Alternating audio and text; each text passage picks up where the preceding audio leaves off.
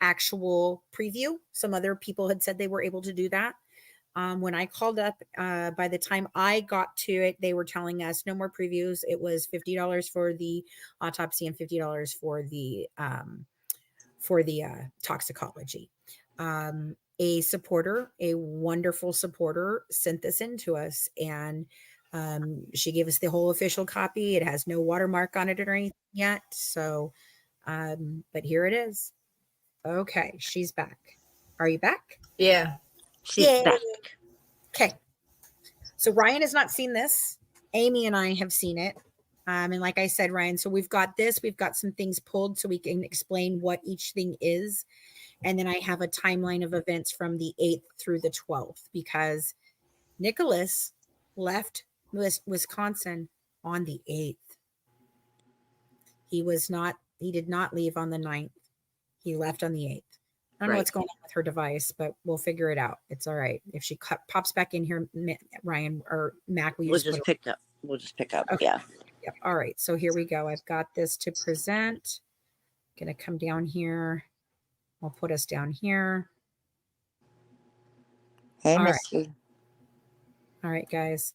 So I can make it bigger here so you guys can see it better. Let's see. And I will be watermarking these, and I will be putting them out in our Patreon, but they will be on the public level. They will also be included in our 3rd book. And once again, for those of you that have ordered the book, the 1st book, yes, we understand there are some grammatical errors. We understand that there's some different things that didn't format properly. Apparently, at some point in time, when I did the replacement of how we were spelling DeeDee's name, it literally made blank spaces for her name, and we did not see that. So we are fixing it this week. It'll be back up. It's up still, but it'll be back up. If you happen to have a copy that you would like to trade in, you may send that back to Amazon. And if they give you any problems, let me know, and I'll try to make sure you can get it, swapped out with me. But I definitely want to make sure you guys get the right one. But there's only 100 copies of the one so far sold that don't have the changes. So you might want to hang on to it because you never know. It might be worth something one day, kind of like the Beanie Baby tags that, You never know. You never know. Oh, she's back. There we go. You back? Yeah, I'm here. Okay. All right. So here we go. I'm going to read it and we'll discuss as we go. So this is the first page. It's the final diagnosis of the postmortem examination of the body of Claudine Blanchard. Now remember, it has the E on the end, and her name is spelled differently here because at the time that was the spelling of both names that she was using at that time. All right. So investigation to date reports that Ms. Claudine Blanchard was found lying prone in her bed at her residence, which means face down. Ms. Claudine Blanchard was pronounced dead at the scene at 3:13 p.m. on June 14th, 2015. Medical history of asthma, gastroesophageal reflux disease, thyroid disease, diabetes, headache, hyperlipidemia. I looked up hyperlipidemia. That's high cholesterol. High cholesterol, but it also means that it's not necessarily, it can be deadly and it can have problems, but it's not usually what causes anything to happen. It's a symptom of other things. And she had a history of endometrial cancer. I am trying to find out when this cancer was in her records. I do have some limited records, but we're working on seeing if we can get confirmation of when this was. She has a surgical history of hernia repair, appendectomy, tonsillectomy, hysterectomy, which means, obviously they took that when the cancer, and that's how she beat the cancer, would be the hysterectomy. I just went through this. So when I had my hysterectomy, they found a precancerous lump in my cervix, and so they weren't originally going to take the cervix, but then they took this whole cervix as well, is how my doctor explained it to me.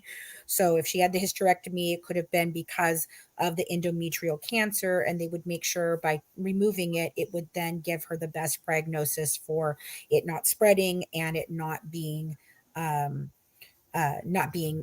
continuing to spread through the body, and she would have it all removed, so then she would have a full recovery. So I don't think there's any indication that she did actual radiation or anything yet. We don't have any of that. So, and then this gallbladder removal. Yeah, this is gallbladder removal. Okay. What? Okay.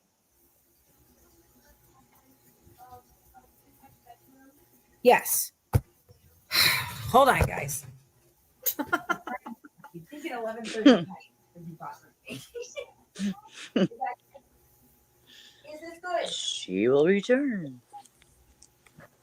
Okay. That's really not a lot of surgeries, to be honest. No, it's not a lot of surgery. And some of these, I do believe I think she had the tonsillectomy when she was a kid, actually. I don't know when the appendix was taken, but yeah, that's not a lot of surgeries. Autopsy's findings of multiple stab wounds and multiple incised wounds. That's going to become really important in just a minute. Let me find. Okay, so if you want to know what incised wounds are, they are cuts or slashes in the skin caused by a sharp object.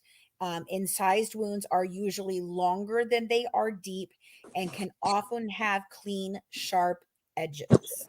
Inside wounds can puncture blood vessels, which can lead to significant blood loss. Just so you guys know. Okay. All right, we've got hyperlipidemia. All right, so there's going to be some other things that come up here as we read this, and I've got all of that here. So let me go ahead and go on to the next page. Any questions or anything? I can't see the chat when I'm doing this, guys. So if they have any questions or anything over I will. I will. help I'll me. let you know. All We right. got a super chat. We got a super chat from Killer Thorn.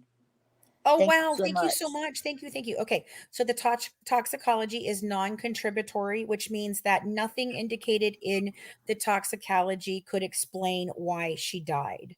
So this is his first opinion. It is my opinion that Claudine Blanchard, a 48-year-old white female, died of injuries of the neck, back, chest, and abdomen due to multiple 17 stab wounds and multiple incised wounds. Her manner of death is ruled as a homicide. So, what that indicates is that besides the 17 stab wounds that we've all known about, there is also multiple shallower and less deep but longer wounds that were all over. And it was on her abdomen, her chest, her back, and her neck. So there are on the front. There are some on the front. There's some on the side of her neck. There's also some on the side of her chest, and then in the back. So that is the first page. There you go. You guys can see that. All right. So page number 2. On June 15, 2015, at the Greene County Medical Examiner's Office. So this means after the body's been transferred to the medical office. Sorry, In Springfield, Missouri, a post-mortem examination was performed on the body of Claudine Blanchard, an adult female. The autopsy was performed under the authority of the Missouri state law. The examinations was conducted by medical examiner Jeff Harkey, assisted by Tom Vanderberg of the medical examiner's office, and was begun at 12:50 p.m. Prior to her death, Ms. Claudine Blanchard had lived with her daughter in a residence in Springfield, Missouri. After their neighbors reported to the Greene County Sheriff's Office that both women were missing, a search warrant was obtained and deputies entered the Blanchard house residence on June 14, 2015. Ms. Claudine Blanchard was found lying prone in her bed. There were obvious signs of death. No resuscitation efforts were begun. Ms. Claudine Blanchard was pronounced dead at the scene at 3:13 p.m. on June 14, 2015. And guess what, guys? I've always had the death certificate. I just really didn't realize it was in one of the documents I have. So I have the death certificate as well. I just don't have it with me tonight to show you, but it'll go in more. We got $20 from Karen Sanchez. Oh, thank you so very much, guys. Thank you. Thank you. We are her first live, and I'm like, oh my goodness, I'm that's so so excited. cool. Okay. I'm so glad yeah. All right. So the Greene County Medical Examiner's death investigator was called to the scene. Oh, Matt, can you put Ryan back up? Are you able to add her? Yeah. Okay. I didn't know if you could or not. All right. Was called to the scene and reported that Claudine had incised wounds of the neck and multiple stab wounds of the back and torso. Medical records dated June 2nd, 2015 indicated that the descendant had a past medical history of asthma. So that could explain a lot of the the inhalers that were unopened in the closet, Mm-hmm. gastroesophageal reflux disease, GERD. GERD, right? Thyroid disease, diabetes. She had headaches, the hyperlipidemia, and endometrial cancer. She had a surgical history of hernia repair, appendectomy, tonsillectomy, hysterectomy, and cyclostectomy.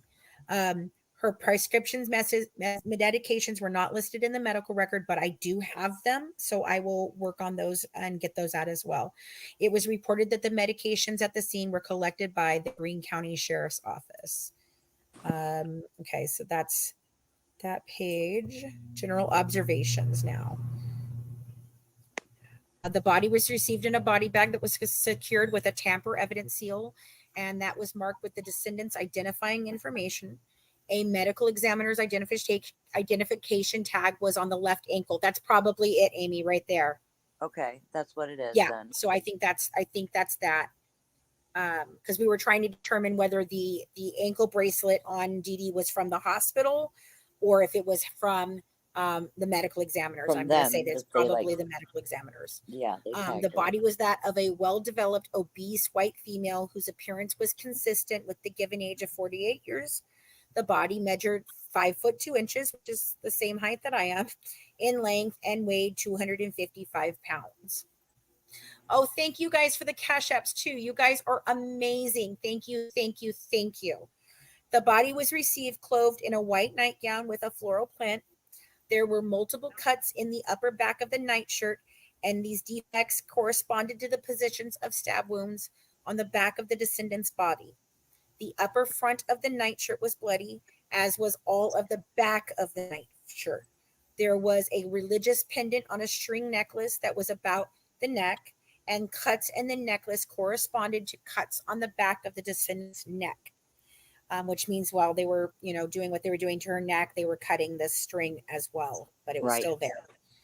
Okay, so paper evidence bags were placed over the hands. That's to preserve any of that. Prior to further examination of the body, the fingernails were clipped and collected. Oral swabs, vaginal swabs, and rectal swabs were collected. And I do not believe those were ever tested, which means if they were collected, there is a chance that we can request them to be tested. We might even be able to do so with a private agency. There's a lot of things that can happen there. We might be able to get that done. I don't know if I can get it done, but I have some people that I think might be able to request that based on their relationships to the family. Okay, combed pubic hair and public pubic hair was collected. So they combed it and they pulled it. And then they pulled the head hair, and that was also collected. The clothing, as well as all of the items of trace evidence, was taken into evidence by the Greene County Sheriff's Department. Evidence of medical resuscitation intervention, there was none. Okay, so this is the beginning of going through each one of her wounds. And I have things set up so I can tell you what certain things are on this, okay? So there were 17 stab wounds. For purposes of description, the stab wounds are numbered from 1 through 17. The numbering is arbitrary, and it is not intended to indicate the order in which the wounds were received. So upper and middle back, 13 stab wounds to the upper and middle back. Number 1 is behind, and I have the autopsy report where we can see the diagram at the end, but I just want to read through it and then we'll show you it. I'll kind of go over it again. Okay, so behind the top of the left shoulder, it's oriented longitudinally. It's 1 inch on the skin surface. The center of the wound is about 8.5 inches below the top of the head, and 4 inches, 5, oh God, I can't say it. 4.58 inches to the left of the posterior midline of the body. Sharp upper end and sharp lower end. Okay, so we looked that up. Let me see. I know we did this one because there's definitely different things here. Because there is several different types of ways this wound go in. So there's a sharp one. There's 2 sharp ones. There's a sharp one with a blunt. There's a blunt one with a sharp. So it's all over the place with different ways that this was done. It could indicate different, weapons, or it can indicate a mixed type of weapon that would have a sharp end and a very blunt end. Read it to me again. Can you read that to me and tell me if it's is it the sharp left super medial one, or is this just the sharp and the blunt? Which one? The very first one that we're looking at right there. What is Sharp what is it? upper end and sharp lower end. Okay, so that's sharp and sharp. So that one would be indicating that it's one weapon and it goes directly in and out. All right. So the wound direction is back to front. What back to front means is basically what you think it means. It is the term back to front is the context of a wound, typically meaning that the wound is oriented or described in such a way that it could be confusing in terms of location or directions. It typically means the injury penetrates from the back side of the body to the front. This directional description helps medical professionals understand the trajectory of the wound, which can be important for assessing the potential damage to internal organs or structures. For example, if someone is stabbed in the back and the wound exits through the chest or abdomen, it will be described as a back to front wound. This information is crucial for determining the severity of the injury and planning appropriate treatment. All right, so this is important. This is going to be, you're going to see wound direction is back to front, but so that is where they're not indicating whether it's a right-handed stabber or a left-handed stabber, okay? And Ryan, you did some work on this and you said how many could definitely not be left-handed? 3 cannot be left-handed according to the pictures on the autopsy. There is 3 that could not be left-handed no matter what way I attempted to try it. And I'm officially left-handed, but I use my right. But when I tried to do it, there's 3 that you cannot do left-handed. You would have to reach across your body. No, I mean, you're going to reach across your body anyways for where these are located because they're on the upper right quadrant. But again, if he were to change hands, it would have been able to be done. Just saying. Right. Okay. Right. And I did ask about that to some of my criminologists, and they said, considering that it was his first one, if it was Nicholas, it was his first one, and he is dominantly left-handed, which we saw him sign not only his Miranda rights, but also things other times in court and other ways that he signed things. He signed it left-handedly. So they said the likelihood of him changing from one hand to the other in the middle would be slim to none, because he would be more confident doing it with the hand that he's got dominant. Now, if he's ambidextrous on a regular basis, then possibly, but I do not believe that there's any indication before that Nicholas was ambidextrous. So I mean, I'm left-handed, but if it was me, I would have been doing it with my right hand. But if your right hand gets tired, maybe your left hand kicks in. I don't know. Right. But just Okay. You're left-handed, Ryan? Yeah. But did they force you to be left? Did they try to force you to be right-handed? No, they tried to force my mom. No, I write with my left hand, but I do everything with my right hand. I write with left. I do everything with right. Emily does that too. She writes with the left, but she does everything with the right. But it just depends. Okay. So there you go. But that's just where it says. So there's 3 that could not be done with the left hand. All right. And then one of the things that's interesting is they're mostly in the center of the upper back, which makes it hard again to determine whether or not a left or a right hand was used to make them. But there is definite ones that they do indicate would be a right-handed stab. So when it says wound direction is back to front and nothing else, we do not have any indication whether that is left or right. Okay, so that's that first one there. Okay, so now this next one's so number 2 is oriented somewhat transversely.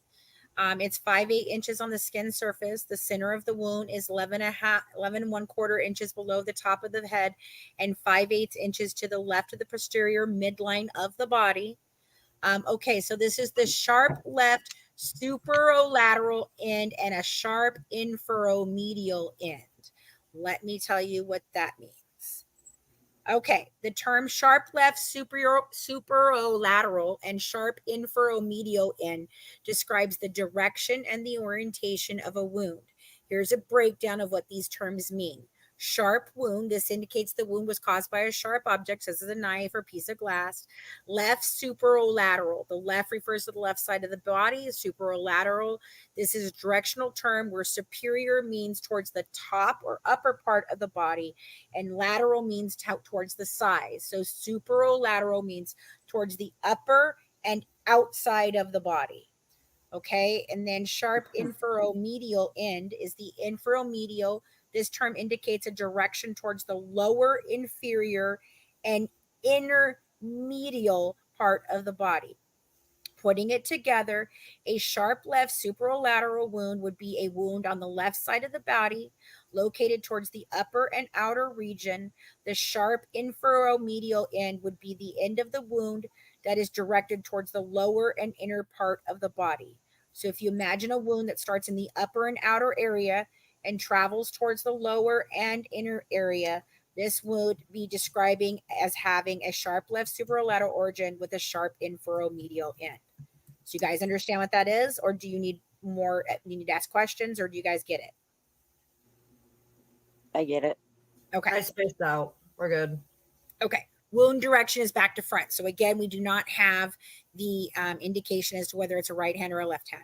Wound track is 1.5 inches deep, passes through skin, fat, and muscle. All right. So here we go. The left side of the upper back, oriented obliquely, 1 3/4 inches on the skin surface. Center of the wound is again 11.5 inches below the top of the head and 4 3/4 inches to the left of the posterior midline of the body.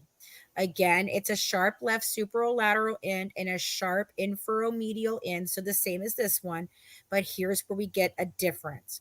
Wound direction is back to front, left to right, and downward. And I want to show you what I want to talk to you about what that means. Hold on. I think that's one of the ones I was talking about. Yes. Okay. Hold on. I've got to pull it up. Just give me a second. I have it in order here. Blah, blah, blah, blah, blah, blah. Mixed lividity. I'm going to talk about that. Okay. Hold on. Maybe it's on a different. Yes. Okay. Here I go.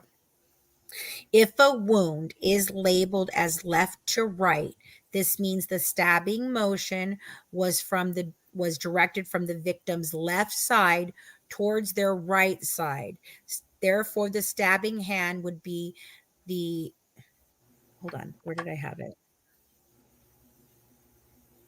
Wait a minute, that's the wrong one. I have it backwards. Hold on.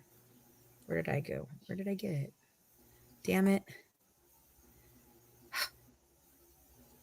Pulled up the wrong one. Hold on. I had it earlier. Sorry.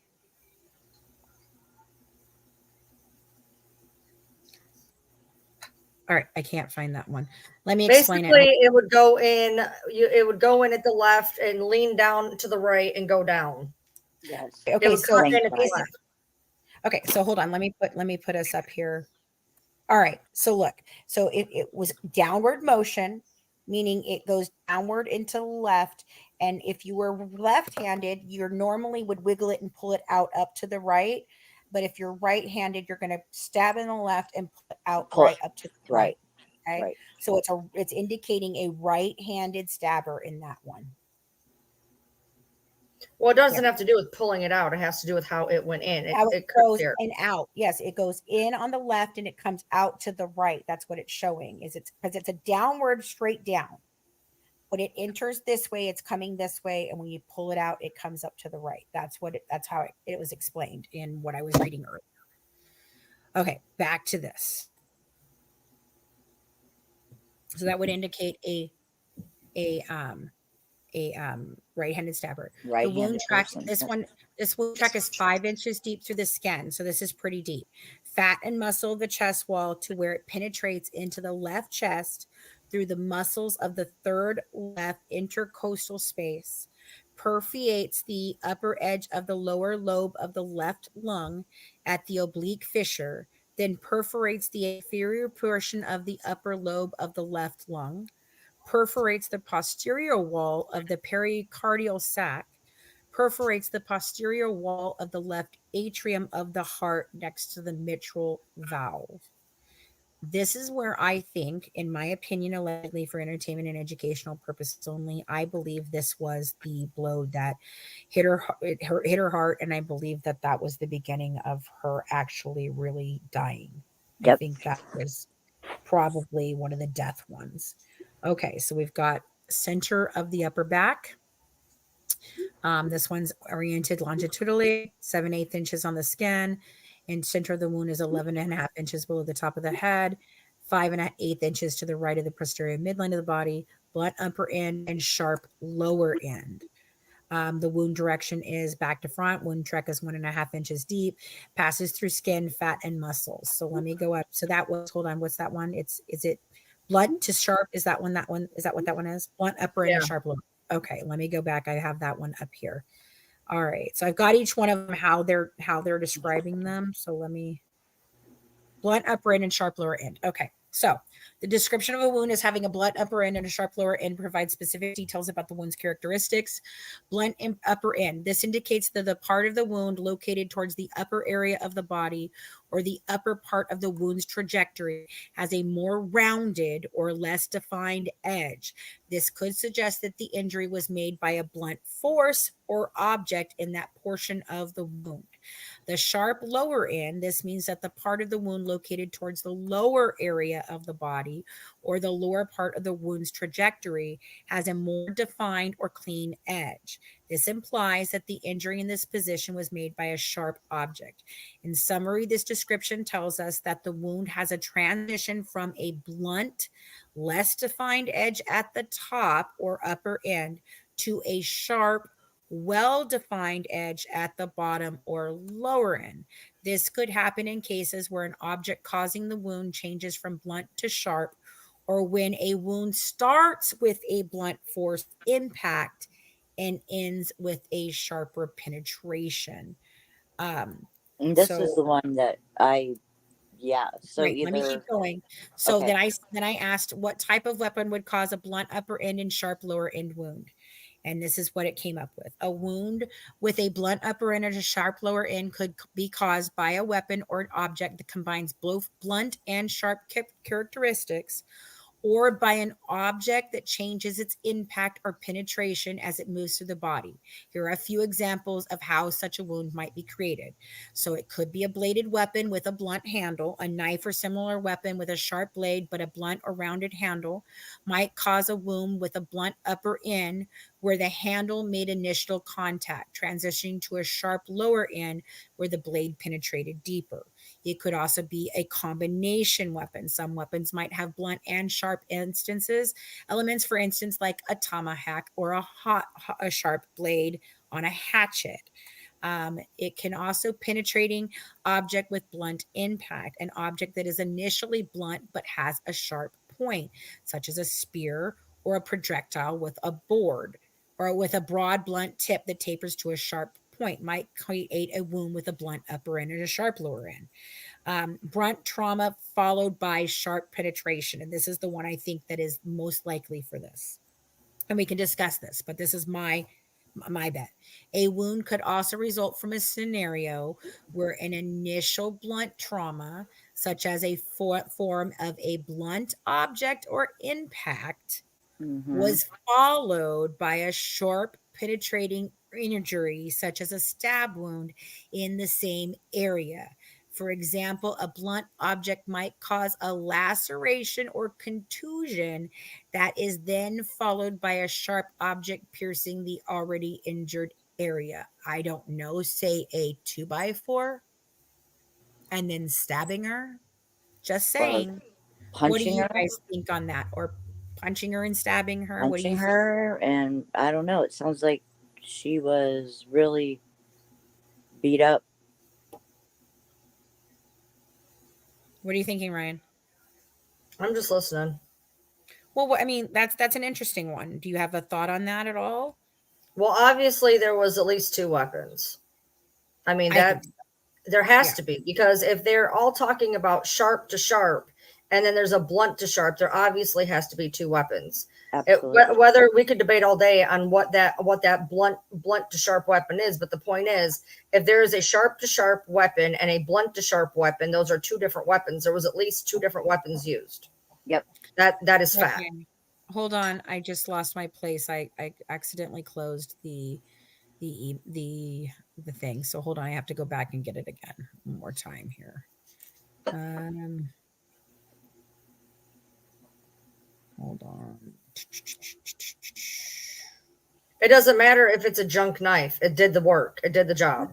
Like it doesn't matter how shitty it is. It did what was intended. So I mean, it was like, and yes, it was a terrible, it was an absolute terrible knife for this. Absolutely, 100%. It was not the kind of it was not the kind of knife that would be used for this. No. All right, so blunt I can't imagine. Okay, so this is the third one. Again, this is oriented obliquely. Center of the wound is about 13 inches below the top of the head. So this is lower down, 3/4 inches from the right of the posterior midline of the body.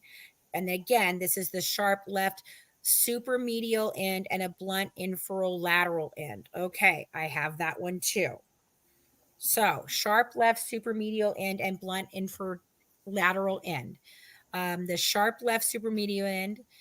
The wound sharp means the wound's edge is the area is well defined and created by a sharp object. Left, this indicates the wound is on the left side of the body. Supermedial, this means the wound is located towards the upper and intermedial part of the body. Blunt, the wound's edge in this area is more rounded or less defined, suggesting it was created by a blunt force. Inferior lateral, this indicates the wound is towards the lower, inferior, and outer lateral part of the body. Putting it together, sharp left supermedial end, the wound begins or has more defined edge on the upper and inner part of the left side of the body. Blunt inferolateral end, the wound ends or has less defined edge on the lower and outer part of the body. The description suggests that the wound might have been caused by an object or weapon that had a sharp part at one end and a blunt part at other. It could also be a combination weapon, again, blunt force trauma followed by a sharp penetration or a sharp object with a blunt end. So again, that's either he's using the butt of the knife and then doing it. It sounds like a goddamn butter knife. Yeah. Yeah, I know. It sounds like a butter knife. But it was not an easy thing. It wasn't. Oh my goodness. No, okay, guys, we're going to get into all of that when we get to the talk screen about the light sleeper and all of the things that she says to him from the 8th to the 12th. We're going to cover that. So don't worry. We're in for the long haul here. Okay. So again, this wound direction is back to front, slightly to the left, to the right, and downward. So again, this one indicates a right-handed stabber. The wound track is 2 3/4 inches deep as it passes through skin, fat, and muscle of the chest wall. It enters into the right pleural cavity through the muscles of the right fifth intercostal space next to the spine, from where the wound track continues for another 3 inches. It's going to perforate the lower lobe of the right lung. Wound is 5/8 inches in length on the posterior side and 1/4 inch length in the anterior surface. And then it penetrates the right side of the diaphragm and penetrates in the posterior portion. So this is where it's going to begin to start to bleed into the cavities of the lungs. Okay. And then there is a right lobe of the liver. So there's supposedly like a number 7 or number 5 is also, it's going to nick the liver somehow. So I don't know exactly how that happened, but I will have our doctors and our death investigators look at this once we start working with them on this. All right, number 6, center of the upper body, somewhat longitudinally 1 5/8 inch of the skin surface. Center of the wound is 13 1/4 inches below the top of the head and 1 3/4 inches to the right of the posterior midline of the body. Again, it's sharp left and blunt inferolateral. Again, the wound direction is back to front and downward. Wound track is 2.5 inches deep as it passes through skin, fat, and muscle of the chest wall, enters into the right pleural cavity through the muscles of the right 6th intercostal space next to the spine, from where the wound track continues for another 1.5 inches and it penetrates into the posterior surface of the lower lobe of the right lung. So we've got a right lung and a left lung piercing.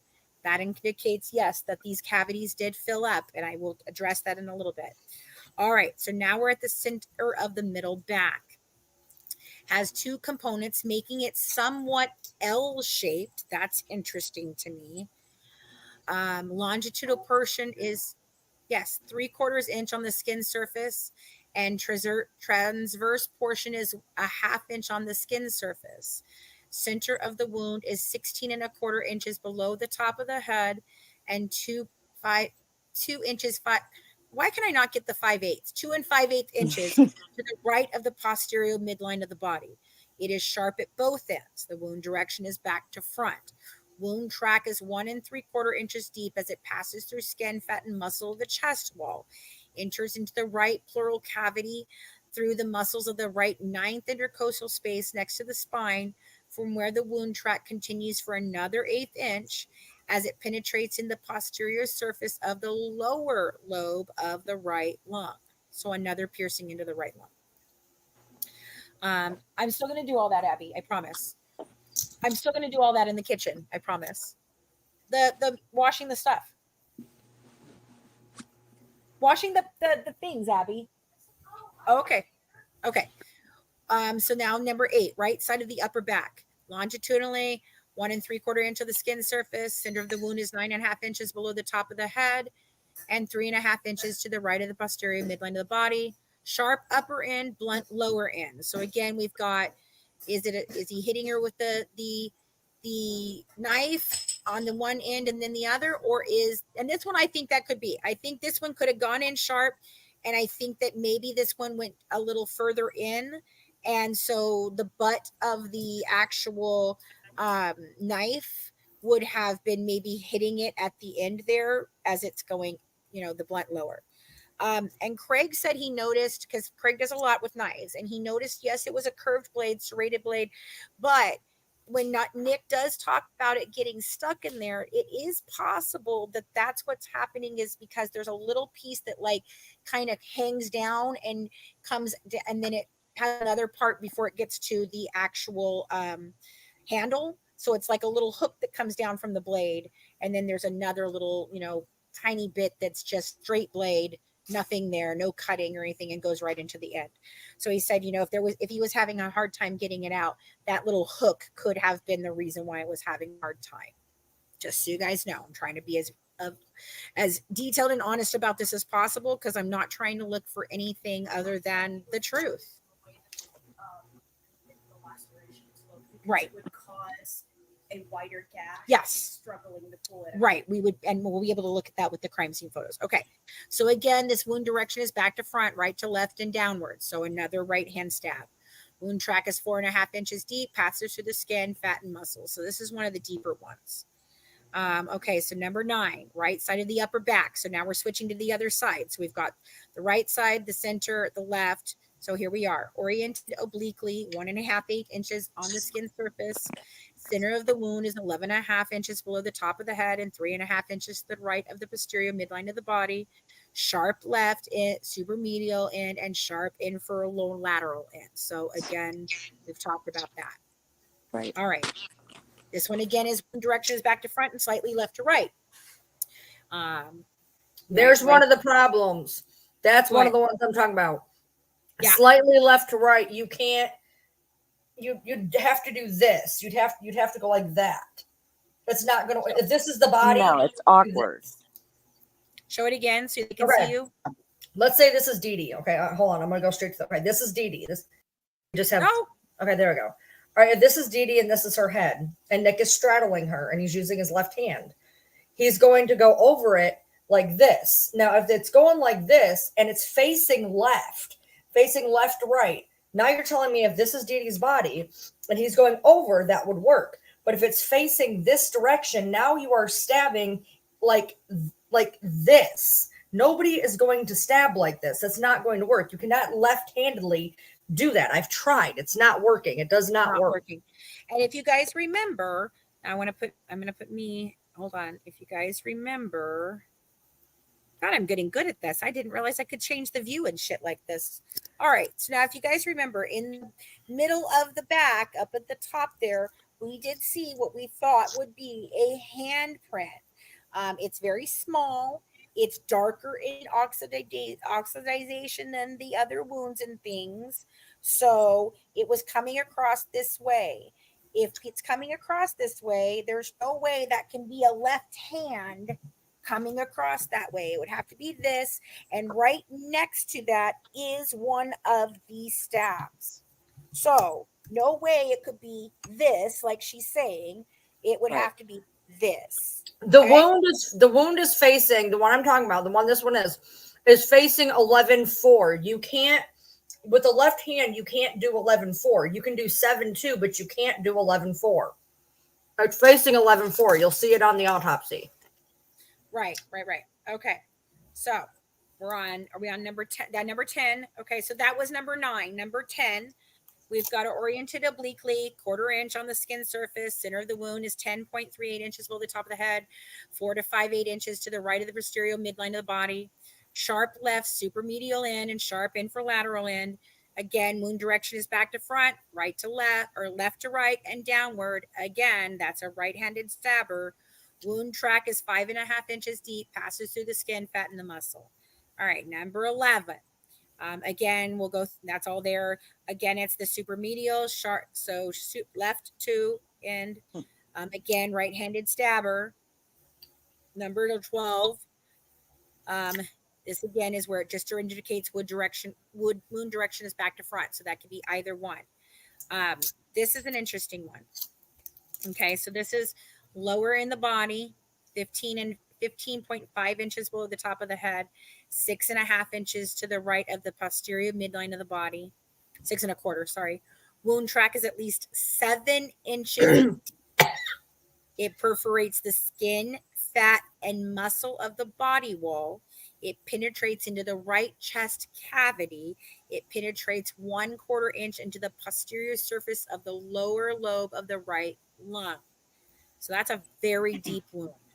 That's one of the ones that probably got stuck going in and didn't quite come out. And I notice it's not indicating a right-hand stabber on that. So that could be one of the ones that Nicholas did, one of his 4, okay? 4 right side of the upper back, superior to the right axilla. Enter the wound is 9 inches, sharp upper end, sharp lower end, back to front, and slightly right to left. It's 4.5 inches deep, and it passes through skin, fat, and muscle. Okay, so that's everything on the back. So now we're going to go into the right chest, which has 2 stab wounds. All right. So on the right axillary line, do you guys know what that is? Because I don't know what that is necessarily. Do I need to look that up? Right axillary. I can look it up. She's probably on it.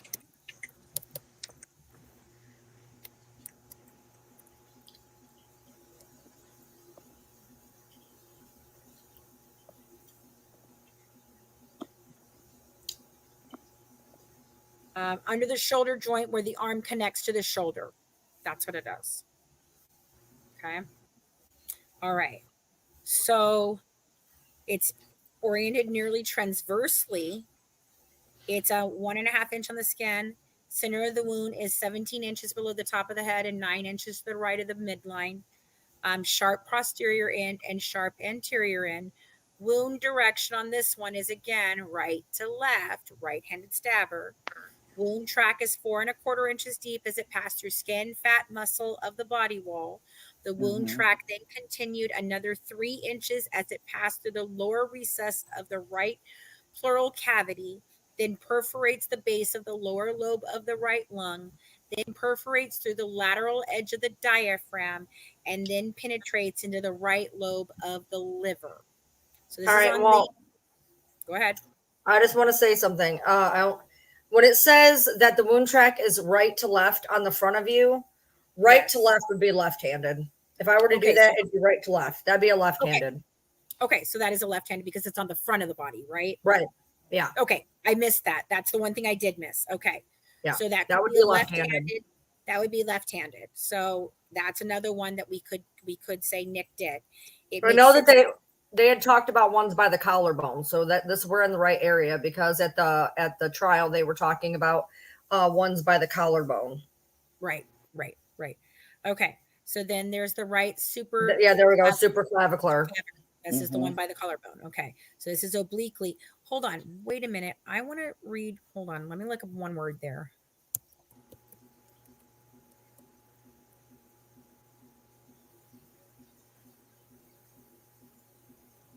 Okay, Well, that's interesting oblique, though. Okay. Oblique is like this. Like No. oh, No. I want to let's look see at oblique. transversely. So transversely is a Oh. line or direction that runs from corner to corner or diagonally. So I don't know if that would still indicate left or right-handed. I'd have to get more indication on Well, that. again, it says left, right, so it's probably like this. It's probably a 1 to 8. I mean, standard, just like kapow. Oh, see, that says right to left, so that would still be a right hand.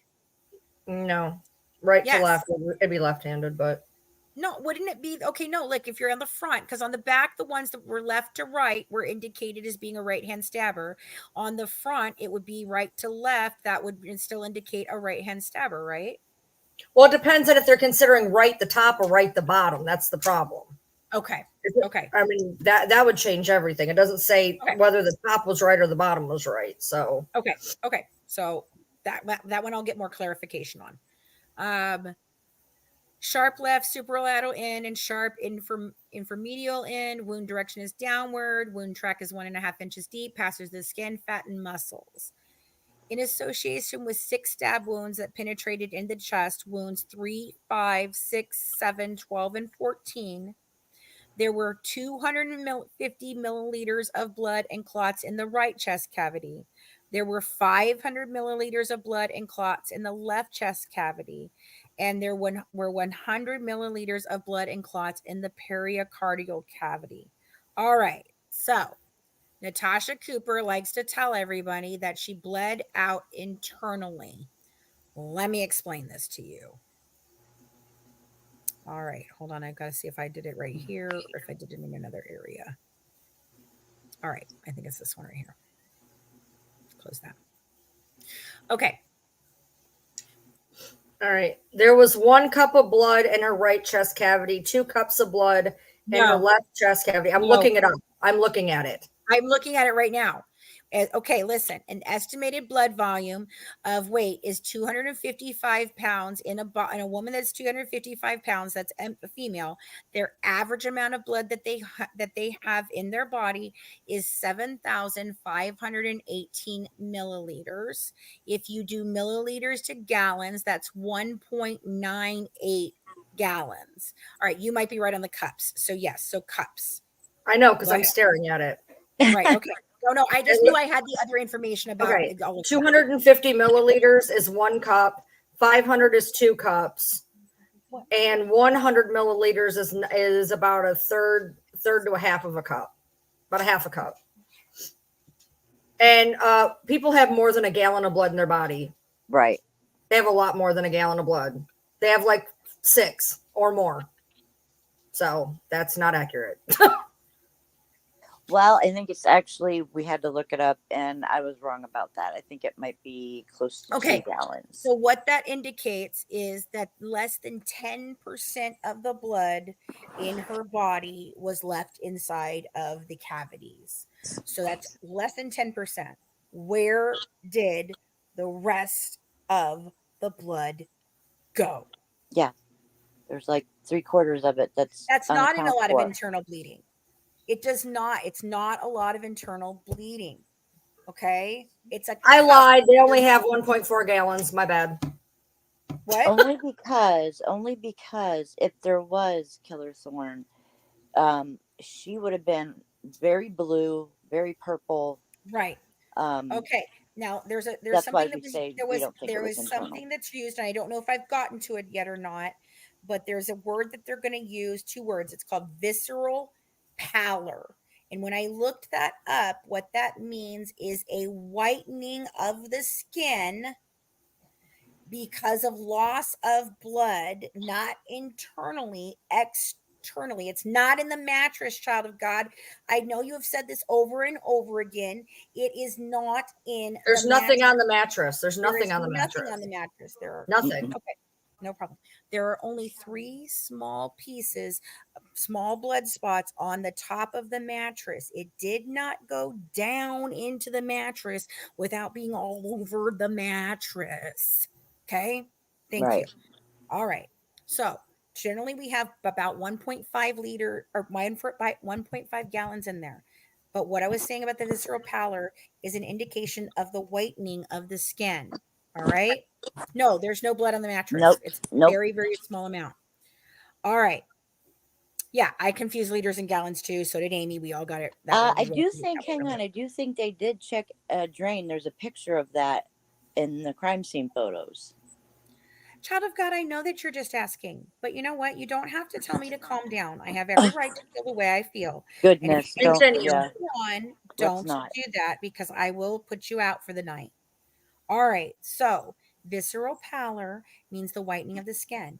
If it was internal bleeding,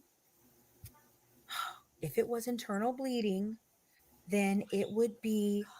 Abigail, can you please put in the headphones for tonight? It's very important. Thank you. I can hear her whispering. God. Mm-hmm. Okay.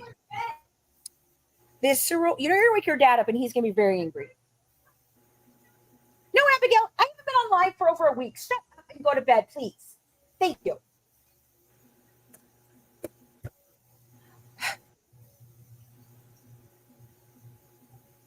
She's gonna keep going on, so I'm just waiting for her to finish at this point. Yeah. Been there, girl. Okay, so visceral pallor is that it's whitening of the skin. If there was internal bleeding, there would have been a bluish tint to DeeDee's skin. It was almost 100% white and pale as a fucking ghost. She was. She actually looks like she was cleaned up All right. to me. So yes, it does look like she was cleaned up. All right. So let me go back here to give you guys. All right, we're at the right kind of thing. All right. Okay, so 250 milliliters, 100 milliliters there, in association with the 2 stab wounds that can then continue through the diagram and into the liver, wounds 5 and 14. There was a trace amount of blood about the liver in the peritoneal cavity. Now, I don't know what the hell Natasha was talking about, how they did the liver afterwards and what. No, it was obviously through one of the 17 stabs, you know, one of the 15 before this. And we indicated that several times that there was a nick to the liver. All right. So now we're on to the neck. There are 2 stab wounds. The back of the neck at the base of the skull, that's oriented transversely again, 3/8 inches of the skin surface. Center of the wound is 6 inches below the top of the head and 3/4 inches to the right of the posterior midline of the body. Sharp left medial end and sharp lateral end. Wound direction again is just back to front. Wound track is 2.5 inches deep and it passes through skin, fat, and muscle. So that's the back of the neck of the base of the skull. Let's see what you play. Oh my goodness, she found a spoon. Right side of the back of the neck at the base of the skull, oriented transversely, 1.5 inches on the skin of the surface. Center of the wound is 6 inches below the top of the head and 2 3/4 inches to the right of the posterior midline of the body. Sharp left medial end and sharp lateral end. Wound direction is downward. Wound track is 3.25 inches deep and it passes through the skin, fat, and muscle. All right. There were multiple incised wounds on the neck and there was 1 incised wound on the left hand. Again, those are less deep and more longer in length than the other type of wounds. Transversely across the back of the neck, 7 inches below the top of the head. The wound is 7.8 inches in length, penetrates up to 3 inches into the soft tissue of the neck to end in the space between the spinous processes of cervical vertebrae 6 and 7. That's the neck cut. That's the neck cut, and it only goes 3 inches. So I want you to understand. I want you to understand. 3 inches is, I mean, that is deep. That's very deep. That's I know. extremely deep. It's I mean, think extreme. about how thick your neck No, is right now from front to back. What'd you say, Amy? How just feel how thick your neck is going from front to back. You know what I mean? That is Okay, damn near to And her bring it wing out height. and look. That's almost all the way No, through okay, the front listen, of your Ryan. neck. It doesn't go through. They talk about it in a second here. There's more of it, of more about this. Okay, it does not go through into the spine. It does not get to the bone. So the indication that her head was almost severed is false. 3 inches in your neck, yes, it's deep, but it barely even gets through all the lines. When they opened it up, you could not see bone. If it was actually a severing of it, you would have gotten all the way to the bone and through it and on, and it didn't even make it to the actual bone. Transversely on the left side of the back of the neck, as 6 inches below the top of the head, the wound is 3¼ inches of length and it's superficial. So this is a scratch. Okay. Obliquely on the right side of the neck, which is, so it's going to be over here. They're inferior to the lower jaw. So underneath this curved part of your jaw, on the skin surface, the wound is 4½ inches. The center of the wound is 6½ inches below the top of the head and is 4½ inches to the right of the posterior midline of the neck. The interior end of the wound is forked, indicating that the 4¼ inch wound had been produced by at least 2 cutting motions. The wounds penetrate 3¼ inches to the soft tissues of the neck to end on the right side of the cervical spine. So Right. again, So they tried to cut the back of her neck and they tried to cut the side of her neck and they were gonna go all the way fucking way around, but they didn't do it. they didn't Right. do it. Okay. And when we were first looking at this, we talked to a prosecuting attorney who had quite a bit of experience in this field. And what she was indicating to me was that this would not be a slice. It was a sawing motion, and it was going to take more than one. It would have been a saw from side to side, like we're saying, try and sever the head. Yeah. Okay. Trigger, trigger, trigger, trigger, trigger. Trigger, Yeah. trigger warning. All right. But yeah, Transverse. it's Okay. very disturbing. Very, very Very, disturbing. yeah, brutal.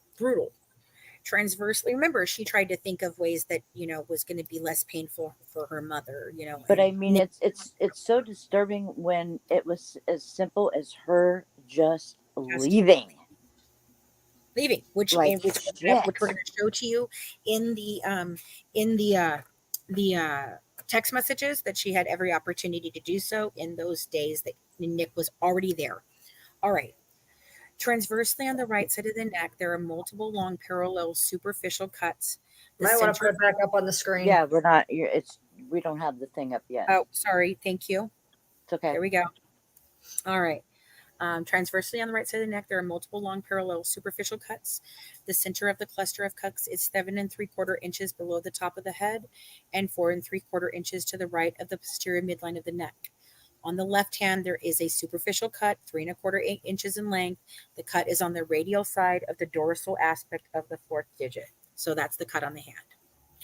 Alrighty, so that's all the cuts. That's everything.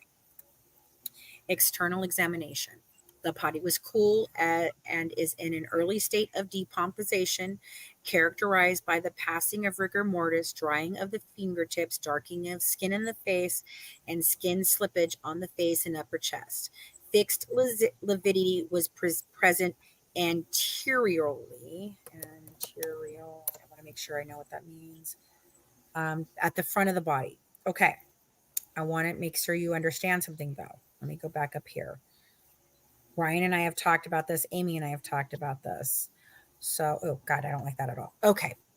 So if we've talked about it before about how the lividity is different, and they're saying it's fixed lividity towards the front. And up here, yes, it was all towards the front. But what didn't happen was a front on the actual torso. Okay. The lividity on the torso and the arms are different. And the lividity on the torso actually comes to the side of her body and around to just half of her stomach, indicating that she was not always on her actual stomach.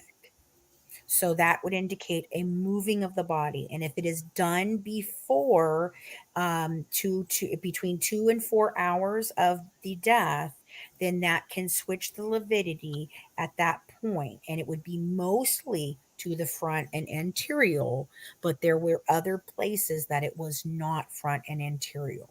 So it would have shifted and the lividity then would have still been able to be moved. If it goes past 2 to 4 hours, then they cannot do that. So whatever period of time that she was upright or wherever else or anything else, all of that, that's indicating why the lividity was going differently. But if they moved her during that period of time, then it would absolutely still look fixed and down.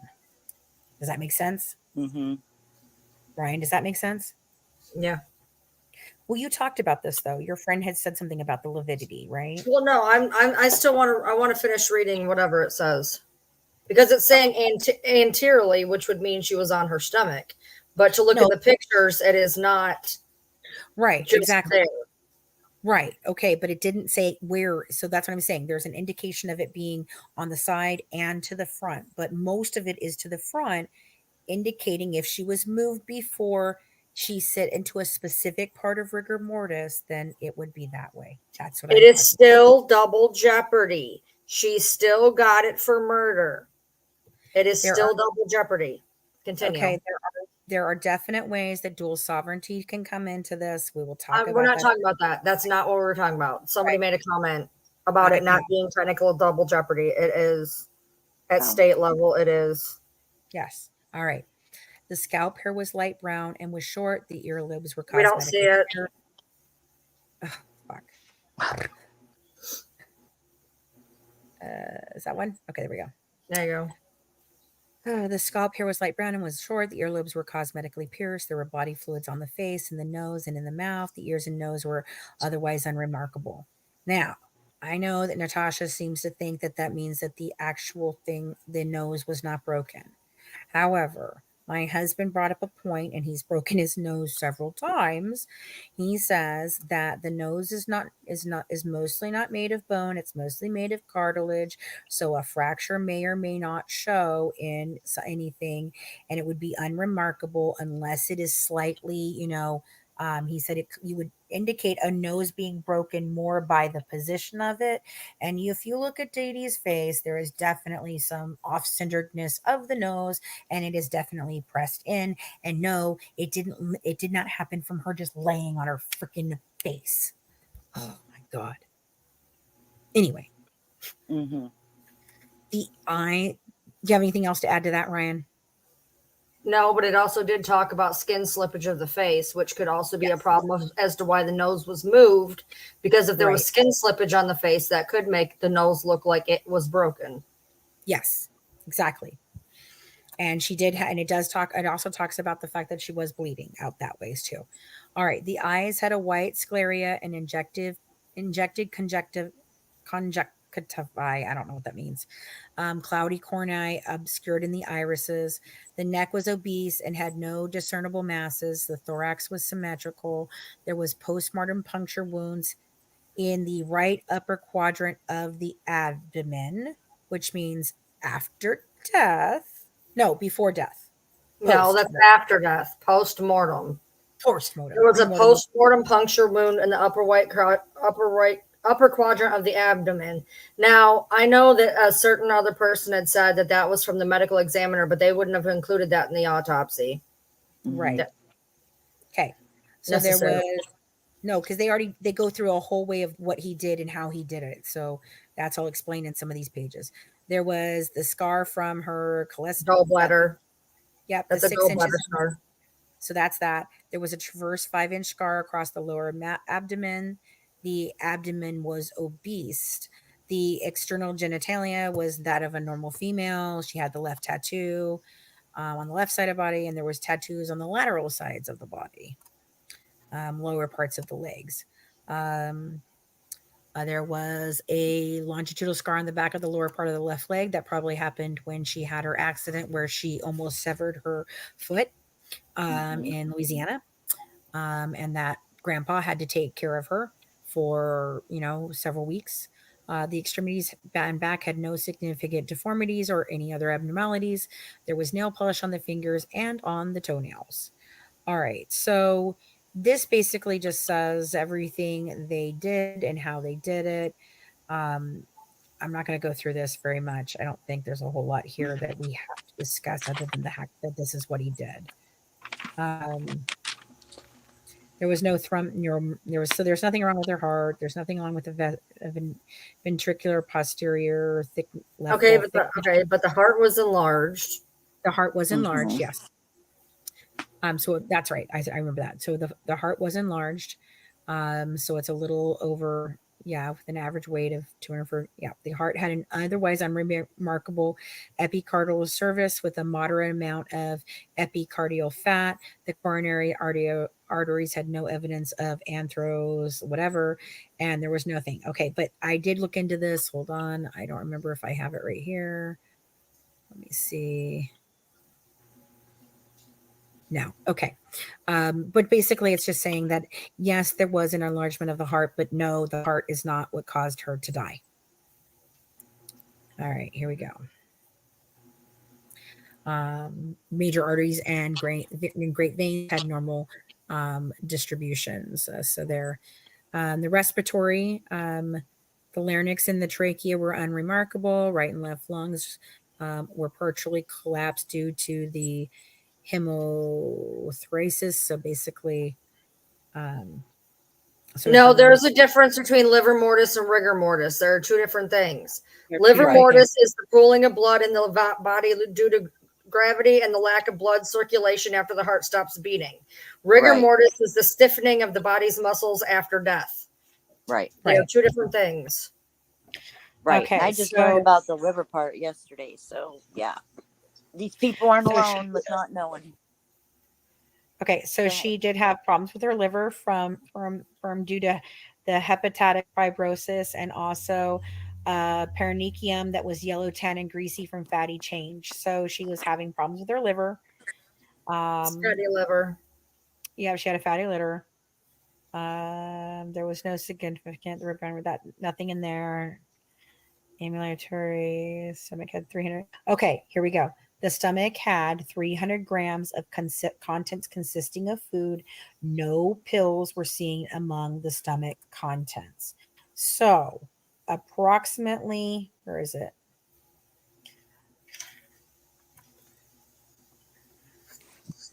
It's approximately 1.25 cup of food in her stomach, which means there was not very much in there. That's a normal. That's actually a decent portion of food. That's a decent portion. It's a regular meal. Right. A regular meal. And there was no pills in there. No pills in there. But for DeeDee, that would probably be a smaller meal. And it makes sense to me because at the time of her death, she was reading a book about eating healthier through cancer.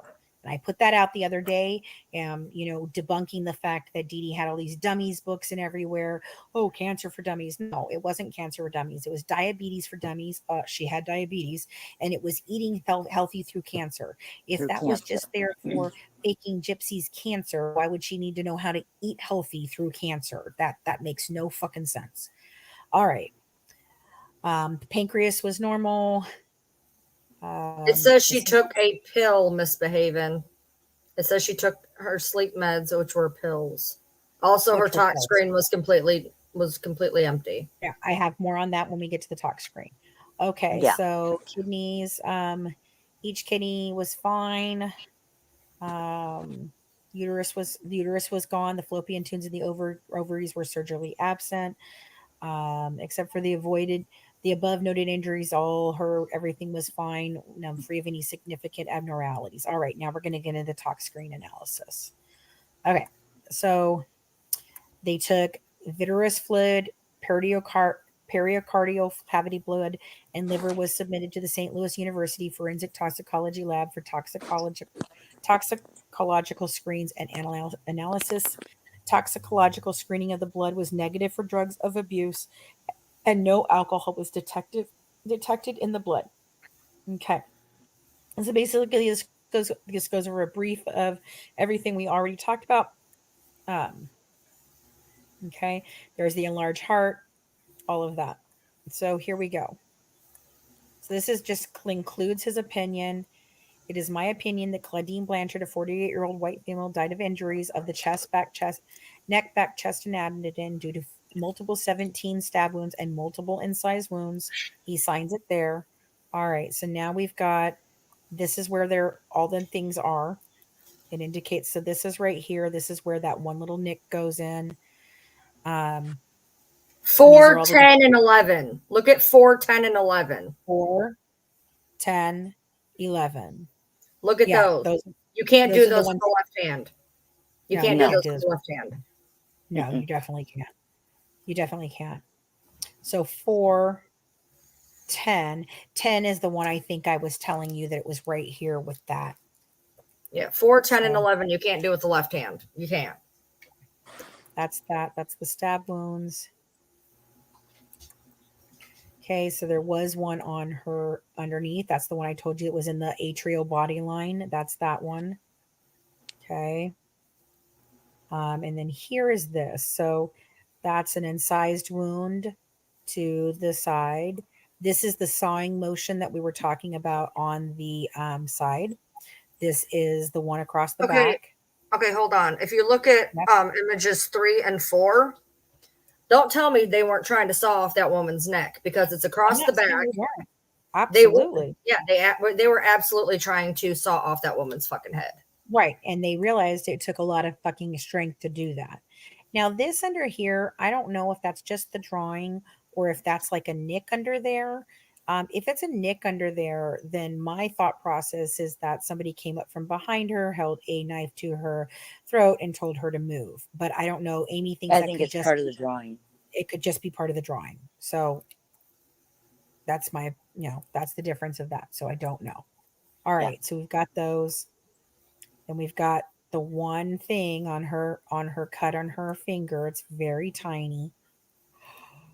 Oh my goodness. All right. So here's your talk screen. All right.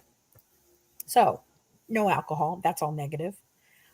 She had no amphetamine. So no meth, no any of that. She had none of her antidepressants, and DeeDee was prescribed antidepressants. She did not have any barbiturates. She did not have any benzos. She did not have any THC, no cocaine, no lidocaine, no methadone, non-opiate narcotics, no opiates, nothing. Acetaminophen even. She wasn't even taking freaking Tylenol. Nothing. Now, hold on. I came up with this.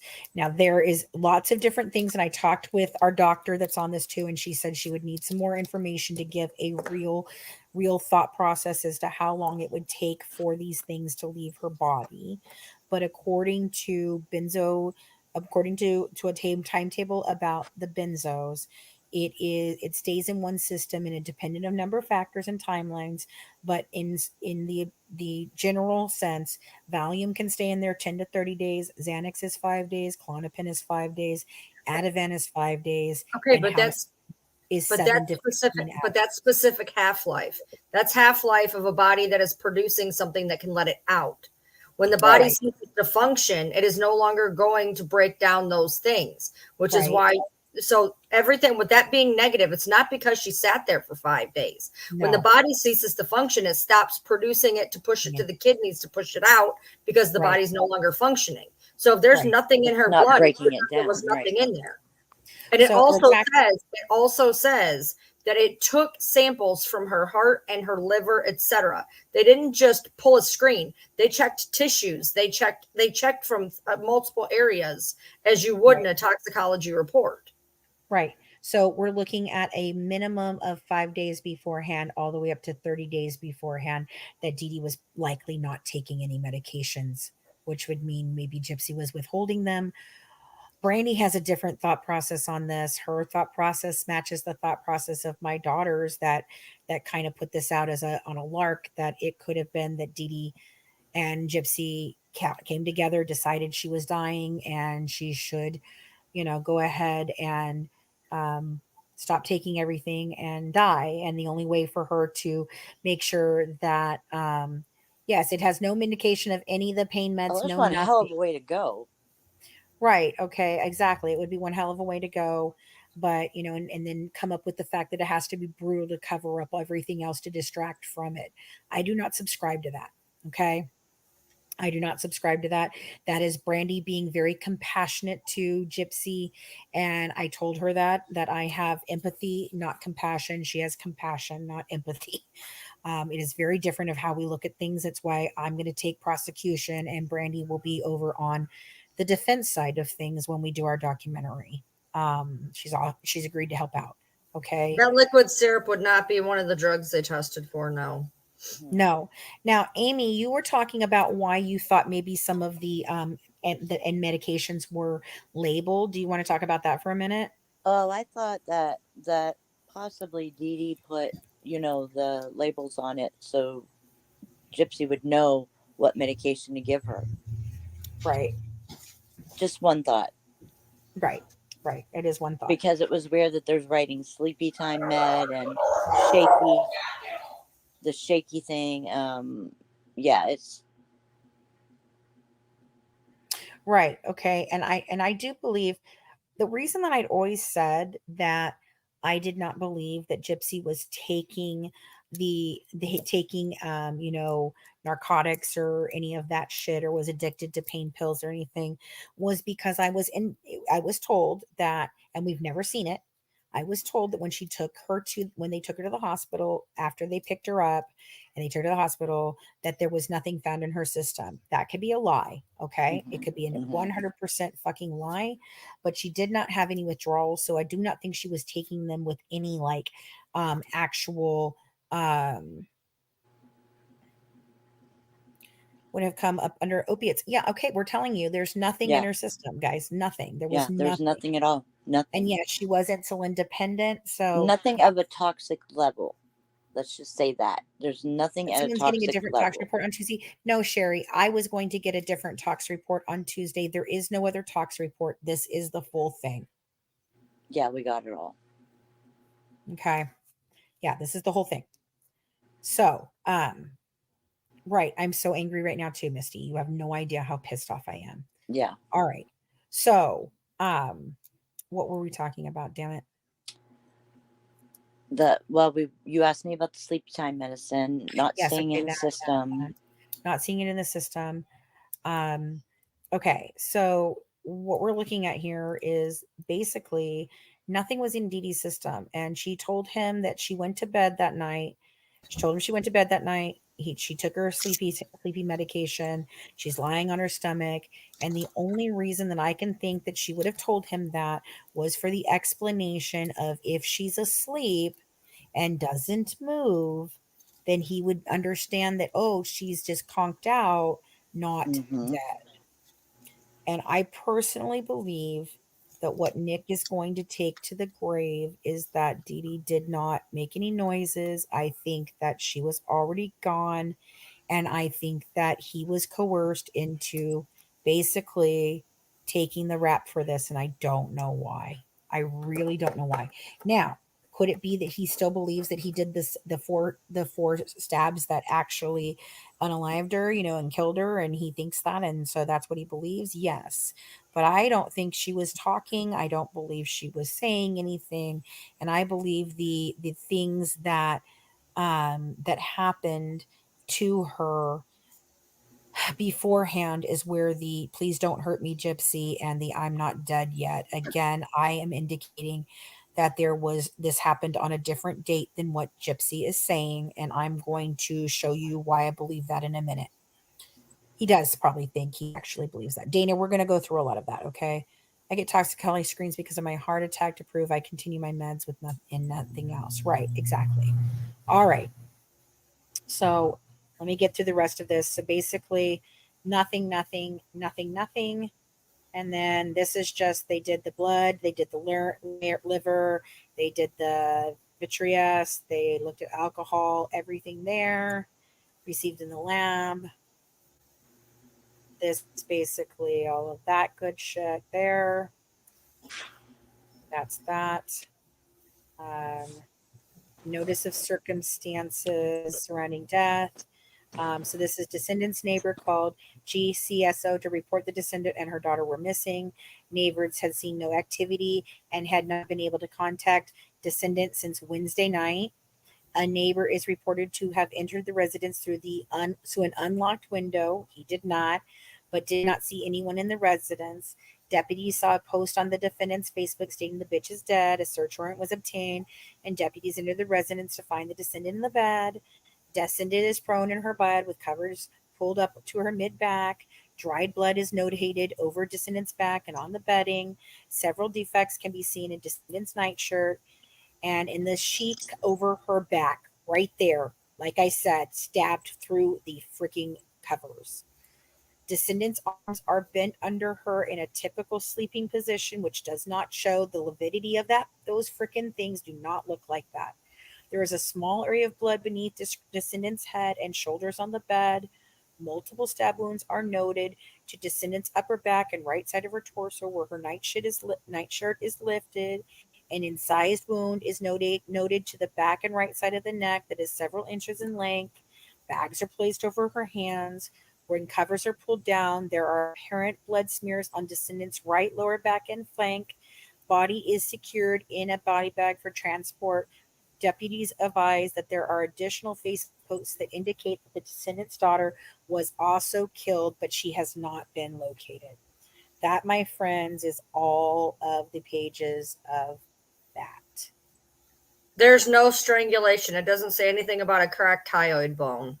Nope. There's no strangulation. It would have said that the hyoid bone would have had trauma to it. No, okay. I want to tell you about that. You're okay. I know what you're thinking of. It looks like it was used as a garrote. No, if it was used as anything, I would think that it was around her arms where her arms would be tied up like this, which is why the lividity does not go down on her arms. It is up like this. Okay. What that actually is a prayer rag that DeeDee actually slept with every night. It was her, like a rosary for her. Oh my God. Thank you, Mama Bear. I really, really appreciate it. Thank you guys for all of the super chats. We are very appreciative of it. Okay. So I understand, Christy, you don't have to have a broken hyoid bone. You don't. But what I'm telling you is it was underneath her. It was in the middle of her, underneath her. And it is what she slept with every single night. So no, it was not a garrote. And there is no indication of any type of strangulation. There's no petechia in her eyes. There is nothing wrapped around her neck in any type of way. No signs of strangulation whatsoever. Okay? No, we did consider that at one point, but yeah, we were able to roll it out. We did, and we ruled it out based on the autopsy and what we know about the crime scene. All right, so hold on. Let me close up things I don't need anymore, and then we will go to the next things that I have here. Yep, got Good that. night, Karen. Thanks for stopping in. Got that. Got that. Got that. Yep, that. Did that. That. Yeah, we already know about that. You know, one person. Look, there was a creator who happened upon the house probate thing that has been there for 9 years. We are aware that there was an inheritance. That does not mean it was a life insurance policy, because that goes void when you actually do it yourself. There was an inheritance. It is in a trust in Christy's name. Nobody knows the exact amount that I'm aware of anyways. Maybe they do, and I don't know about it, whatever. But there was also money in a safe. And if money was the absolute reason for doing it, they wouldn't have left a bunch of money in the safe. They would have taken all of it. They were coming back. So money, I mean, I don't think money, it was a contributing factor at all, personally. They only took $5,000. They could have took a lot more. No, but what I do think, okay, so first of all, I think the money in the house is an indication that she believed she was coming back, which she told everywhere. Mama Bear had a question. Okay, Mama Bear, is it in your post to me? Okay, hold on, let me see here. Was it ever answered why Gypsy's knuckles were bruised and blood on her shirt she wore during the interrogation? Why Nick had nothing on him, not a scratch? Okay, no, it's not. But we will be getting into that. Not tonight, but another night. We're going to cover all of that stuff, okay, once we do some more digging on this. All right, so thank you very much. All right. So now the money in the house indicates to me that she thought she was coming back. Okay. I think it was staged to look like a robbery gone bad, and it didn't. I think the receipt on the table is very telling. There is a video of her leaving the going out. Oh my God. Thank you. Thank you. Thank you for, thank you, Michelle, for the lost a bet with Ryan. She just sent me the lost a bet with Ryan payout. I don't get it. What happened? I just got a cash app for the lost a bet with Ryan. That's what Oh, it I don't, says. I don't, I Lost a don't know bet what that with means. Ryan. Let me see. Let me see how it says it.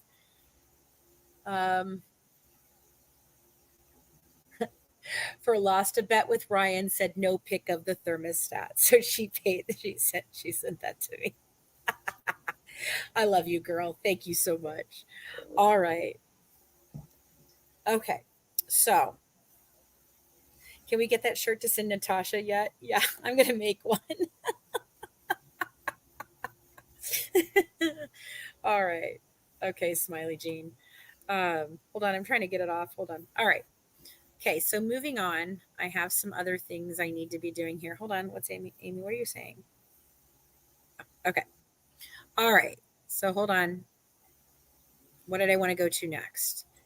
I'm looking for something specific. I don't know if I pulled it up Well, or okay, not. so if you want to put it that way, everybody's saying she thought she was going home, and then this one right here, which is exactly where I was kind of going with it. Remember, she posted the girl is dead to make Nick look like a deranged killer, to cut and dry, to run, right? Yeah. He's a Right. killer. She can disappear, right? She wouldn't go back home then. No, you're right. But she did leave the back door open. So if somebody else was supposed to come in and get the rest of the money and hadn't done so yet, She would have just taken it with her. no, no, I think that could have been a payoff to somebody, Ryan. That's what I'm saying. For helping what they did. That's just another theory. Well, I mean, when I watched her in the interrogation, she absolutely thought she was. I don't know if she thought she was going home, but she thought she was going. Oh yeah, she didn't think she was staying. That's for sure. No, no, No. no, no. Okay. So, no, there is no life insurance policy that was paid out, so they wouldn't have any reason to sue her. What we're talking about is a trust that was in Christy's name before DeeDee died. And then that to me indicates that there was not a rocky past with Christy and DeeDee, as Christy alleges, and that there is more indication of all kinds of different times that Christy and DeeDee were actually very, very friendly, did a lot of things together. And if DeeDee really hated Christy as much as she says, then why in the world would Christy be the beneficiary, not Rod, not her cousins, not her sisters, none of them, nobody, no Aunt Rachel. It's Christy on the policy. That to me indicates we seriously do not understand what is going on between DeeDee and Christy this whole time. To me. Did you just say Christy was the beneficiary? She's the trust holder. She's the trust holder. Huh. Okay, and Suzette told us David Blanchard is not related. No, he's not related. Okay, so as far as we know, Yeah, we can't prove that at all yet. So one of the things that Suzette told me, which was DeeDee's friend growing up with Titania and her, and Suzette is in our first book in both chapters. There's a chapter where she did an interview with Suzette, and then or with Titania, and then there is the most recent one that Amy and I did with her, where she started to tell more favorable stories towards DeeDee since Titania is now gone, who pushed the narrative of DeeDee was horrible. Right. Okay. Right. So what she said is Jared is her brother, and he served in Christy and Ron's wedding as the best man. Okay, one of the groomsmen, one of the best men. I don't know if it's groomsmen or best men. You okay, Em? What do you need? Sit down. Okay. And what I'll go grab it in a second, but I want you guys to think about this. Suzette said Jared came home one day from Christy and Rod's house, and he's like, "Oh my God, Christy hates you so much." And she's like, "Well, what Christy?" And he's like, "Christy Blanchard." And she goes, "Christy Blanchard hates me? Why?" And he goes, "Oh, because you were friends with DeeDee." And she goes, "Because I was friends with DeeDee at one point and I'm not now?" And he's like, "Yeah, and I don't even understand. I couldn't figure it out either." She's like, "I don't even talk to Christy Blanchard." And he goes, "Yeah, well, she fucking hates you." So I don't know. And thank you for the super sticker. I'll be right back if you guys want to. We're going to go through text messages now on a time. Well, actually, here, I'm going to play this. While you guys are waiting, I'm going to go ahead and cue this up real quick. This is the video that Morbid has and everyone else has of DeeDee and Gypsy at the hospital the day of. So I'm going to let you play it. It's 5 minutes, and then we'll discuss it after that. So here we go. Watch together in a moment is the last known video of DeeDee Blanchard before she was brutally murdered. Now, this completely blows my mind. Gypsy Rose is 1 month shy of her 24th birthday and has already paid her hitman to cross state border lines to carry out the brutal stabbing of her mom. And here Gyp is being pushed around like a little... All right, there's something already wrong, but that's okay. Trying to hide it. And as you can clearly see, her legs are crossed while sitting in the wheelchair like some entitled psychopath. Gyppity Dip, of course, has to stop for a soda. Mountain Dew, anybody? Gyp Dipshit's so-called good friend, says Bree, is using this as proof that DeeDee Blanchard was not bedridden, when it's crystal clear that DeeDee appears to be lumbering and holding on to the handles of the wheelchair for balance. Hell, I bet this outing knocked her on her ass for the remainder of the day. Gyppity Boppity Boo wasn't in imminent danger, so she had no reason to kill her mom. She did it to go Peter hopping. Yup, that's right. Gypsy is a diabolical, cold-blooded murderer who wielded Nicholas Godejean as her weapon. As a little child, I remember shopping with my grandmother, who actually had a very similar build to DeeDee Blanchard. And for every 10 minutes, she would have to stand up and walk. Also, she would need 30 minutes of rest here and there. Grandma also could never walk without leaning on something for support. For example, like the shopping cart. So I literally had to get the cart and bring it to her as she got out of the car. So there's no way in hell that a 30-second clip of DeeDee Blanchard pushing Dip Gyp in her wheelchair is convincing evidence that DeeDee was perfectly healthy. Please, somebody explain that to me. And we all know DeeDee wasn't. She had uncontrolled diabetes and kidney issues, including gout. I seriously will never understand. It doesn't even say that in the fucking thing, dude. Gymnastics to exonerate Gypsy yet. Rose. Christ. I mean, I get why people like says Bree does it. Bree is like the Eiffel Tower, Paris site. To the rest of the general public, I don't know, too scared to not believe a victim, even one that so clearly, effortlessly, and probably lies to them over and over again. And by God, Gypsy's evil. The way she holds on to the cutesy poo. Oh, I'm just a slow-minded woman child. That whole routine when behind the scenes, she's planned and masterminded a murder while seducing a dude into being her fall guy. It's just disgusting, man. What's worse is Gypsy still acts this way after being exposed for her crimes. Being a ditzy bimbo influencer is a new mask. And by the way, she sucks at it. Oh God, she's boring. I feel like she's out of her depth, trying to make herself look good. It ain't happening, baby. DeeDee Blanchard was able to keep the ruse up. However, Gyp Dipshit overshares and looks devious. Epic fail. Yes, that's right. DeeDee and Gypsy, both of them were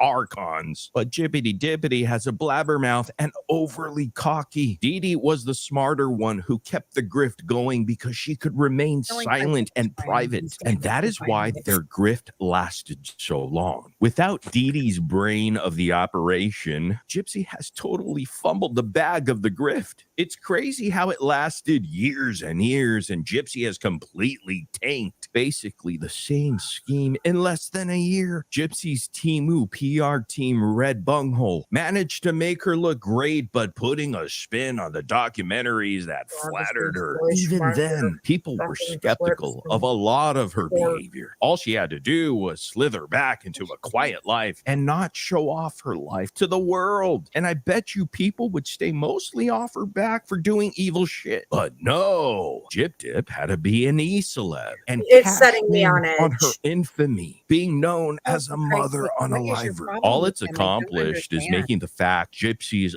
What is your problem? I really don't understand, so I'm not trying to be rude. No. Just finish the clip. Just go ahead. Finish the clip. He's already been wrong like 8 times, but finish the clip.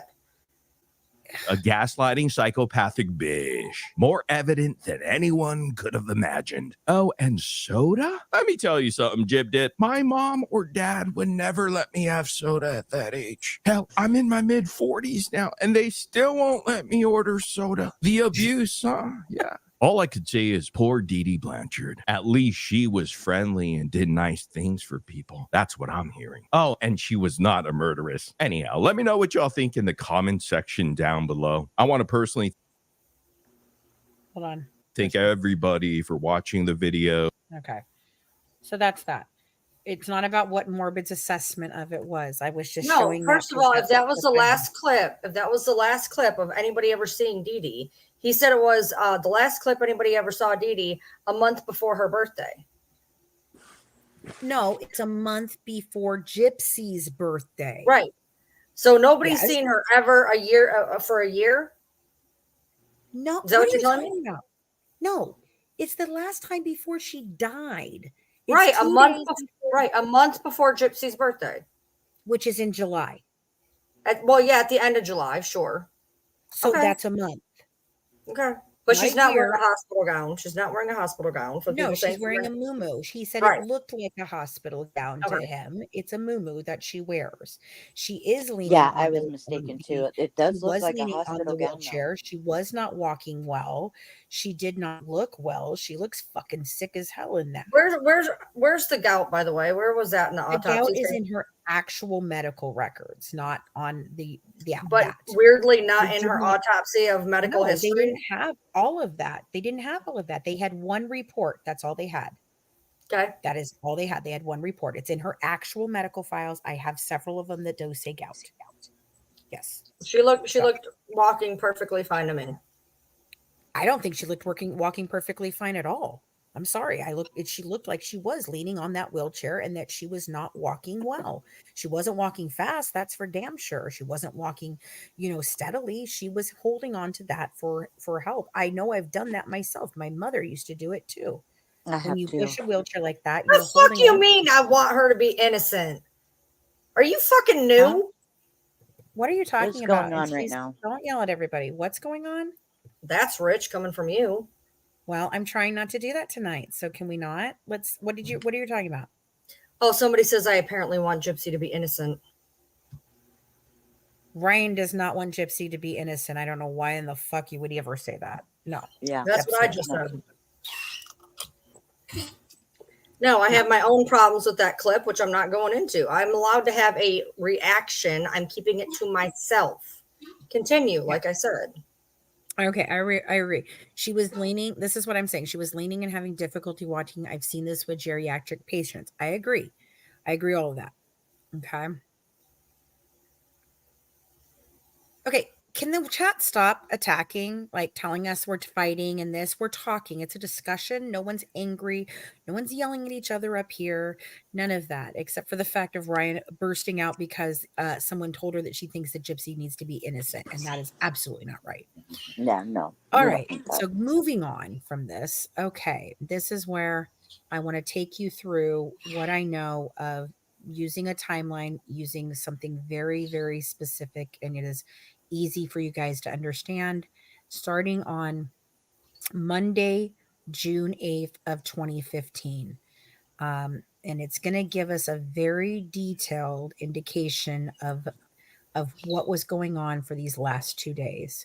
So on the 6th, obviously, we have her asking about the cupcake guy going to the cupcake shop. We have information that we are putting together about the men that were associated with Gypsy and DeeDee at the time. One of them was a man who did use her Wi-Fi quite a bit. His name was Sebastian. And he is the only one that the lady at the cupcake shop ever saw with DeeDee and Gypsy, and he would buy them cupcakes all the time. Now, there is alleged that he had some sort of thing for DeeDee, and Gypsy had a thing for him, and there could be all kinds of crazy stuff with that. I don't know. We haven't vetted all of that. I'm simply telling you that there is only one guy who ever went to the cupcake shop with all of them, according to the cupcake shop owner's text messages to my source. And we are putting that all together, and we are working on a Dan, David, Sebastian, all of that kind of thing based on the new evidence we found out about Dan's. Now, before I express this, I do want to talk about one thing about Dan. Okay. So, for those of you that like to think that Natasha Cooper has any fucking relevance or any type of actual anything in all of this, I want to explain to you something that is completely illogical.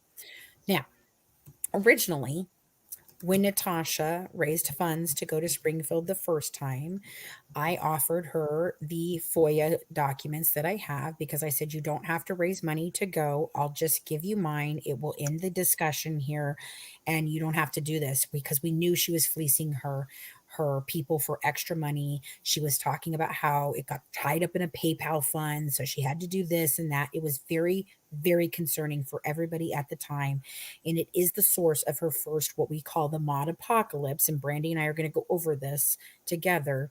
Okay. It's the first time that she had a mass exodus of mods. Now, she goes to Springfield. She did not put in a FOIA request, because if you put in a FOIA request, it actually gets logged every single time. That mine is in there. Michelle Schneider of Crime for Dummies is in there. The media from HBO is in there. A&E is in there. There is not a single one from Natasha Cooper. Oh, hey, Brandy. All right. So there's not a single one from Natasha Cooper. And she tried to tell the story that she went to the courthouse to get her records, the FOIA request, and someone had stolen them. That did not happen. At that same time, she alleged that she met with 3 men that were connected to Gypsy, and that she interviewed them, and she didn't know that one of them was Dan, but it was Dan, and he told her his name was Todd. And this is the mugshot Dan, not the new Dan. Okay. Now, I also want you to understand, for 8 years, Christy and Dawn and Natasha and I all were led to believe through Dawn and Christy that mugshot guy was the right guy. Okay. Have that in text messages. Okay. All right. So we've got all that in text messages. So going forward, 7, it's fine. Do not talk about morbid, badly, goodly. Just stop it, guys. Just freaking stop all the cattiness, please. All right. So fast forward to recently, where then Natasha begins to tell everybody that she met both Dans and she interviewed both of them. Now, why a man that has nothing to do with this case at all would allow himself to be interviewed is beyond me, but it gets better. So now she changes her story, and I have this in text messages, which I will be putting out. Okay. I know she was in April. Calm down. So she now is stating that she didn't meet both Dans and interview them until the 2020 appeal hearing for Nicholas that she was at. First of all, she was not at that hearing. Thank you so much, Aria or Ara. Thank you. Appreciate you very much. Okay, so now she's trying to say that she went to the hearing. She did not go to the hearing. We know she did not go to the hearing. And if she had gone to the hearing and interviewed both Dans at that time, I guarantee you that bitch would have been flapping her fucking mouth like this. Why would the non-relevant Dan be at that hearing? That's what I said. Isn't that what I said, Amy? I said that doesn't even make dumb fucking Doesn't make any sense. much Like, less okay, logical. so Ryan Lee is involved as a first case witness in Omaha. So I was like, damn, all the Ryan Lees are going. Let's go. And interview me. I'm a Ryan Lee too. That makes no sense. Why would he be there? Let's get them all. Right. He would not be there.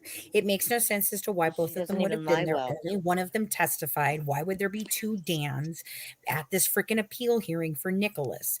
Dan, now, according to a source that we have, been working with, she says that his reasoning for testifying on Nick's behalf was to help him get a new trial. That's what he's claiming, according to the grapevine.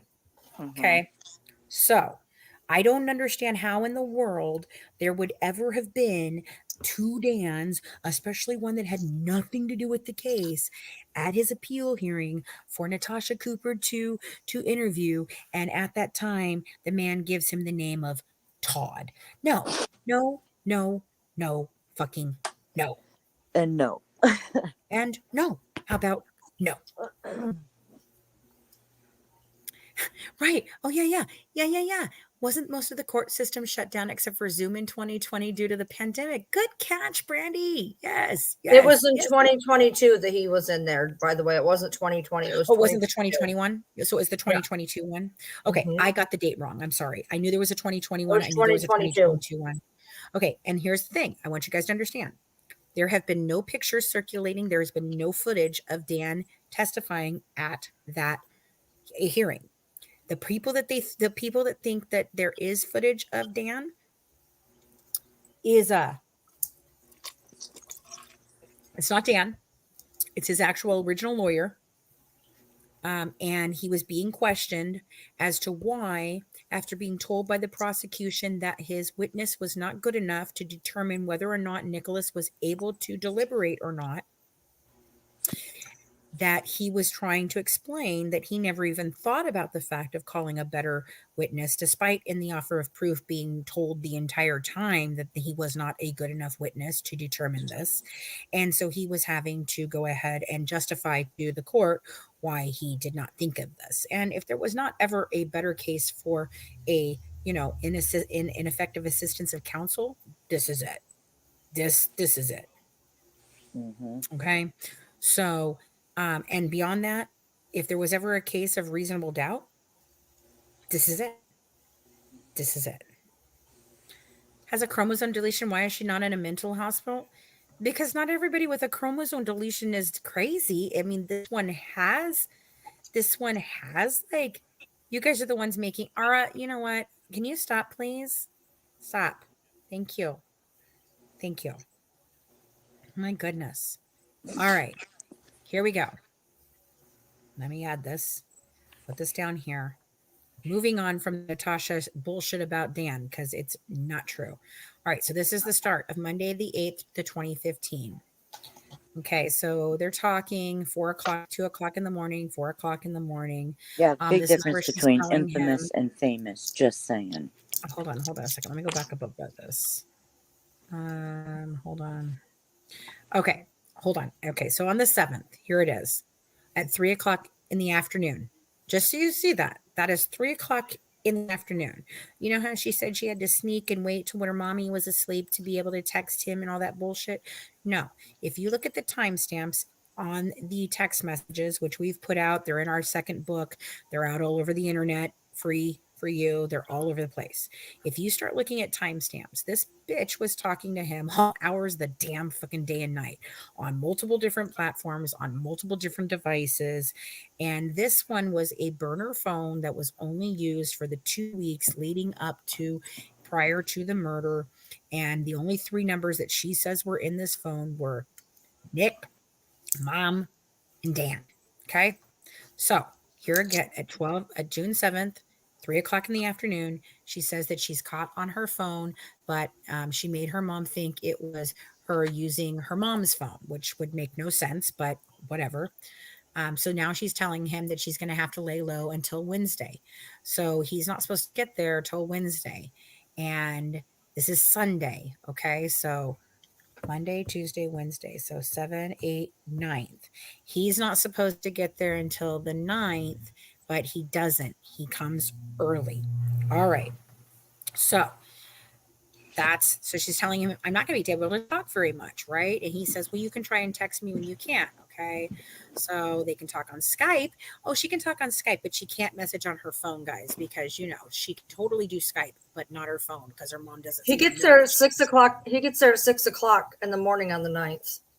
No, he does not. No, wait do I show you? Wait do I show you? Wait do I show you? He gets one place before that. Listen.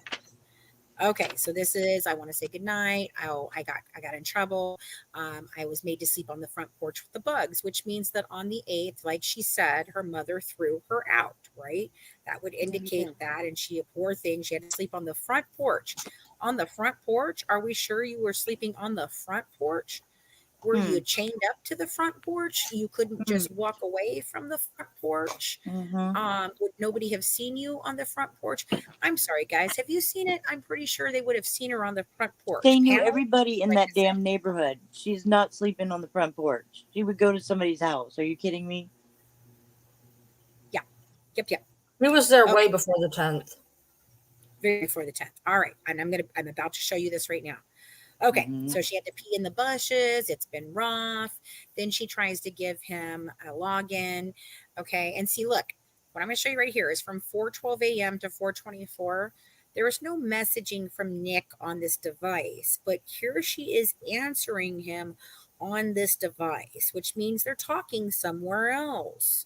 And we don't have that because according to law enforcement, up until this last appeal and this last bullshit, they couldn't recover any of the Facebook messages or the Yahoo messages. But lo and behold, they're now available and they found them. Okay.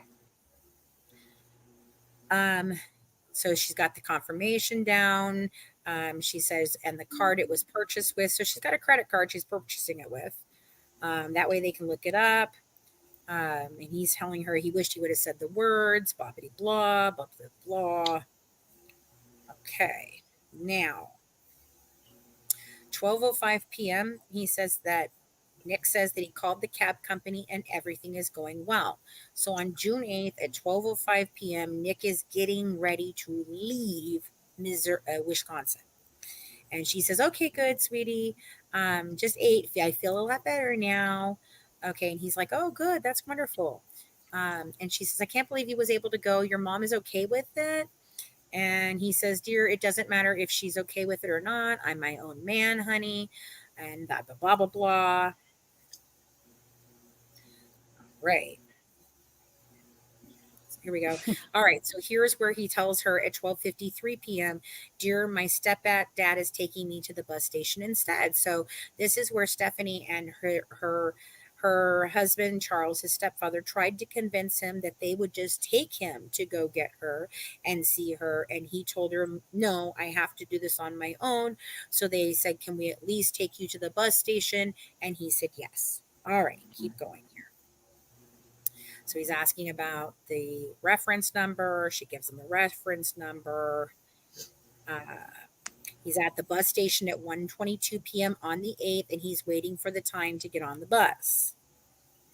And she talks about, yes, did you get the tickets? All right. Please no. He'll tell her what story they're going with. Okay. Okay, so here he is. I've been on a bus from wherever that was, Hillenasport to Boston. And so that's her telling, she's saying that she's been on a bus like that before. All right, so keep going. She enjoyed it. He says fun. She asks him if Big Ben is a safe place, because, she was a murderer. She just wants to make sure that where she's going is going to be a safe place, because she's not a criminal of any type. And she just liked to make sure she's just a scam artist and a murderer. But hey, she wants to make sure it's a safe place. Oh, here's where she tells that you might think I'm spoiled by how my room looks, a closet full of name brand clothes. Yeah, where are those name brand clothes, Gypsy? Are they the clothes that you were throwing out so it didn't look like you were an adult living in that home? Maybe. Okay, so then they're talking. So she tells him at 3:04. Okay, information here. June 8th at 3:04 p.m. Darling, I'm going to go to the ER, get my tube changed. I'll be off my phone for a few hours. Okay, so this is where we're going to see them show up in that video at the hospital, right? Right. Okay. Right. Alrighty. So here we are. 3:26 p.m. Nick is leaving and he is going to be heading towards Chicago on the 8th. On the 8th at 7:30. Mhm. He says that now he's on his way to St. Louis. Okay. I'm at the bus station of Champaign, Illinois, and I hope to be in St. Louis soon. 9:20 p.m. He gets to St. Louis and he stays in St. Louis. Okay? June 8th, Mhm. 9:20 p.m. 9:26 p.m. She's been gone for 6 hours. She says, "Darling, I'm home." And he says, "Oh, that's good. I'm glad you made it." And she tells him it was a 6-hour wait in the ER. And I probably think that they stopped off at Walmart for some things, that murder kill kit. Yeah, that Yeah, whole there thing. was like a little some Extra type lock, extra safe lock. Mhm. So he's like, "Oh my God, I can't believe it was 6 hours." And she tells him, "Oh, at least it was done. So we're good for a year." Huh. Didn't she say that she had to have it changed out every 3 months for 20 fucking some odd years? Didn't she say that? I believe she Mhm. said that in a text message recently. Don't you guys remember that? I remember I that. remember. I do. And she says it can be done even by me, but I won't unless I have to.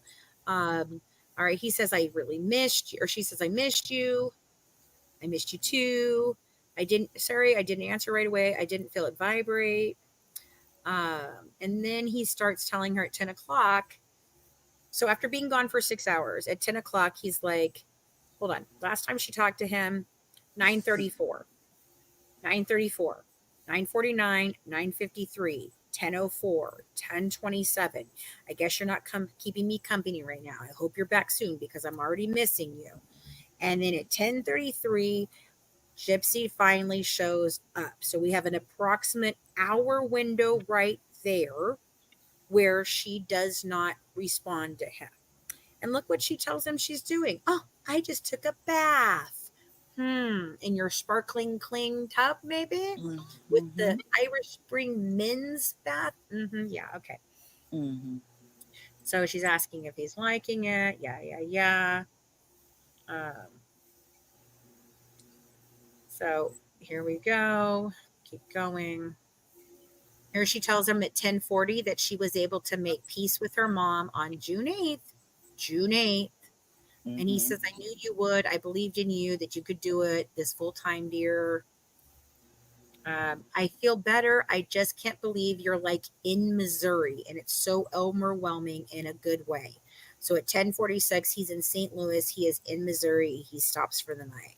All right. Here we keep going. All right. Tomorrow is the last night we sleep alone. So that would indicate that on June 9th, they would have to sleep alone and it's going to happen that way, right? So we're there. Okay. She says, "So the night you come into the hotel," or he says, "So the night you come into the hotel is another separate night from tomorrow, dear." And she says, "Yeah, I know." He says he's trying to save money. She's like, "It doesn't matter. We'll just sneak in, blah, blah, blah." Uh, okay, again, here we go. So it's 11:09, 11:10, Right, but he 11. doesn't get to Springfield till 6:13. Right. Right. No. He gets there earlier. Guess you're I think busy, it's huh? 5:30, right? No, 5:30. no. He gets there earlier. Hold on. We're going to go through this. Okay. So 11:25. Finally, she comes back again at 11:58. So that's another half hour. So she's already ghosted him once for an hour. She ghosted him 6 hours before that. And she ghosted him for half an hour right here. She says she's back. she's home. She had to sleep outside with the bugs the night before, but then mom just takes her straight up to the freaking hospital. They look all happy, hunky-dory there. They come home at 9 o'clock at night, and then she just paints her hoo-ha and, shaves her hoo-ha and paints her nails and makes peace with her mother. Right. Half an hour goes by. She's not there. All right. On the 9th. So here we go. This is crappy. Ugh, I can't stand it. Yeah. He's not understanding why she's laughing here. So again, he misses social cues of what's going on. Okay, hold on. She had ignored him for a while. So on 12:26 a.m. on June 9th, she tells him that she's going to go take her meds. He tells her he's in St. Louis at 12:33 a.m. on June 9th. And at 1:39, he now says, sweetie, I'm about to be on my way to Springfield. So he leaves St. Louis at 1:39 a.m. Remember, this is a very long bus ride. At 2:03 a.m., he says he's on the way to Springfield. And she's like, oh, my heart just left out now. Because I want to know why, dear. Too near, dear. Yeah. Okay, so. Oh, he says, oh, dear, I was scared for a moment there, but now I'm blissful, sweetie. Huh? Wow. All right. Great, because they always... She tells him to try and get some sleep on the bus. He says, no, I'll get it at the hotel. She'll check back later. I may sleep for a bit. I think you get to town at 5:15. So that does track with it being 2:30 in the morning, about the time that he leaves, to 5:15 to get to Springfield. That is about the drive that I know happens with a bus. It's a little bit shy of 2.5 hours normal. So a bus, it would take just a little bit longer probably. And then he's talking about how he's going to have that. I think the hotel check-in isn't until 11, so he's already there. So he's got to pay for another night so he can lay down. She gives him the taxi number. This is 3:00 in the morning. He's going to walk to the hotel. He's done it before, and it saves him money, so he doesn't need the taxi. And then at 5:36, you guys are right. This is when he arrives. 5:36, he's on the 9th. Okay. Yeah. Now, any point in time on the 9th, this could have gone down, but he goes and he sleeps. And she's like, you're at the hotel? Okay. He says, I was asleep. He says, it's extra expensive. She says, that's fine, hun, as long as you're safe. I'm safe, hun, but I barely made it to you tomorrow. I'm under $200, which I don't know why he didn't think he could get a cab to go 4 miles for less than $200, but okay. I think it was the fact he had to buy another night at the hotel or something, maybe. Yeah, exactly. So. Yeah, he says it right here. He says, well, I had to pay $140 for one night because I was early, dear. And she's like, yeah, I know. He says, unless you want to do it tonight, like the late part of the night. She asks him that. Okay, so she's like, do you want to do it late part of the night? And she asks another question. And she said it would have to be, it's the only way to get you money and everything. You go like we planned. So she's trying to get him to come that night, but it doesn't quite go that way. He's talking to her about that. And she says, it all matters on the soonest you want to see me, hun. So she's really trying to get him there. And he's like, no, I fucking need to sleep if I'm going to do this for you. Okay. Sorry, I did not mean to do that. I was trying to see if I could get rid of them. Oh, okay. All right. So get then rid of she's that talking. person, Ryan. Don't let them in your chat saying shit like that. Seriously. What? Who is it? Well, they're just pathetic. It's no big deal. Well, who is it? It's just a dick saying shit to her while we're doing this, and that's whatever. But go ahead. I can kick him out if you'll tell me who No, the I hell just it banned them. I just banned them. Okay, We're good. Okay, cool. All right. Okay. Fantastic.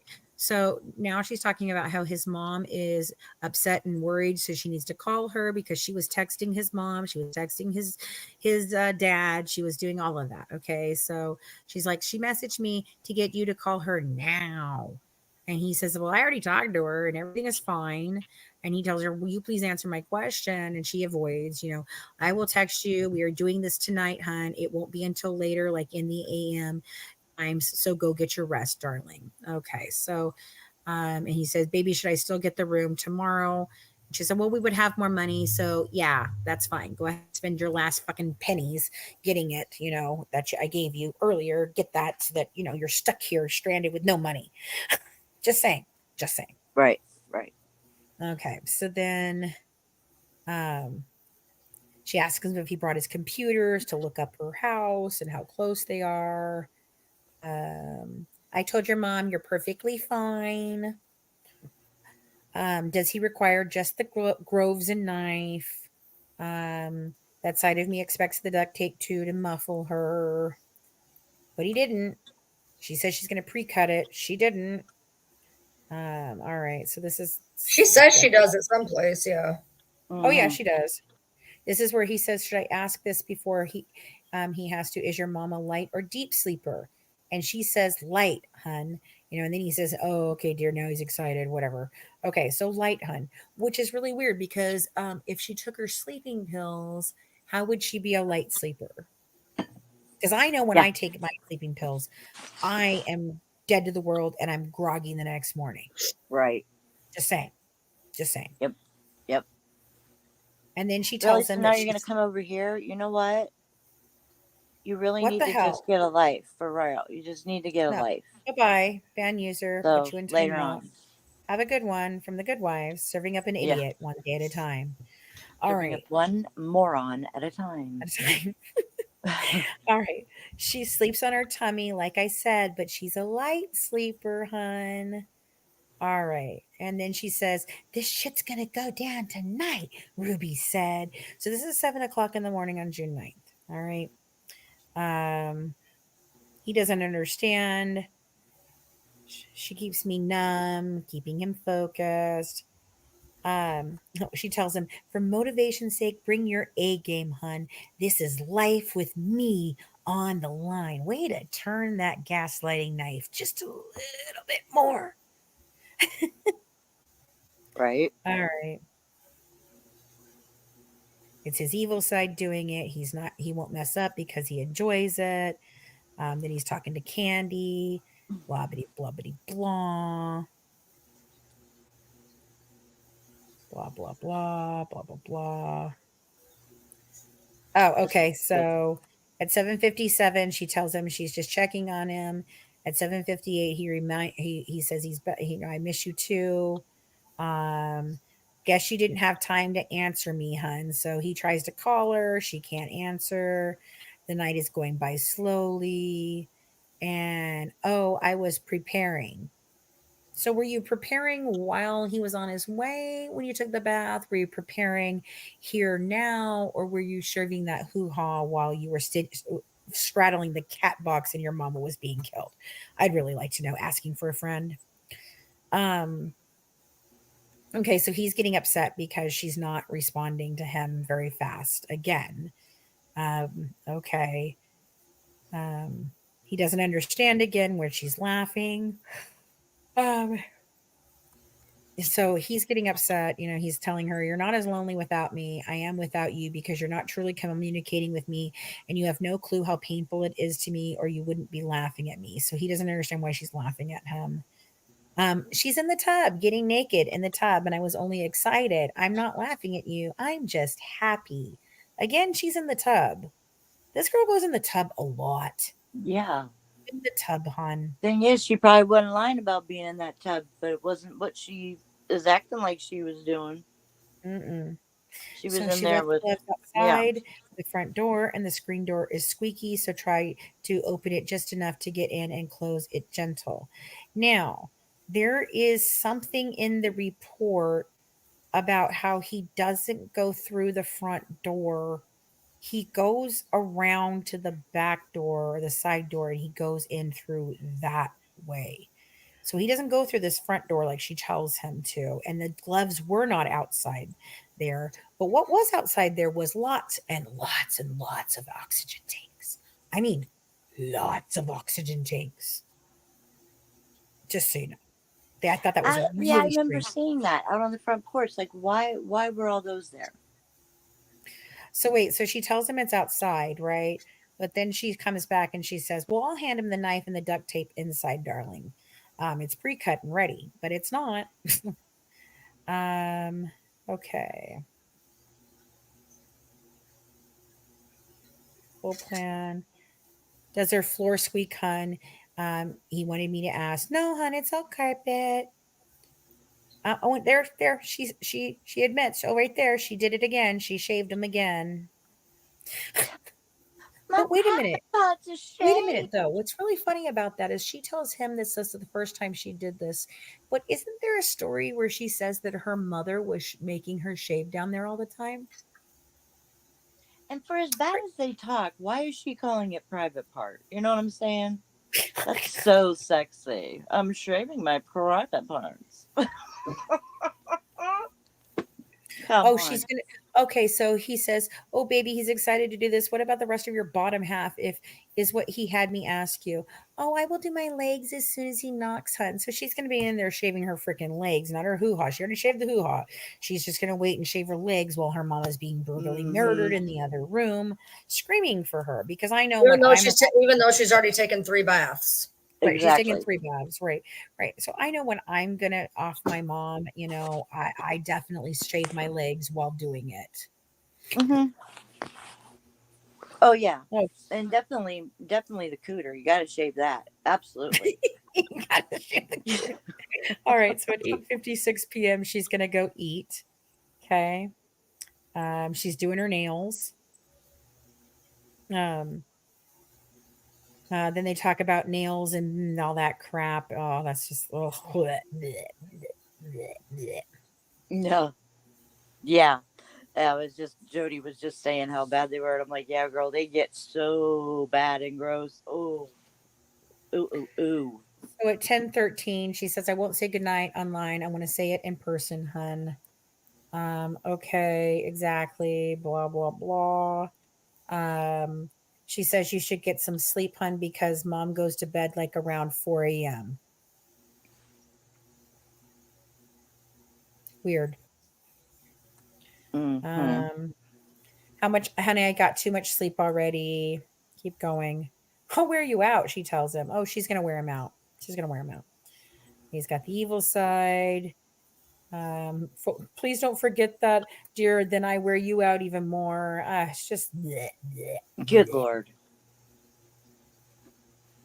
Oh, I love this one, honey. Our nicknames as a couple is Mr. and Mrs. Sachs. That's great. That's great. It's very dark. It is a daddy daughter type thing. It is, and that's where I wanted to take our 13-year-old, when she turns 13, I want to take her, virginity. That's where it comes from. It has nothing to do with their actual child. It was role playing. Right. And the reason it looks this way, again, I want you to remember, everything she's doing right here is in the last 2 weeks before her mama gets killed, right? Why are you discussing basic details of something you've been planning for 3 years?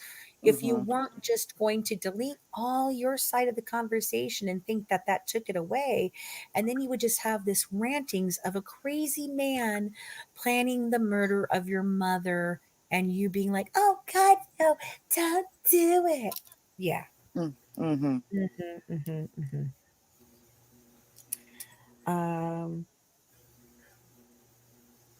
Yeah, here we go. See right here. There's not just romantic wife of mine, but also my 10 flame female daughter soulmate that you were meant to be. So this is role playing more. Okie dokie. He is brave, and I respect and admire that. He asked her if the bed is soft.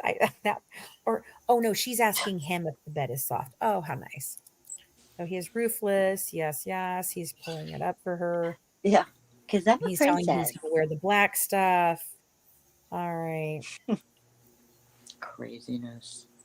It's so gross. All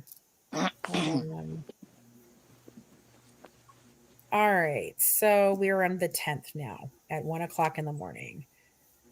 He's trying to calculate the money for the ride there. Okay. So at 1:08 a.m., I know what you mean, hun. It's getting close to time. She took her sleep aid pill. Sleep Pill. aid pill. and at 1 o'clock, but she doesn't fall asleep till 4 a.m. normally. So did she take it early, Jip Jip? Or is that just another lie? Oh, wait, it is. Okay, and then she's telling him once you're inside the house, we stay silent, not even a whisper until after I open the bathroom door. Okay, sir. Okay.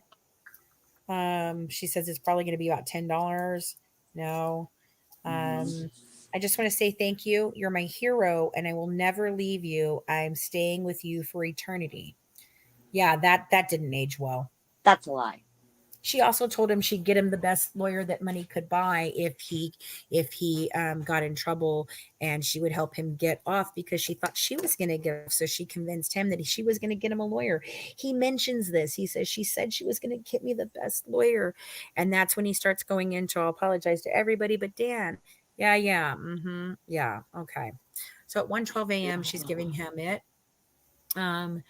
Okay, baby, but he hasn't said anything yet, dear. My house has the ramp, and the front porch ramp is painted white. This is the twin flame soulmate. I said my piece. I have said my I love you to her. I'm at peace. At 1:15 a.m. on June 10th, I said my I love you to her. I'm at peace. But I thought you made peace with your mom 2 days ago. Right? Okay. She's at peace. She's ready. She asks him if he's going to need an anxiety med to calm him down after. That's fun. He doesn't believe in meds, and me seems to be immune to them. But you just do what I taught you, and I'll calm down if it's me. But just listen to obey him. Bobbity fucking blah blah blah. Gross. Oh, I hope he loves me too, not just Ruby. You know.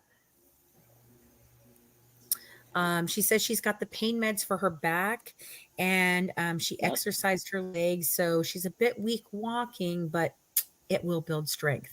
Funny though, she didn't have any problems walking with the suitcase back and forth all over the place, right? No. Okay. Yeah. I'm not used to of my weight of walking. Gravity is new. Oh my God. Everything she does is like she just came out of the womb. Everything.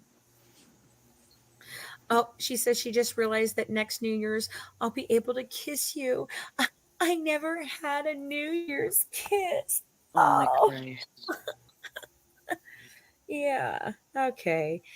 At 1:27. Remember, this has only been 20 minutes from she told her that she had the sleeping pill, but she doesn't go to sleep till 4 a.m. But okay, keep going.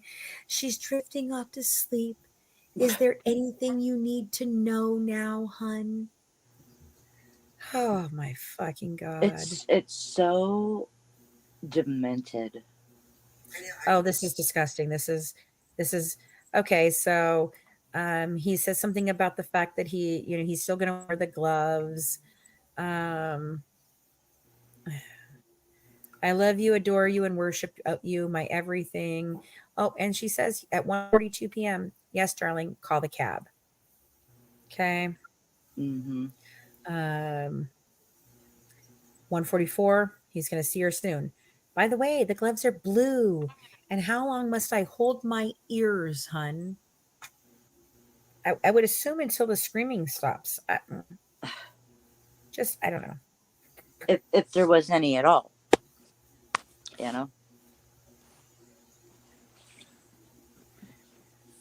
So then she says, will you text me once you're at the door with the gloves on? Then she says at 2:05 a.m. she's sleeping very lightly. That's funny. Well, if you were sleeping really lightly from the sleeping pill that you took but didn't take, wouldn't she have woke up then and defended herself for okay. So then 2:07, I'm here, and get your ass to the bathroom. You open the door. All right, yes, sir, I'm going now, sir. Breathes once. And that, my folks, is all the way up to the murder. What day do I think DeeDee was killed? I think DeeDee was killed on the 8th. That's my opinion. And that's what I believe that led us to see right there. That's my opinion based on the text messages, the fact that he was already there, there is indication that, wounds where there was some post-mortem, pre-mortem, all that. There was all the different and all the other wounds besides the 17 wounds. Mm-hmm. What do you guys think? I mean, that's where we're at with this. I think I think with everything coming out, I think it solidifies a lot of things that we've already been kicking around. Hospital trip was on the 8th at 3:00. She's gone for 6 hours. Supposedly, she tells him it was a 6-hour wait in the emergency room. She calls him. She's home at 9:00, and then she talks to him for a little bit. Then she ghosts him again for another hour on the 8th. Then she talks to him a little bit more, and she then disappears again for another 30 minutes on the 8th. I mean, the known evidence works with the 8, in my opinion. I don't know about DeeDee being hit in the face. We think so. I think she might have been hit with a 2x4, which is part of the blunt force trauma and things like that we see elsewhere. I don't believe she died in that room. I do believe that the tub is way too clean. So I honestly, some people think she bled out in the tub. I don't think that's what happened. I think that's where they cleaned themselves up. That's why the men's Irish Spring is there. I think it all went down the drain. I do think that they marked the drain, but I don't think that they actually ended up going back and testing it. That's the problem. We need Dexter. Dexter could come in there and check that room out and tell you right now what the hell happened. Right. Just saying. Why the heck didn't the judge give her life? Because the judge never got a chance to.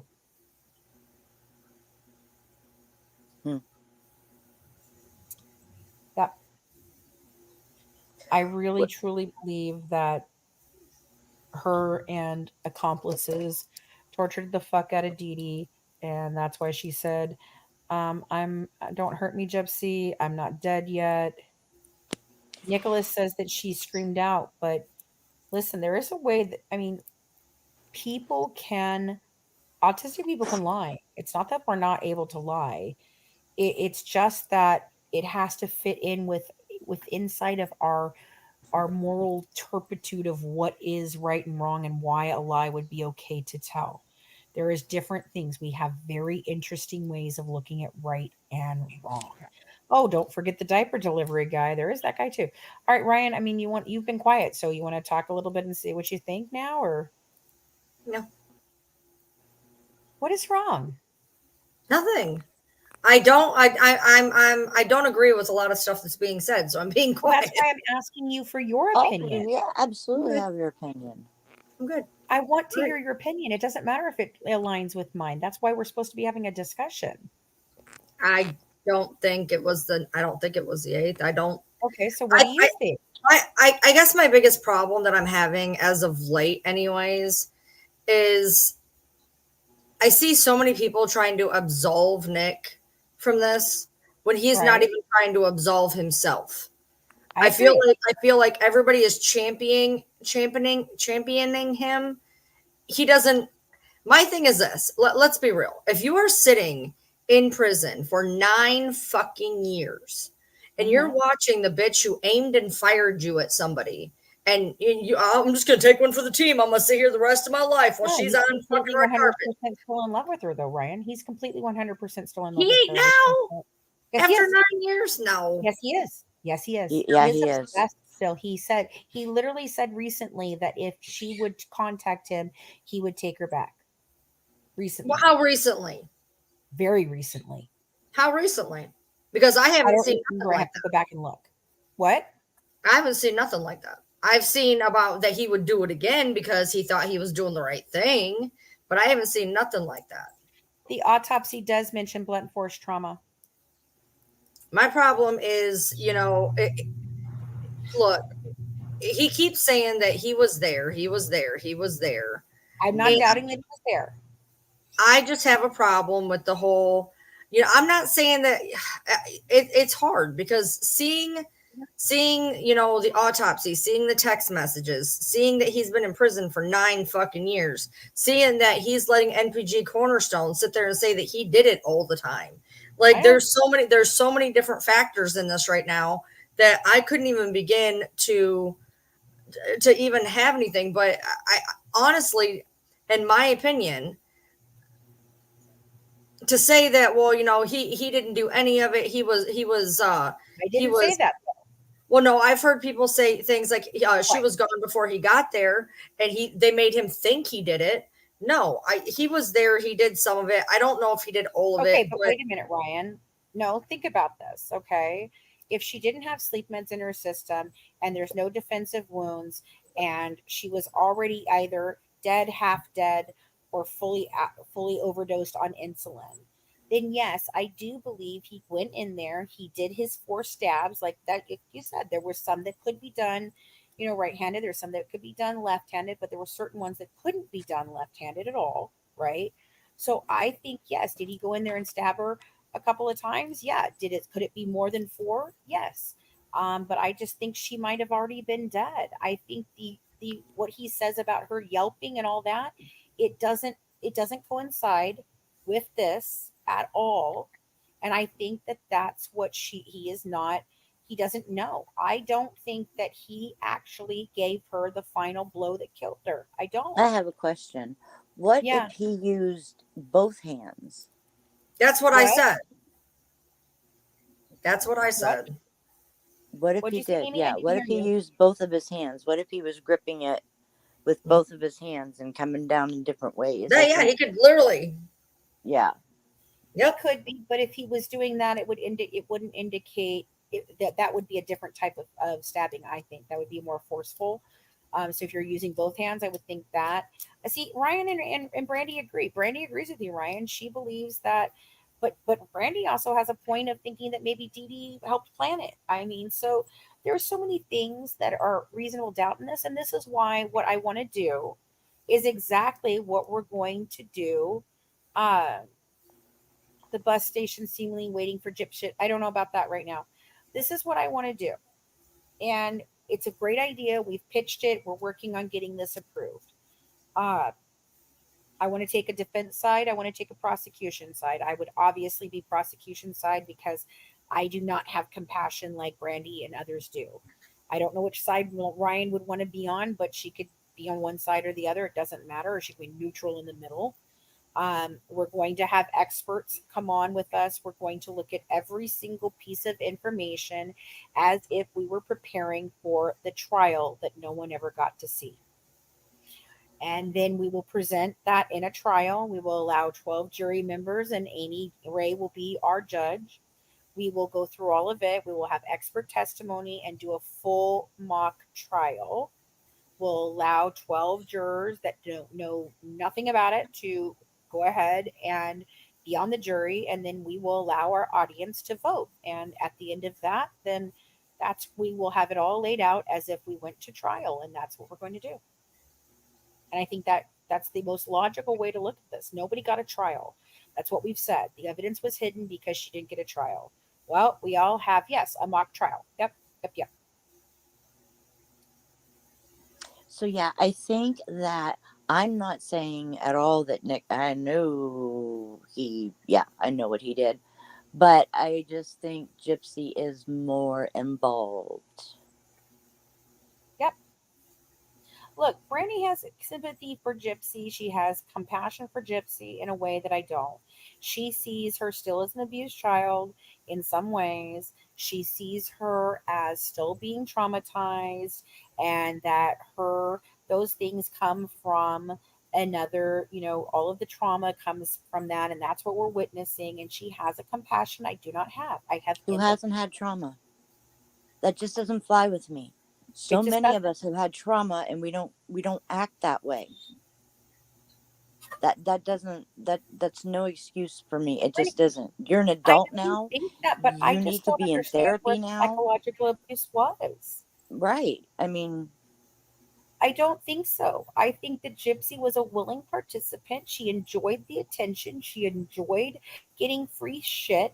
And when Mama could no longer do it, and Mama said no, she decided to off her partner. That's my opinion. I respect where yours is coming from, but I just Mhm. don't believe in the abuse story. I had a controlling mother. I had a mother who was abusive. You know what? It does not justify murder.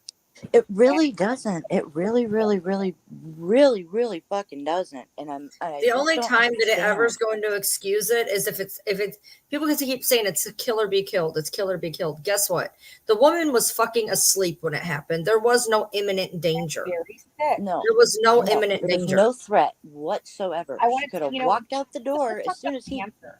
So the cancer is in there in the history of it, right? We also True. have where Gypsy got, or where DeeDee shaved her head at the hospital. Okay, so if I can Mhm. get a date on that, I'm gonna try and figure out when the cancer was.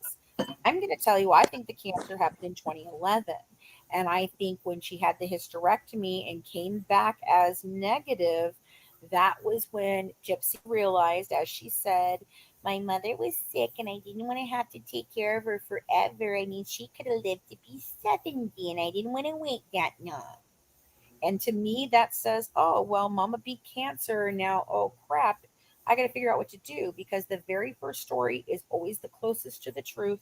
And she literally told Nicholas, it's in the offer of proof, it's in her testimony, that it was going to be a mercy killing and that it would 100% be, justifiable, and it would be good for her because she has cancer and she needs, it would be a way to.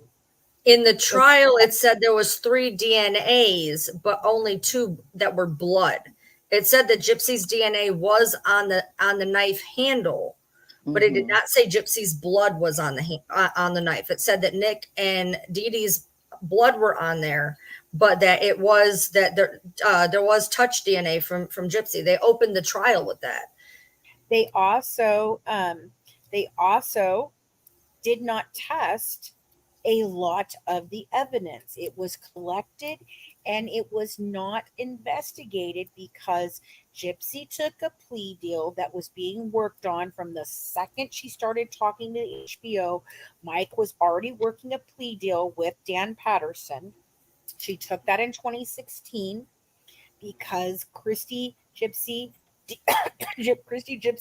HBO, and Mike all decided to put the Munchausen by proxy story out there. They sold it to the false narrative to the media, and the fate was sealed. So then in 2017, they put it out before Nick's trial. They made sure that that came out right before Nick's trial. And so, in my opinion, what happens when somebody, it's not just my opinion, this is what happens when a plea deal is struck and they have a confession from the other person. They don't need to investigate anymore. They had enough to convict him on his own confession and some of the evidence that they brought forward. They purposely did not bring certain pieces of evidence forward, and his defense attorney did no arguing for it, did no freaking pretrial motion shit. He was horrible, horrible, horrible, horrible, all the way around. Anyway, I just want to know when the cancer was because, like I've said before, she keeps saying that she shaved her head for cancer. She shaved her head for cancer. What if she did shave her head for Dee Dee's cancer as a show of solidarity? And before you think that that's crazy, how many times have you seen a parent shave their head? It was right in that one damn Lifetime movie with Cameron Diaz. Her daughter got cancer. She shaved her head. I've shaved my head. My daughter ended up shaving her head because she wanted to be like her mom. Okay, so if Dee Dee had cancer and they shaved her head, I'd do and that for sure. so why is it unbelievable that maybe Gypsy absolutely did shave her head for cancer? Dee Dee's cancer. I want to know when Dee Dee had cancer and compare it to when Gypsy's head was shaved, because Bree says that it was when Gypsy was 4. Gypsy, yes, it's in her medical records that Gypsy had it from 4 to 5. At 5, she had leukemia. That Gypsy did? Yes, that's what Dee Dee told them when she finally came up with the cancer story. No, I'm saying, when did Dee Dee have cancer? We don't know. Cancer. But I want to know. I want to know when DeeDee had cancer. If we can find that at the time frame she had cancer, did Gypsy have pictures of her own head shaved? Yes, I have. That's the what pictures. I want to know. I have the pictures. Hold on. Right, but we don't know when. But we don't know when DeeDee had cancer yet. We haven't found that yet. Look. Yes. Okay, I can prove that at least it happened in Missouri. So hang on, I've got those. Amy, I showed them to you today, didn't I? Did I send them to you in here? That's really what I just said. I said that Bree said that DeeDee supposedly DeeDee had cancer when Gypsy was 4. But I wanted the original story was that's when Gypsy had cancer. So no, that's not true. Okay, hold on. I'm looking for this picture. There's a very specific picture I'm looking for, and I know we have it. She does know her personally. I do know her personally. I know them all personally. No, she said Bree. Bree does know her personally. Yeah, Bree does. Okay, hold on. Yeah. I've got Yeah, she does. Yep. Just a second. Is it in family pictures? Pictures of the family.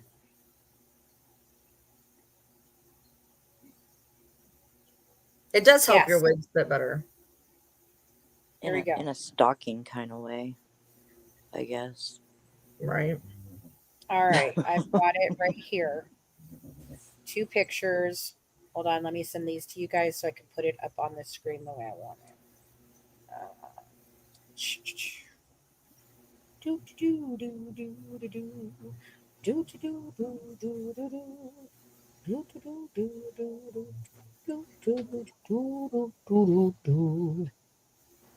Karma's a bitch.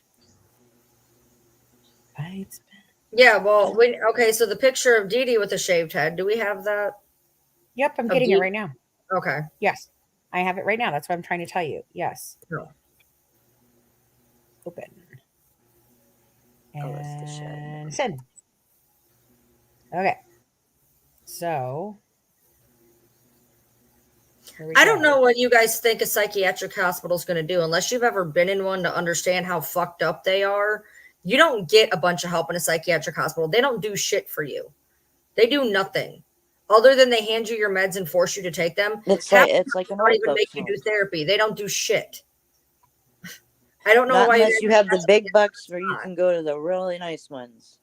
Yeah, no, the thing is he could, if he had second-degree murder, he might not be transferred to a facility that's that bad for the criminally insane. It could be a better one. Okay, so this is the first picture.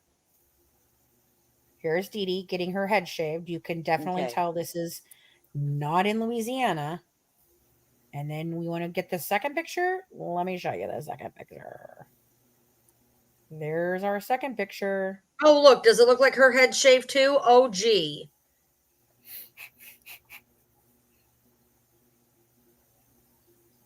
Gee willikers. And so what? I mean, she looks like this is the. I'd say is she holding a bag of blood? No, it's her hair. I think this would be somewhere between 2011 and 2014.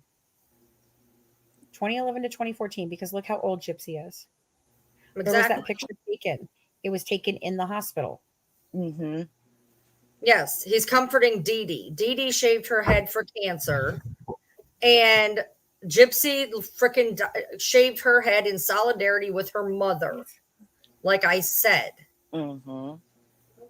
It's like she's flipping every story about her mother, flipping it around. Yeah, no kidding. So this wasn't because her mom made her shave her head for cancer. She did shave her head for cancer. DeeDee's cancer. Just another fucking story to make people feel bad for her. Mm-hmm. And my thing is too is I don't understand how anybody can watch that interrogation and not see her for exactly who she is. How can you walk away from watching that and be like, oh, okay, I can understand why she did it? Hell no. If anything, you're just like, you were just still acting the entire time. Yeah, so you're telling me that her mother is getting her head shaved in a hospital to be there for Gypsy? No, she would go get her hair shaved at a salon. Right. DeeDee's getting her head shaved in a hospital because she's sick. Gypsy has her head shaved, but not because she's sick. Right. And I wondered if they fell in together, and look at that fucking picture, because they do. Mm-hmm.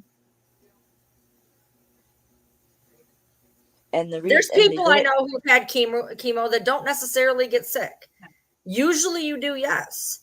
It affects people differently, yep. But it affects everybody differently. I know people who've had chemo and been fine, and I know people who've had chemo and can't even get up. Yeah, my uncle started taking it, and he was gone in a week. Like, it was a really bad effect. Like, his mouth, his teeth, it really, really was, did a number on him. So it's just different for everybody. So, I mean, what did I miss? What are you guys talking about? Welcome back, Fancy Pants. Yeah, what did I miss? Nothing. We were just talking about DeeDee and when she shaved her head and how you can tell she's in the hospital, and that's where she had it done. Right. Yeah.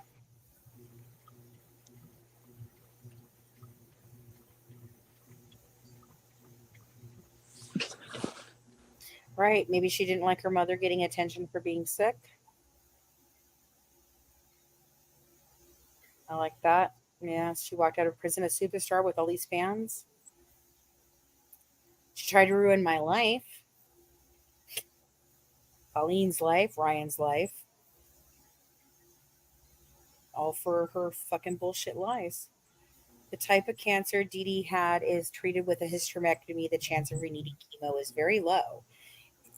Yes, if that was the only spot that she had cancer. I don't know why they would be shaving her head like that, but it just, I don't know. That wasn't done in a salon, dude. That was done in a medical setting. So, I mean, if she was trying to be in solidarity for Gypsy, they would be at a great clips. Yeah, right. Gypsy's head is already shaved in that photo. You can tell by the way that hat's sitting on her head. Mm-hmm. And DeeDee is getting her head shaved by a guy in a polo shirt and khakis. Can we watch the bus station surveillance? Yeah. Which one? We can.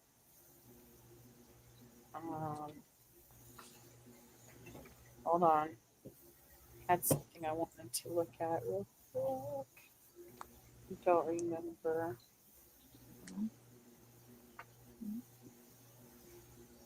You know, I have a screenshot of somebody asking Gypsy if she had chemo, and she said yes, once a week. Once a week for many years. Yep. Yep. Again, exactly. What if it wasn't hers? Yeah. Oh, wait. Hey. Can I scroll in on that more? Come on. That's the receipt I'm looking for. Damn it. That's another angle of the receipt I don't have. So that's interesting. Trying to figure out what the date on that receipt is, but I'm almost positive. No, I have somebody sent me a screenshot of where it says, did you have chemo? Yep. And she said once a week. She was in a chat. She was in like probably Bree's chat. Somebody asked her and she said yes, once a week. Yes. She probably did go to chemo once a week. It just wasn't hers. Mm-hmm. Right. Okay. So we're looking for the Go to John trial. Hold on. Go to John trial. Go to John trial exhibits. Sunshine Law. All right. So. Okay. There we go. You know, not to bring it up for the umpteenth, thousandth time. But again, as you guys know, I lived with Gypsy 2.0, and she did the same shit. She would take people's stories and adapt them to herself. So that's exactly why my brain went to, oh, you know what? She probably did it and absorbed her mother's story, because I've watched it happen with my own eyes. So that's the only reason why I have to go to that fucking depraved route of she was literally stealing her mother's story for fucking sympathy. Yep. All right, here we go. You guys are asking for this. She's a horrible ass freaking person, man. She is a terrible, terrible fucking person. I'm sorry. And I know Brandy feels differently, and that's her right. Okay, here we go. Like that. No. I want it like that. Somebody said that they sent you a clip of DeeDee at a cancer center, a video of DeeDee at a cancer center. In my inbox or in my it's Nelly Belly. Nelly, Yeah. did you send it to me on Facebook or did you send it to me in my email? Tips for Good Life.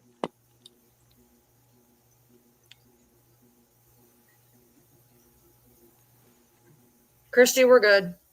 We're good, Kirsty. You don't know me, and it's okay.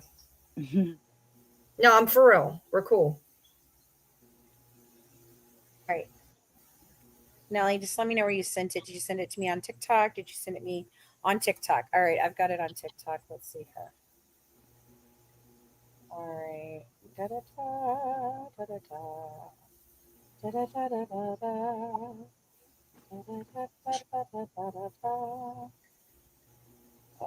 Nelly, where are you? Yeah, Stephanie. I remember that was the creepiest thing. Her and I obviously, I guess he was very upset. Was like crying and very upset at the hotel, and that's what she was doing to cheer him up, I guess. So if you can send it to Chips for Good Wives, then we can do that, and I'll show it. She's trying to find it again. Yeah. Okay. Christy, Yeah, it's well, fine. You're not an asshole. It's all no, right. believe it or not, I'm not an asshole either. Are you crying? You're not crying, are you? Are you crying? No. Oh, Just it's upset. like I heard your voice break. Okay. So this is 6/11/15. This is both leaving the days in. So there's this. So that's her. She can't walk real well, guys. Just let me play that again. It's only a couple seconds. But look how fast she's walking. You know, she's equilibrium is really hard for her, and gravity is new. So that's that one. Go back. It's so insulting to people that really have problems, man. Damn. Stupid. Okay. So this is another one. That's the okay. So can you guys still see? Okay, so that's a still from that. And this is him at the Days Inn on 6/11 by himself. Oh, okay, this is a good one. This is at the bus station. This is 1 minute and 4 seconds. So they took a taxi there. Here they come. That's why we like her. No reason not to be honest about how you feel, you know?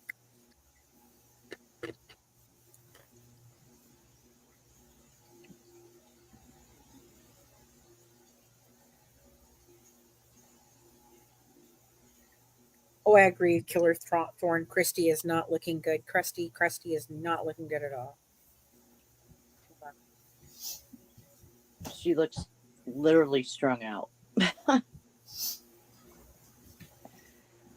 Ooh, to be a fly on those walls, man. Oh.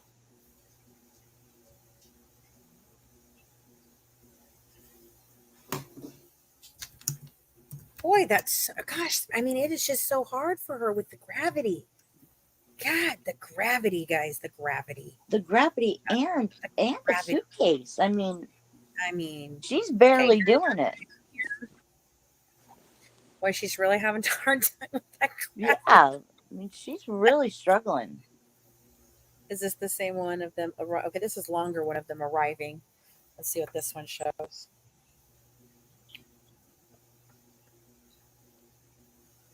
Oh, this is the departure by cab. Okay, so they call a cab to take them back to the bus station because, you know, she didn't intend to leave with them, so she didn't buy herself a ticket. And so now they got to stay there longer, which means, you know, he can be caught in town and, you know, that could be happening. Yeah, Smiley. Everything's just so hard for her the first time. Just, oh. Almost as hard as swimming for the first time and struggling. I mean, like, come on. No doggy paddle? That's the first thing I learned. DeeDee didn't have MVP.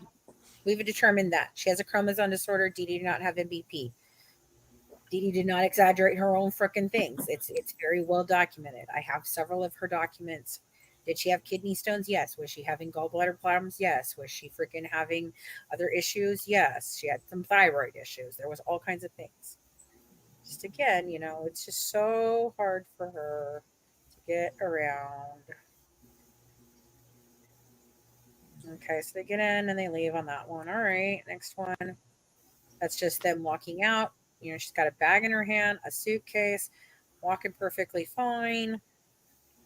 And this is Nick on the 11th. Was this one longer? This is 11 seconds. So this is a little longer than the other one. Oh, that's them getting there. Okay, so that's them arriving.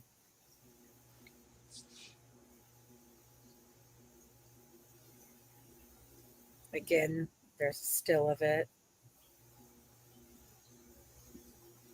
This one's 12 seconds.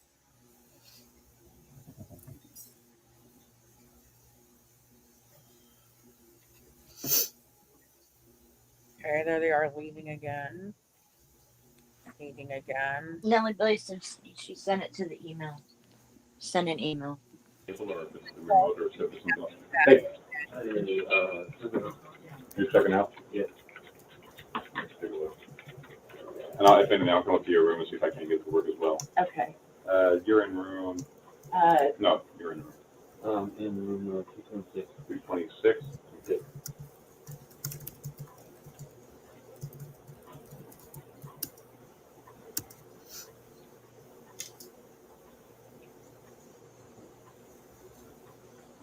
Let me go up and check the room and make sure everything's in working order. And then I'll give you your deposit back. This is him checking out. And what room were you in? 322. 322. Or 332. 332. Yeah. I've never had a hotel clerk go up and do that, but maybe I guess it's cash that he put a deposit. No.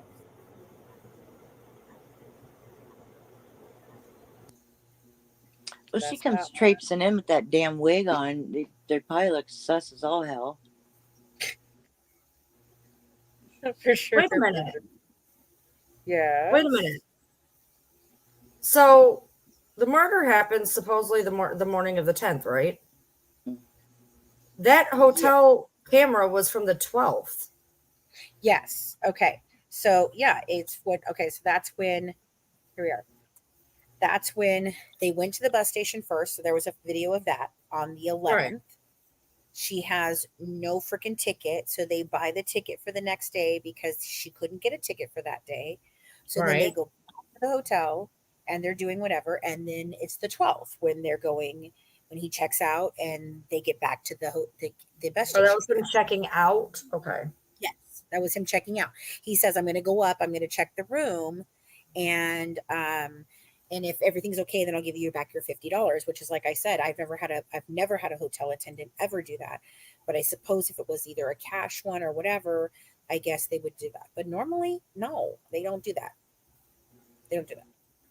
She wasn't planning to go with him. Exactly. Yep. Yeah, I think the escape plan, I think that got jacked up. I do too. I do not think it was supposed to. I think she had no intention of ever going to him with the. Okay, which one is this? 612. Arrival is this. Okay, so hold on. We still aren't done. We still got a couple more. Here, hold on a second. Let me go back here. Okay, so we just saw him leave the hotel. So this is. Do I still have it up? No. Let me put me back up. All right. So this is them. This is the arrival on 612 to the Greyhound. So here they come again. This is another arrival at the Greyhound. This is on the 12th.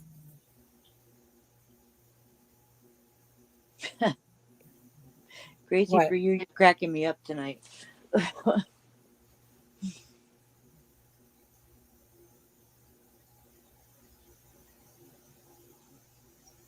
Okay, yeah.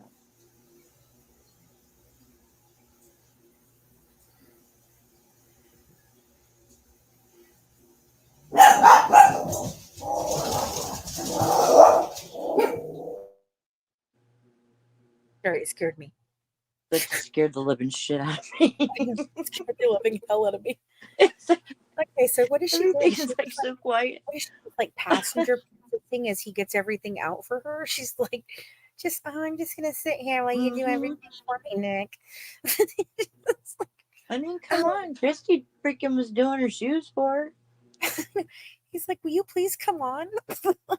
She literally acts like a princess. She truly acts like one. Okay, so they're still in the same clothes too. So, and she has blood on her clothes when when she gets pricked up. There is blood on her clothes. Oh, did I leave Ryan muted? Sorry, Ryan. Didn't mean to leave you muted. So that's that one. This is another arrival, so this shows them in there.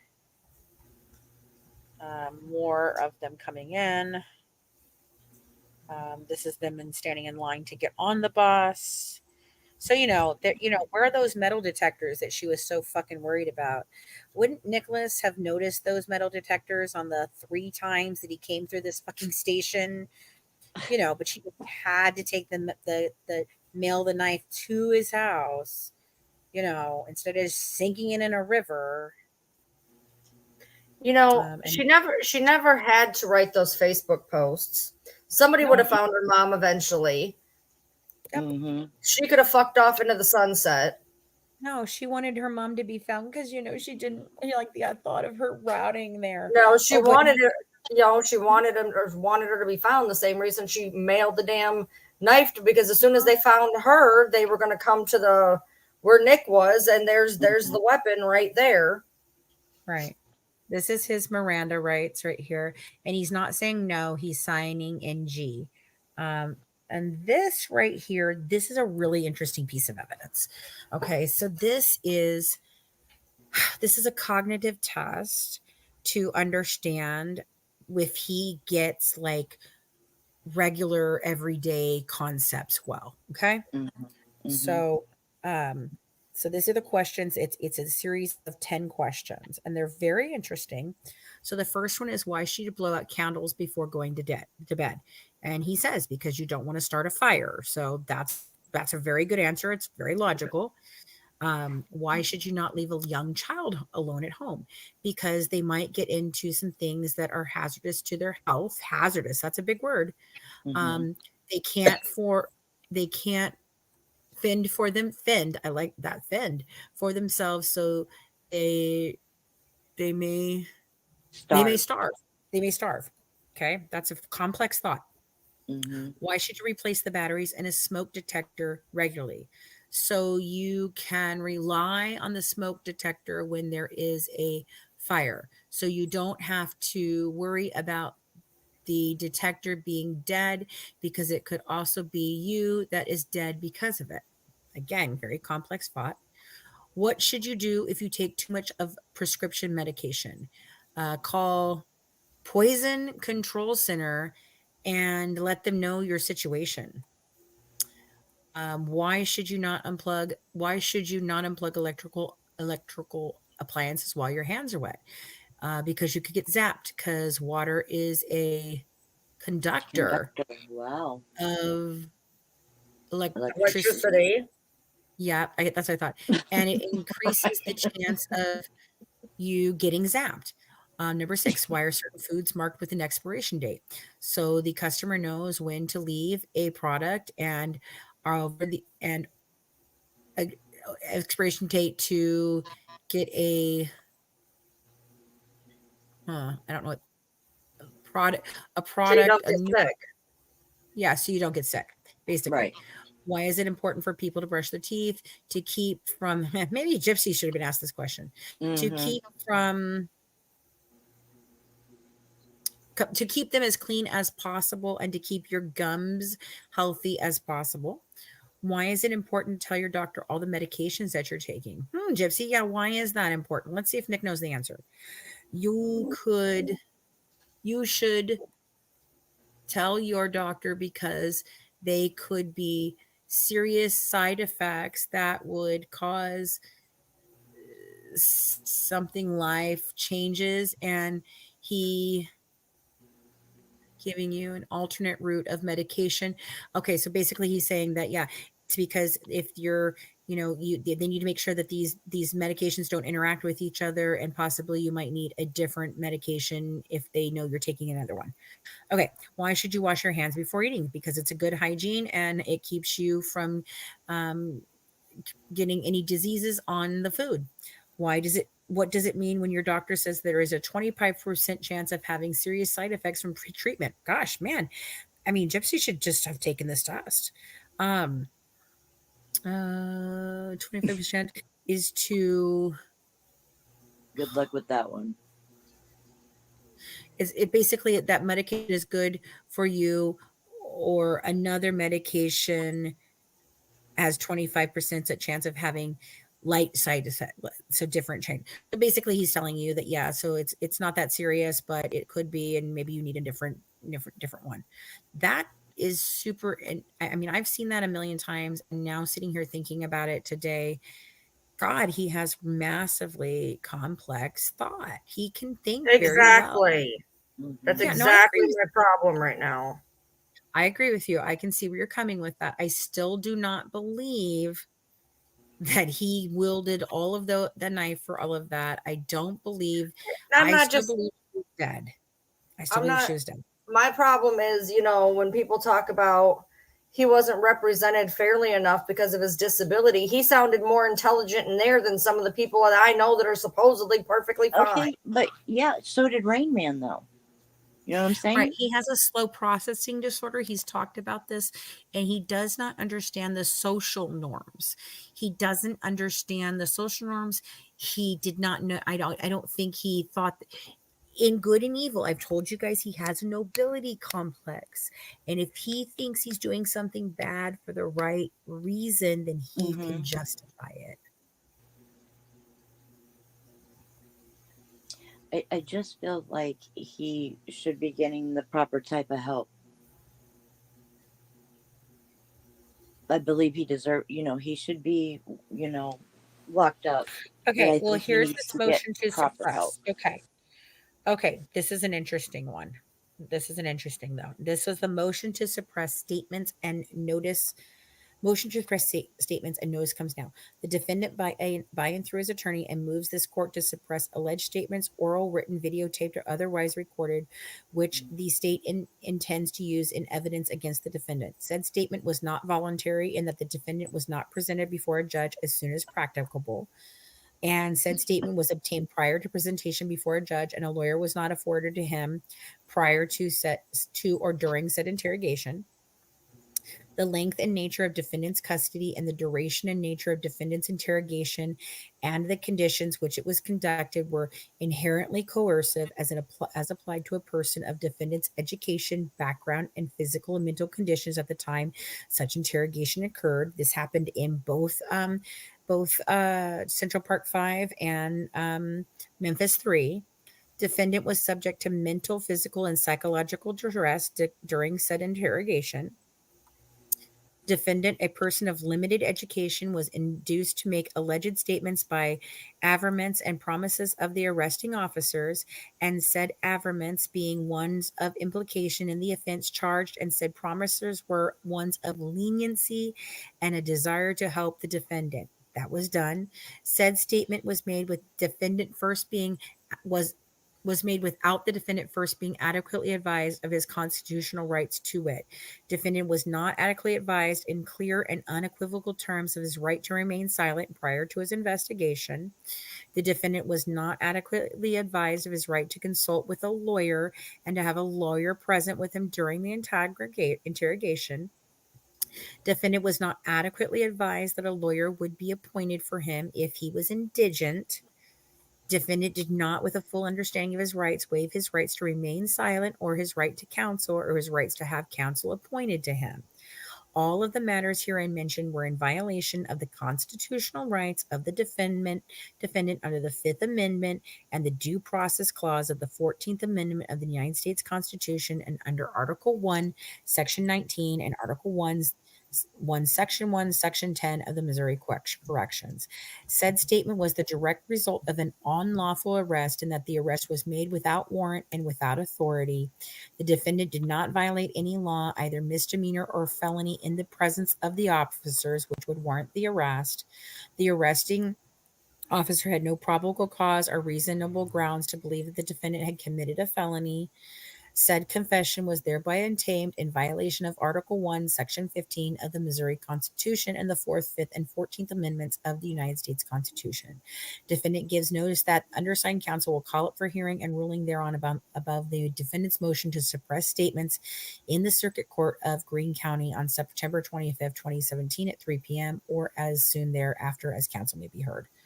So that is the basics, the beginning of the fact that his civil liberties was violated when Mahaly realized that he did not have good comprehension and he did not understand the ramifications. He did not really know that he A could parent ask probably should have been with him.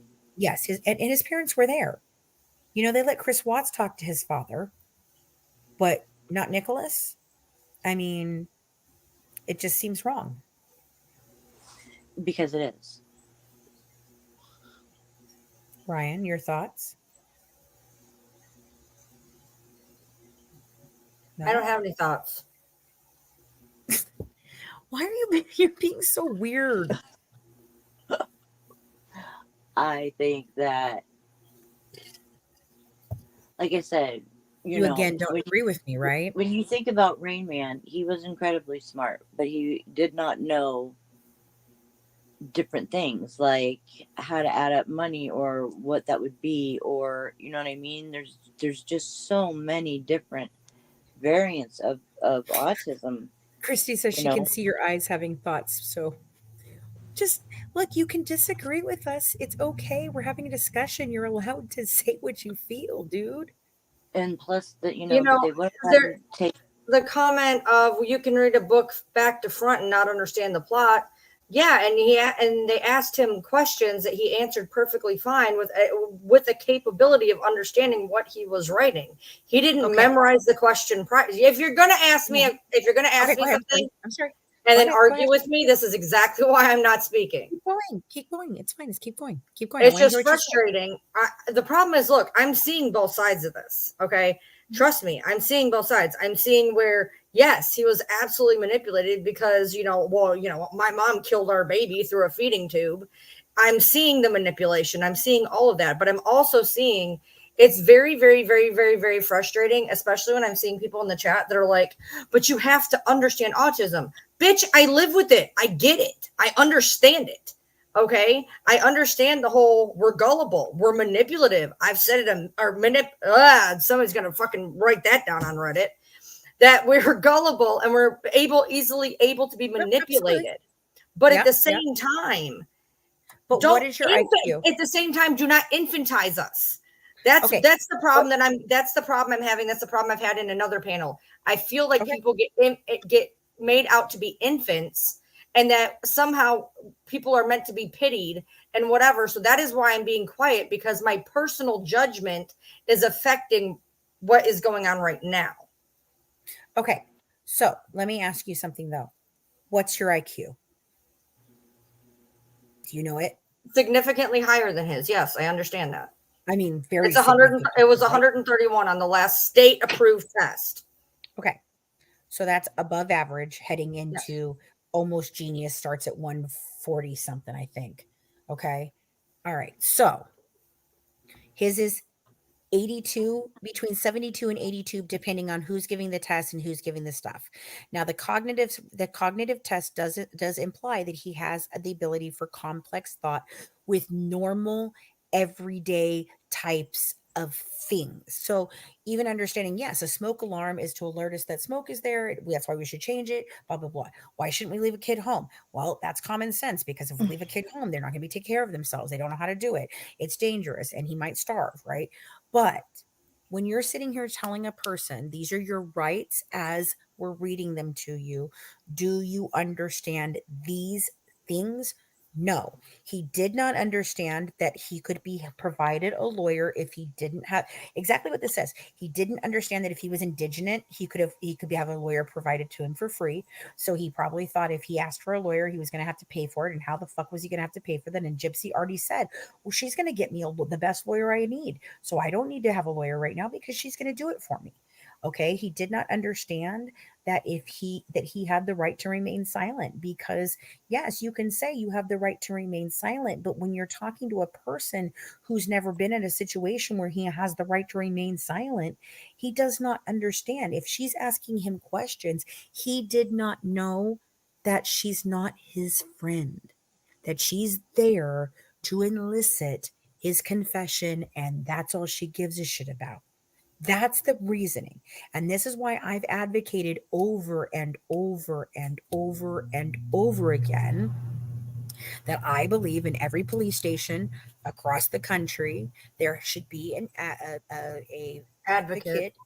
an advocate that can be there for 100%. for mental disabilities, that can stand there and say, hey, wait a minute. We don't want his civil liberties.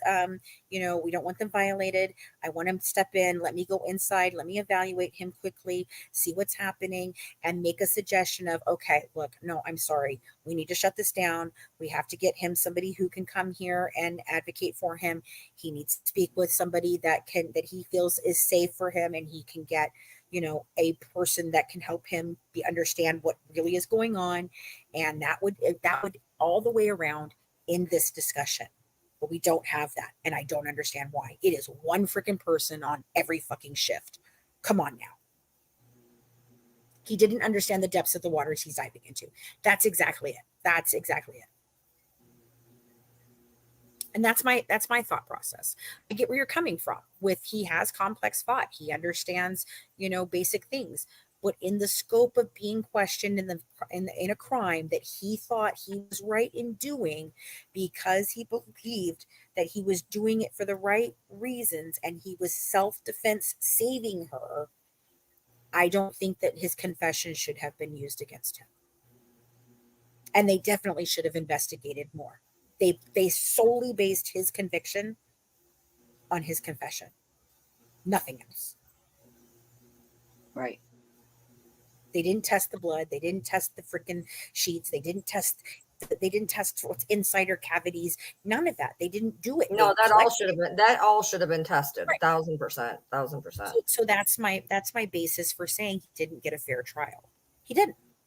It was in a prejudiced jury with a prejudiced documentary in a prejudiced town that believed she was the sweetheart, and he was the outside shooter, basically a hired hitman with sex, exactly like he said. And he did not understand that whatever he was saying to that police officer in that actual room could 100% be held against him in a court of law. He thought he was just helping. And she kept telling him, don't you want to do the right thing for Gypsy? If you really love Gypsy, I was really like, Right, but I mean, that gets used go look. I could pull up 15 interrogations right now. They use that in every interrogation. Okay, but the difference is whether he understood that was a tactic, but and there's not usually a just trying to parent tell there. him. Well, people even with average IQs don't realize it's a tactic if you don't watch true crime. I understand, but those people understand that they have the right to ask for a lawyer. They understand that they do not have to say anything, and he did not. Nelly, that's exactly it. Nick may not have understood the rights, but he knew enough to know what he did was wrong. Did he know the consequences? Was his rights violated? Looks like it. Is he where he belongs? Yes. Okay. And I could say that with all of those, but I still believe there's enough reasonable doubt in this. I do believe that the investigation was watched and coerced. I believe that the narrative was put out there on purpose to sway the jury, to prejudice the jury. And I believe that if we were to have to do a full trial for him with all the evidence we are looking at right now, I don't know that it would be first-degree murder. I do not think they had first-degree murder for him. I do believe they could have got him in second degree. even if his blow was not the final blows. No, I have no idea what autism is. I've never heard of it in my life. Wow. Okay, but my thing is, didn't his mom or the stepdad, one of them said that he Yeah, I will can never barely hear be. you. Talk a little louder, baby. Oh, that they said that he will never be more than like 15. That's where his Right. mentality is 15. They actually put him as low as between 12 and 15, depending on the different things that they were looking for. And a 15-year-old would also know the answers to those questions that were asked. But a 15-year-old would not be tried as an adult. How would you think that the HBO narrative was put out so that Nick would get a retrial? So that he wouldn't get a retrial. Oh, okay. I'm sorry. I read that wrong. So we. Yes, Amanda, this is one of the things I've said from the beginning, even when I was, really mad at Nicholas. I was really, like, oh my God, he's the worst human being ever. And then I started going and thinking about different things. And this is one of the things I have said. Look, the problem that I have with Nicholas getting a release at all Absolutely. is this right here. He is dangerous because he has consistently been proven to be heavily manipulated by women. By himself, he is not the dangerous person. He is a weapon. Gypsy drew him as a weapon in her book. And that is the problem. He absolutely 100% could be convinced again to do something like this if a manipulative woman came along and told him it was right. Same, Seven. What'd Seven say? I'm autistic and I excel at everything I put my mind to, but I can't do math for anything. Neither can I. I am the same way. So here's what I think. This is what I had said. There was nobody at the damn bus station. Jesus Christ. There was nobody at the bus station. I don't know what you're talking about, Miss Haven. Literally like 80 times.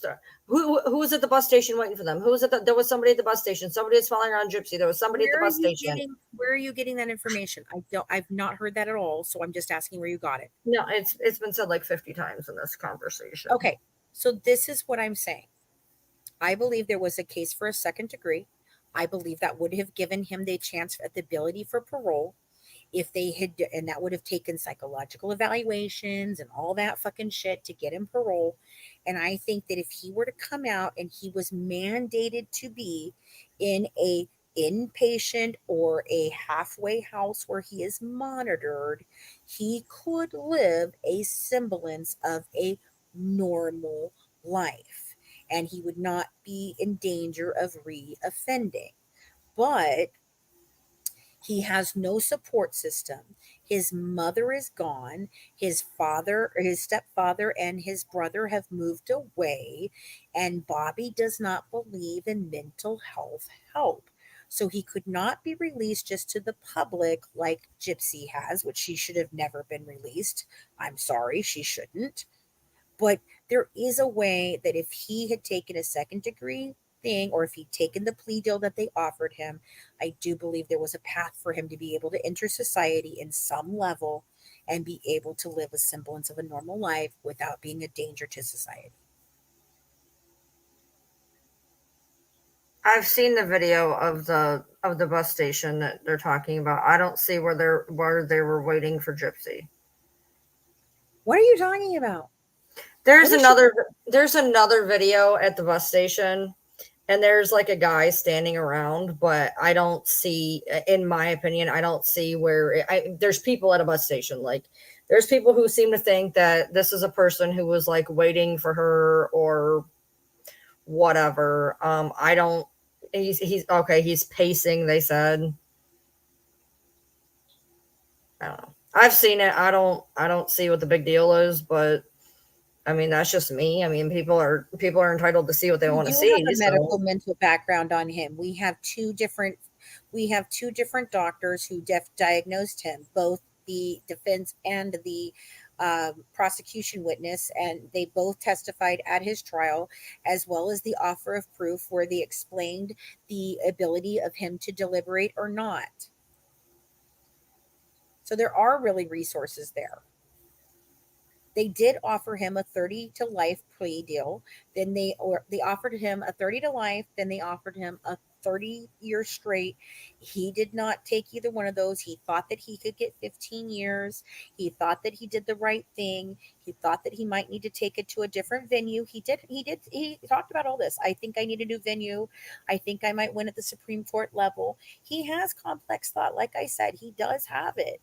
But according to the two psychologists that freaking evaluated him and testified in court, there are reasons why they both felt that he had certain things that maybe he either needed supervision or he didn't understand.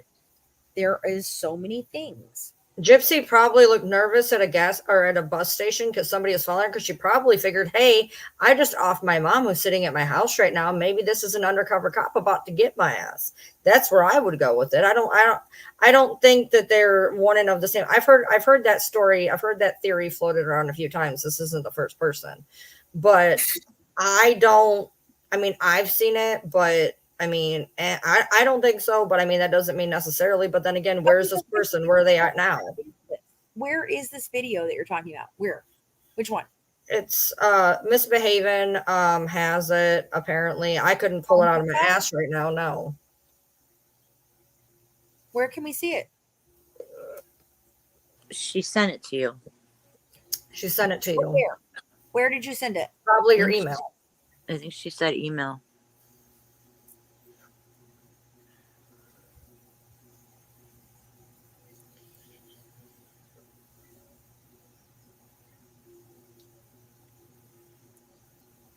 That's an interesting one. Okay, so step Actually, from what I got told, he was actually also offered 25. But again, no parole or anything. He was offered 30 to life the first time and straight 30 the second time. We have those. We know those. That's been established a long time ago.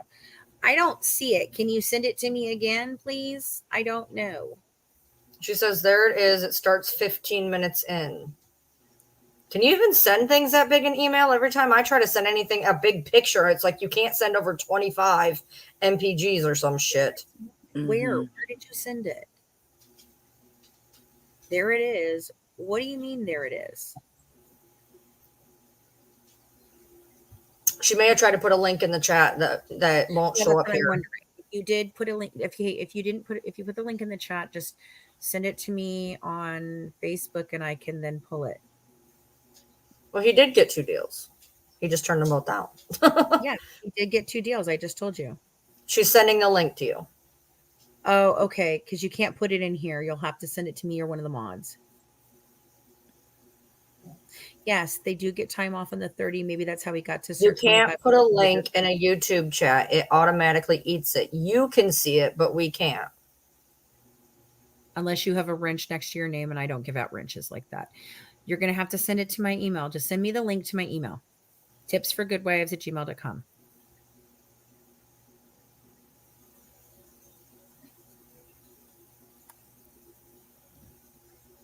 What I don't understand, what I will never understand, is there's been umpteen people who have perpetuated murder for hire, and they are all sitting there with much longer sentences, much longer, some of them not even getting out.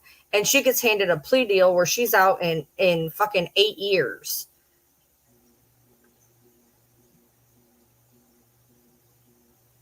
It's a bunch of shit. Hold on a second. Francis, I did not get it from you. That's not where I got it from. I did not get it from you. I got it from Wildbird, and that's who you went through with it. So I don't know if you sent me one too, but just letting you know. I got it from Wildbird. Yeah. So. It's frustrating because if she let's just be real. If she was a person of color, she would have been thrown away. She was a little dainty white girl, and so she got a pass. I mean, that you ain't gonna change my mind there. You ain't Nope, gonna it change was my more mind. believable. Absolutely. Or even if it was a boy. I don't even know. Like, seriously. Okay, so this And is she what just you're kept playing the part, walking into court, squeaking her little voice. Oh my word. Okay, Yeah, I and got her, it. and of course, right after her hair's growing in from her mean mommy shaving it all off. Mm-hmm. Okay, and so this comes from Country Girl Brenda. You said the 15-minute mark is where it starts. So Yeah, okay. it's sitting right there. So Right. All right. Here we go. So hold on. Is it good on the screen? yeah, it needs to scroll down a little bit. No, I need to put it bigger so you guys can Oh, see put it it. there. You go. Yeah, there Which we go. bus station is it? And how long did you Oh my say God, this on? screw up. Only a couple of days. And was this when your mother was murdered? Yes. And when was that specifically? June 10th, 2015. Do you know about what time she was murdered? Maybe about 3 a.m. in the morning. Okay, I want you to watch right here. It's Gypsy shaking that little leg. I guess she needs exercise. She's been in that wheelchair so long. But then I want you to look at this guy right here. It's just something very unusual to me because he gets to shaking his legs after a while. But he's standing there, so I'm assuming that he is waiting till somebody gets through over here so that he can buy him a ticket.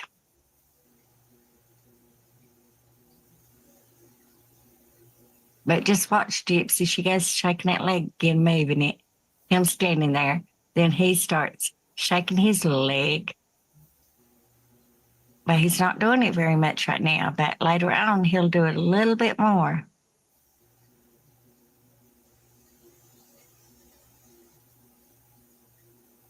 So Right, there goes Amber? Gypsy's leg again. So he walks away, comes back, goes towards the back end. And I'm not saying that it's anything. I mean, I have no idea. Gypsy looks around. He looks like he's going out the door, but no, he turns around and he comes back.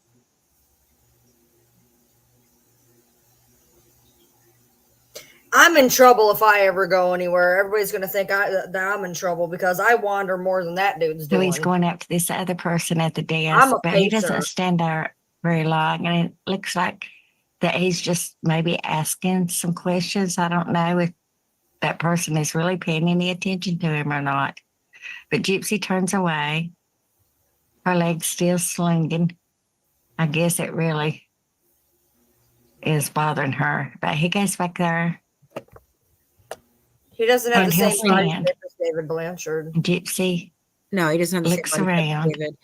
There are some other people that could be involved that has that body and he type. walks back. So it's probably looks like nothing. a It, man. it just I makes mean, me he's an wonder old who is man. You know what I mean? why is he acting so weird? And I mean weird He because doesn't when the end of this know. He was times probably shaking his he leg to does get him off something his leg. really Like, weird because seriously, I see don't think his it was legs are anything. shaking just like gypsies. Do they have some kind of silent code? I know I'm probably reading more into this than it is, but it just Yeah, seems they're doing really leg weird. Morse code. They're doing leg Morse code. So She there taps goes her her legs leg. He again. taps her leg. I mean, okay. To play devil's advocate here, okay. It does appear that he is watching them a little closer than I would think. But do I think that this is anything? No. He could just be very interested in what's going on over there. He also, because it's a very small town and not that big, and everybody knew who she was, maybe he's thinking, is that Gypsy? I need to look a little closer. That's all. I don't know. It could be I didn't any of even them. see him looking in her direction. Really, I seen him looking No, everywhere. he was staring. He was standing there for a while and he was She staring. said, Oh, "Wait there's till the more. end." Oh, for Christ's sake. Okay, we'll keep going. Hold on. Yeah, because the video said he did something weird at the end. Weird at the end. Okay, well, let's keep going.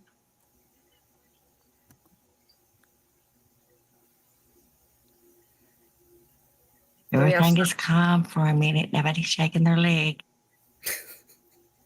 Shaking the leg thing's killing There me. goes Gypsy. There he goes. She looks up. I bet there are like mirror things that you can see people on. They both just shaking their legs. Maybe he's just impatient waiting on them to get done. But if he is, why doesn't he go up there right when they get done? He walks away. That leg of hers is just a going. So he's not seeing that leg movement. So it's probably nothing. But then he comes back.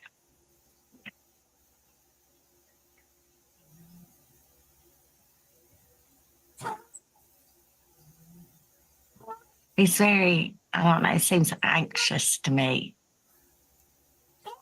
I He's just probably like to know pissed they're who taking he so is damn long.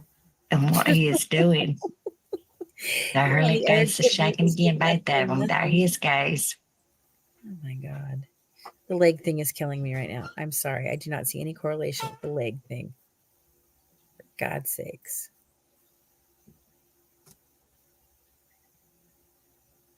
So Nicholas, I guess, pays for the tickets and everything's getting done. Our legs just going haywire. What I'm gathering is probably going to happen is he's going to probably follow him out. That's probably what's going to happen. So that's I'm why it's going to look guessing. good. That's why it's going to look Right. like it. I mean, I could see where people would get that if that's what's going to happen. But So here he comes back again. He just can't stay away. Sounds like, well, it looks like that he has some important things to take care of. So right there, Nicholas is getting the tickets. And watch the guy as they leave. What does he do? He turns around and he leaves. He's not waiting to be next in out a line. different door. He went Not into even a a- different door. Not even a door. He went into like what it looks like to me. He looks like he goes in the fucking bathroom. Yeah, he went into a completely different area. They went out the door and he went into the wall, like into another room or into a bathroom or something. It's not like he was following them. They went out the door. He went further into the building. I don't see what that has to do with anything. I don't see what you're saying, misbehaving. I'm not being rude. I don't see it. What are you thinking? You're thinking he follows her? I don't see that. He didn't follow him out the door.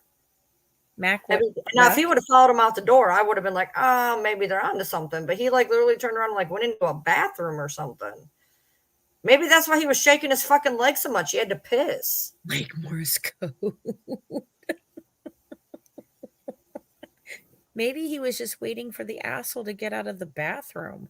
Do we know whether that's a one stall bathroom or if it's like a real, is that the bathroom over there? Do I need a diagram of the Springfield freaking bus station now?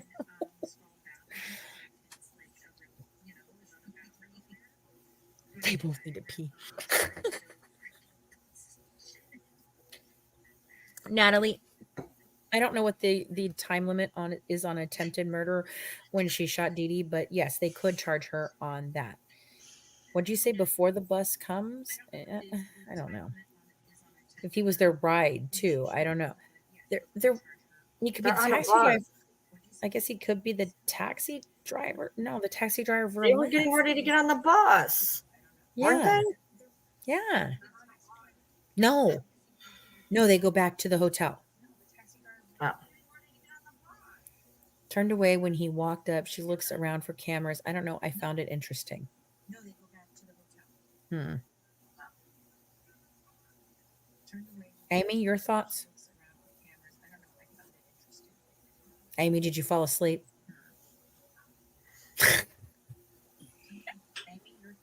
I think she went to get something. Can you hear me? Yeah, we can now.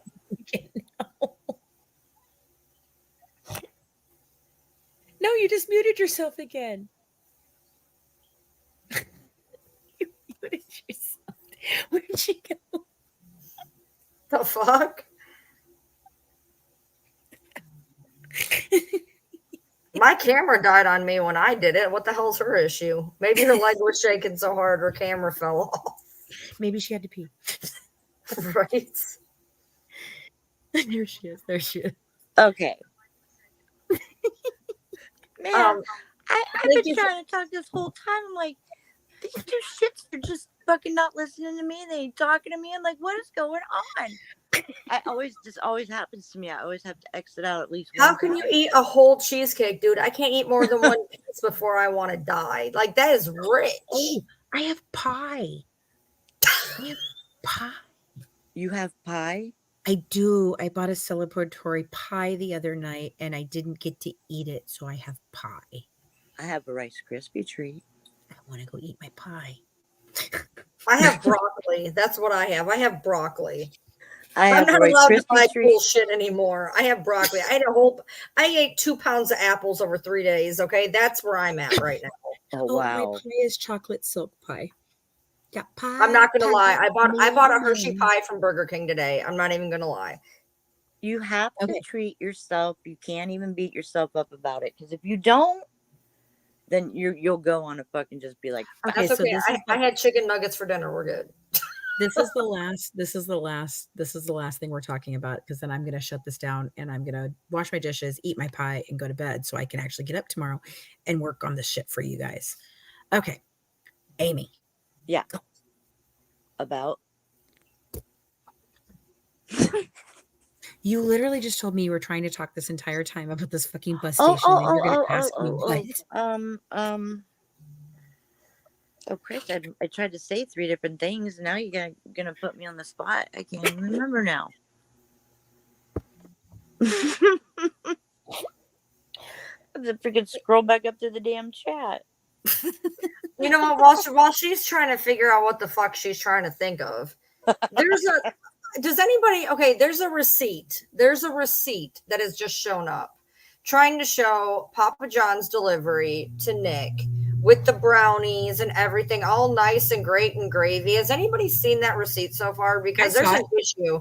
I know I sent it to you. Yeah. There's an issue with that damn receipt. There's an issue with that damn receipt. Did you send it to the group chat or just to me? I sent it to the group chat. I'll put it up. So there's a receipt going around that shows it's nice and I mean it's nice Nicholas and perfect. John, Papa John's. It's got the brownies on there. It's got to be that. Oh yes, you sent. I saw Yes, it. I have it right here. Hold on. And the The date, date. right? He was in Date. fucking prison Mhm. or in fucking jail or whatever at that point.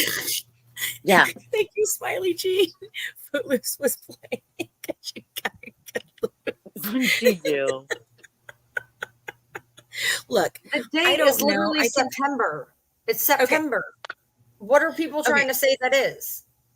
So we need to know what your opinion is of the bus station footage, Amy, for crying out loud here.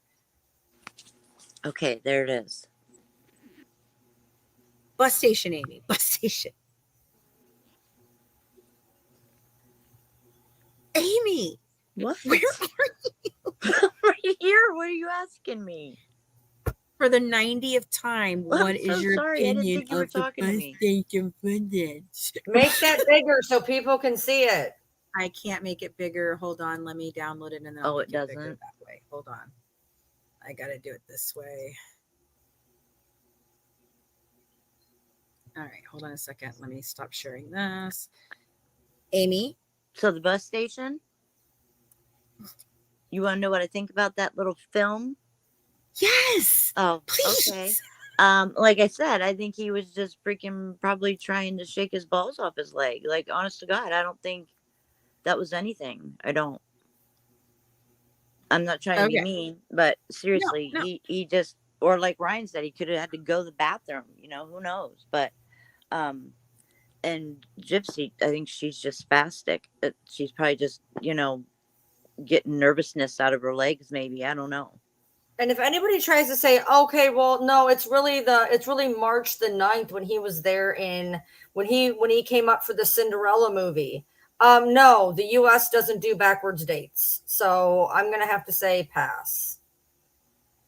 That is the Days Inn's address. That is the Days Inn address. I checked it. But it's 9/3/2015. Knock on door politely. That's the delivery remarks here. Then if you scroll out, it's the pepperoni, the bacon cheese stick, barbecue sauce cup, and there was a double chocolate brown and their delivery fee. All nice and While he was in jail. Right. While he was in jail at 11:42 in the morning.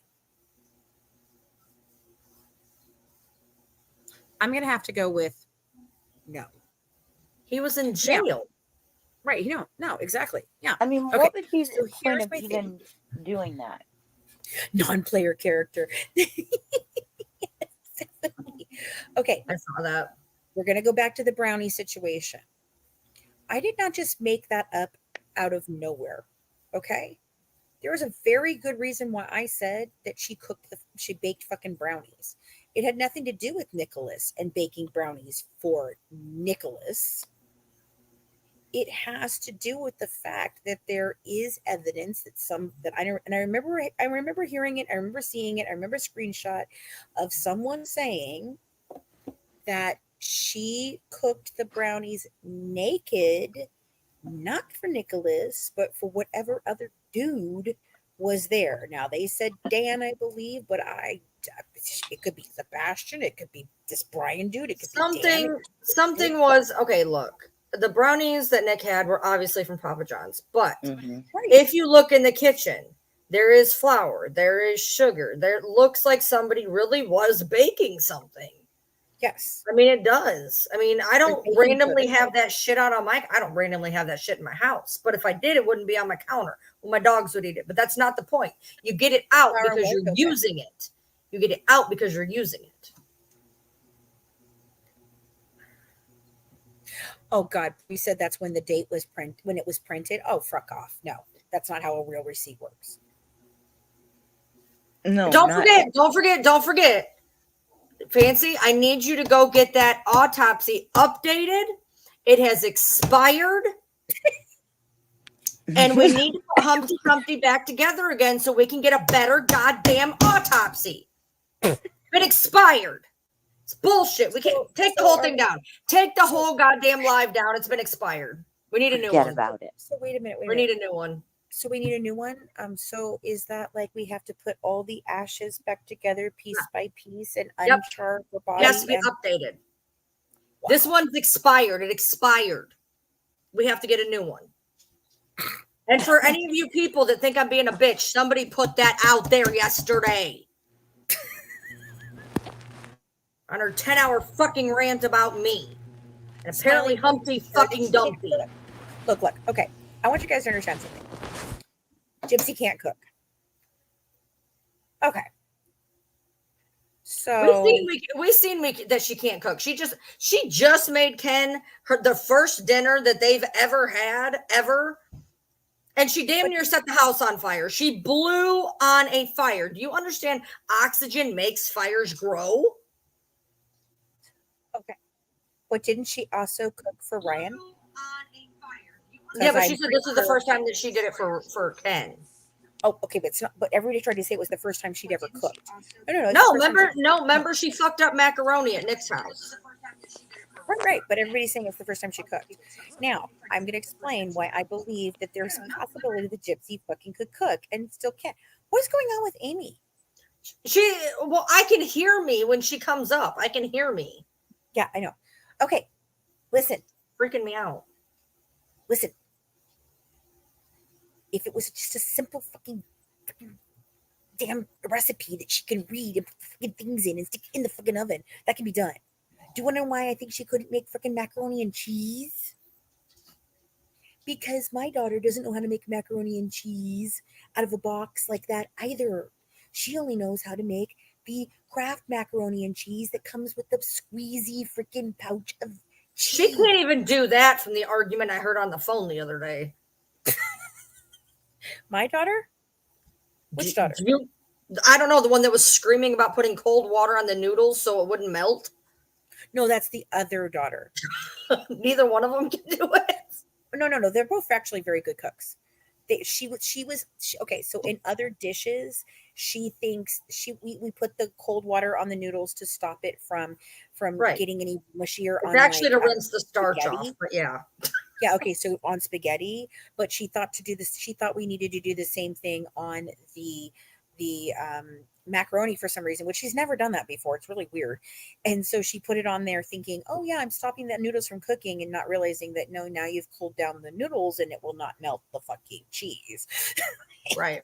So yeah, it was a whole thing. You know what they said though was weird though, because if I remember correctly, they were saying that she was making it wrong. If I remember correctly, and I could be wrong, but I swear that's the way that I do it. The way that she was doing it, some people do it one way and some people do it another. Some people, when you make macaroni and cheese, they put the noodles back into the pot, they put the butter, they put the milk, they put the thing, and they mix it all together.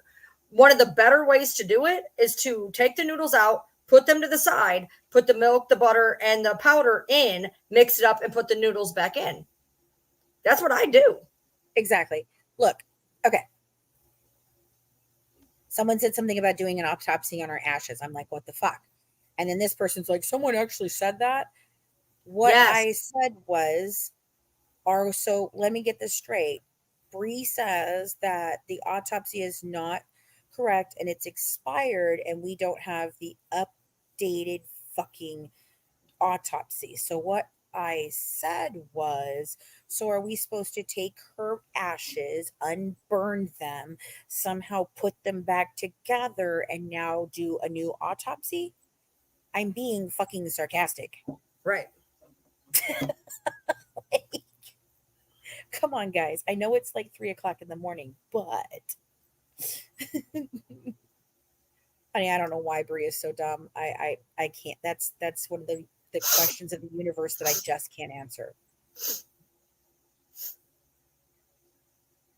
So, yeah, that's what it was about. Not like just sarcasm. All right, guys. Well, I'm gonna head into my kitchen. I'm going to eat my pie, maybe a piece of pizza, and finish my dishes and go to bed. Oh, she mixed it all together without cooking the noodles. Okay, that is a special kind of stupid. Never mind. No, but like seriously, my daughter can't make your regular everyday cheap ass freaking macaroni and cheese. She has no idea. She does not know how to do the milk and the cheese and all that fucking shit. All she knows is we put the bottle, we open the thing, and we put it in the thing, and I squeeze the cheese into it because I'm bougie like that. I won't eat the other shitty shit in macaroni and cheese. I just won't. So I think bougie would be making it from scratch, honey. That would be more bougie. Yeah, that could be more. Now, my husband does that. He can make a lobster macaroni and cheese from scratch, and it's freaking amazing. Macaroni and cheese doesn't have any taste to me anymore. So amazing that my oldest daughter brags to her husband's family how she can make this amazing lobster mac and cheese because her daddy's made it, not ever thinking that they're going to actually make her do this. And so they're like, oh, we're having a family get together. If we give you the money for the lobster mac and cheese that you say you can make, will you make a big one for the family? And my daughter's like, yeah. And then she calls up her daddy and she's like, Daddy, I put my foot in my mouth. I'm supposed to be making macaroni and cheese for Omar's family and I don't know what to do. And I'm like, he's like, okay. And he's like, well, this is what she goes, no, Daddy, can you come and do it? And he's like, you want me to drive 2 hours to Bowling Green to make you macaroni and cheese that I'm not going to eat and then come back home? And she's like, mm-hmm. He's like, all right, let's get in the car. So he did. He drove down there. He spent $100 to make her mac and cheese. We did not get to eat any of it. She freaking got in the car. We got in our car. We went home. She went to her in-laws and she did not ever tell them that she didn't make it. Cold day in hell. Cold day in hell. What's a cold day in hell? That I would ever do that. Cold day in hell. Mm-hmm. I've been like, you open your mouth. You can do it. Yeah. Don't open your mouth if you can't do what you're going to do. You can't do it if you can't do it. Yep. You know, but there you go. Yep. So, all right, you're yawning. I'm yawning. Mac is ready to go to I bed. wasn't going to go live tonight. Well, I was going to go color. I wasn't either until I got this, and then I decided, oh no, I'm going to be the first one with the whole thing. So, yep. Well, watch Amy out. There's baby. another creator saying that the autopsy is fake too. There's 2 different creators I've seen saying that the autopsy is fake. Who's the second one? I know the first one. Your bestie. Natasha, The other bestie. Naomi. The other bestie. I'm running out of besties. Oh, come on. She writes about you all the time. She writes about me all the time. Yeah, she's covering your court case. Oh, it's Thea. Yeah, it's fake. Yeah, it's fake. You're right, Thea. You're right. It's fake. Oh my God. I just can't anymore. This is just, yeah, I got lots of besties. They all love me. They all tell wonderful stories about me. They're so accurate. If somebody did that to me, the list would be so long. We'd have to alphabetize it first and then just kind of go down it. If somebody said that to me, I'd be like, I don't even know who you're talking about. Just give me a first letter at least. Right. At least throw me a bone here, bitch. Yeah, like I got a lot of people that like to write about me. Right. And say shit about me. Most of it not true. Well, I mean, I've seen autopsies, and that I knew when Natasha put it up that it was legit.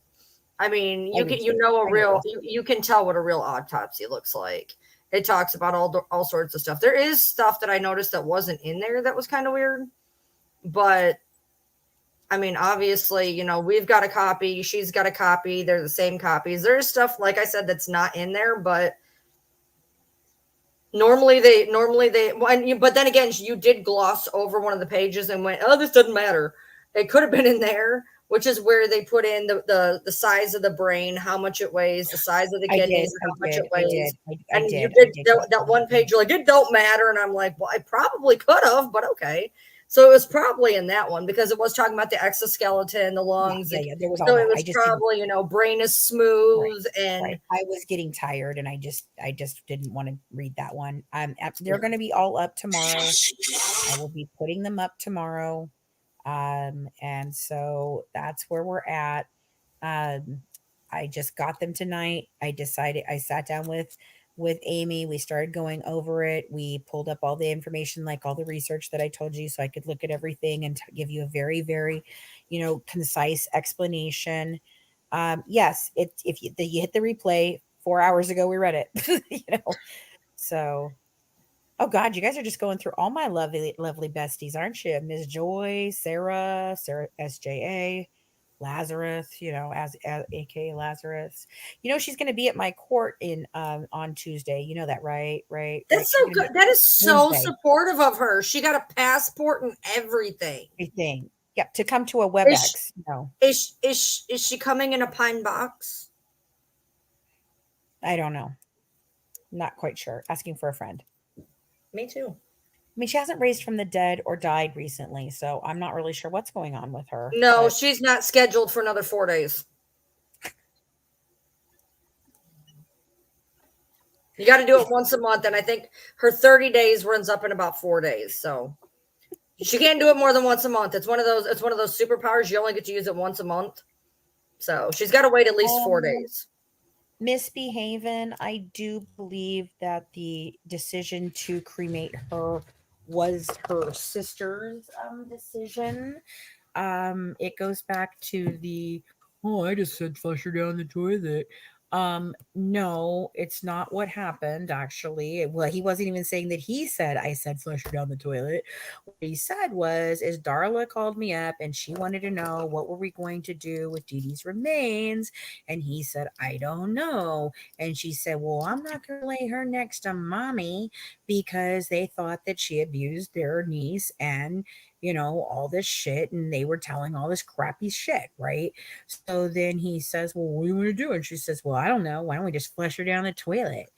And then they didn't. Claudia has the actual but ashes. Realistically, I don't think you guys understand how expensive it is to bury somebody. Not only do you have the casket, not only do you have to get the vault, you have to open the grave, you have to close the grave. And when I had to cremate my mom. I had to cremate her. I couldn't afford to open the grave, let alone get we had the plot. We had 10 plots. Right. My mom had a plot. It cost $5,000 to open and close it, plus the casket, plus the vault. Like, and you're also dealing with, you also have to deal with the fact that the bodies have to be buried above ground in mausoleums, which is more expensive. Oh yeah, down there, yeah. Down there they have to, so the bodies don't float. Now they do have one next door to their house where she goes and she's like, "Oh, hi, Memo." That's next to Rod. That's next to Claude's senior's home. It is right next door. I saw it. I walked it with Christy. I saw the freaking pictures, just like Gypsy. All of that. And there was a space for DeeDee, and they didn't do it. They ended up cremating her instead. She is in a box in her bag, and it has her picture on it, and her sister has it. So one of the Petries goes into Bree's lives. Yeah, I wouldn't doubt it. That's okay. I think the Petries sold out a long time ago, and I'm pretty fucking pissed about it, to be honest with you. I think it's disgusting. Why do you keep telling me when it's like 333 and 222? Is there some? She's high. Leave her alone. Is there something I don't know about these numbers? No, like, she's just high. She's just high. Oh, okay. She's just high. That's probably very amusing to her right now that it's 333. Well, she also said that it was 222, so I'm just trying to understand if it was like angel numbers or. She's just high. All yeah, right. It's 3:33 a.m. here. That's why we're aware. Yeah, lucky times. Oh, okay. Thank you. It's 4:20 here.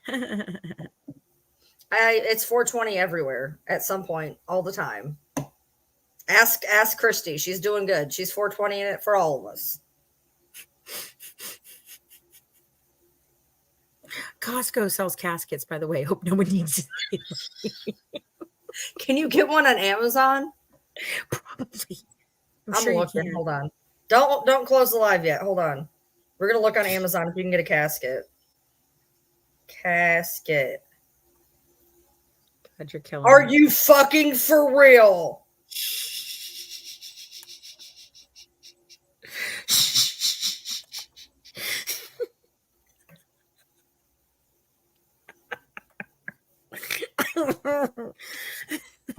Amazon for all your shopping needs. The fuck? You might want to send that to Lazarus. She might need it. I'd send her one, but that's free delivery. Free delivery. Just so you know, $14.49.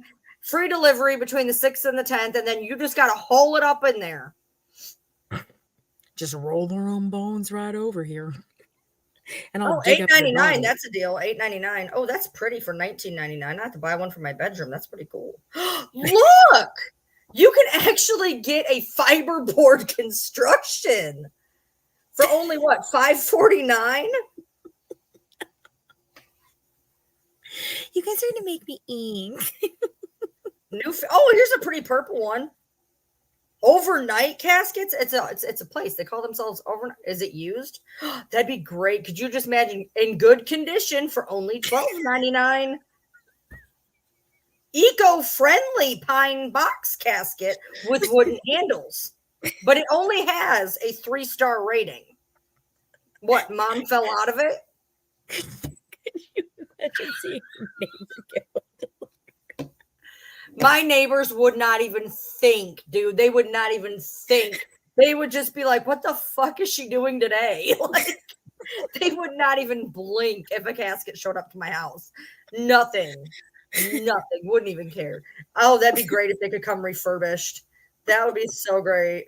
I just want you know what? Now I want to message the company and be like, do you have any refurbished ones?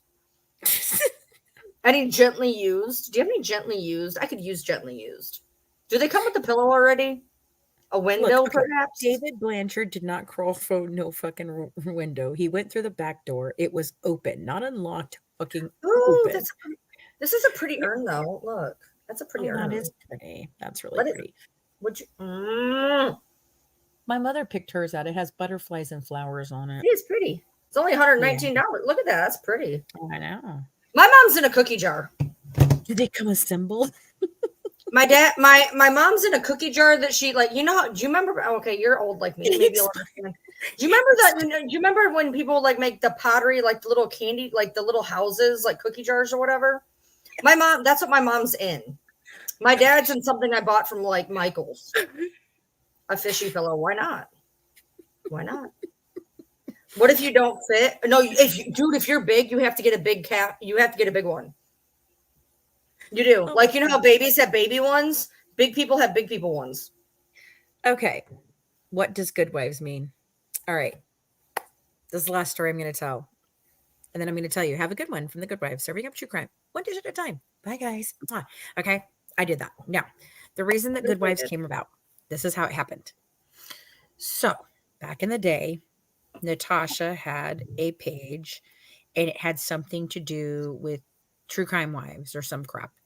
Okay, so then I thought it was funny, and I originally said the Real Housewives of True Crime because she had something else, and I thought it was funny.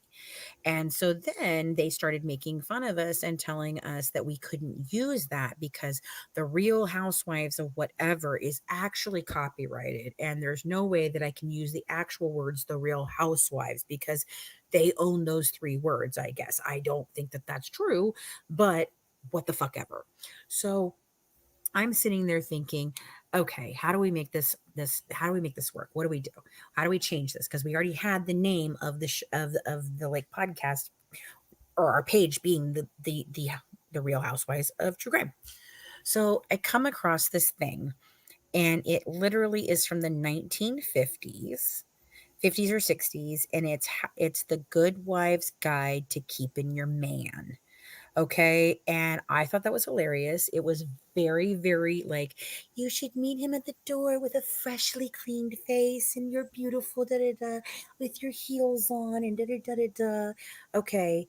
Did I trademark that name? I don't know. It's copyrighted. That's all I know. So then I thought it was really funny. I showed it to the girls. We thought it was hilarious. And we decided we were going to be the Good Wives Guide to True Crime. And we were going to have our little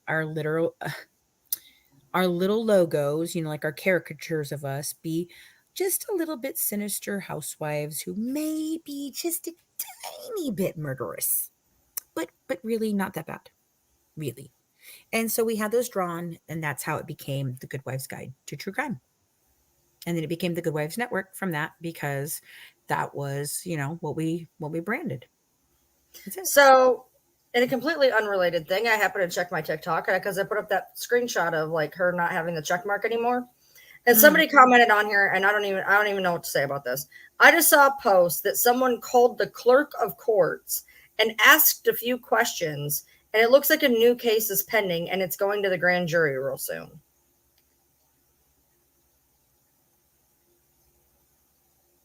Because they're just going to be like, yeah, I don't know you from an ass in my hand, and I'm just going to tell you about all this stuff that's not made it out anywhere yet. I'm sorry. Repeat that again. I was reading something really ridiculous. Sorry. I just saw a post that someone called the clerk of courts and asked a few questions about Gypsy losing her check mark. And it looks like a new case is pending, and it's going to the grand jury real soon in Missouri or Louisiana.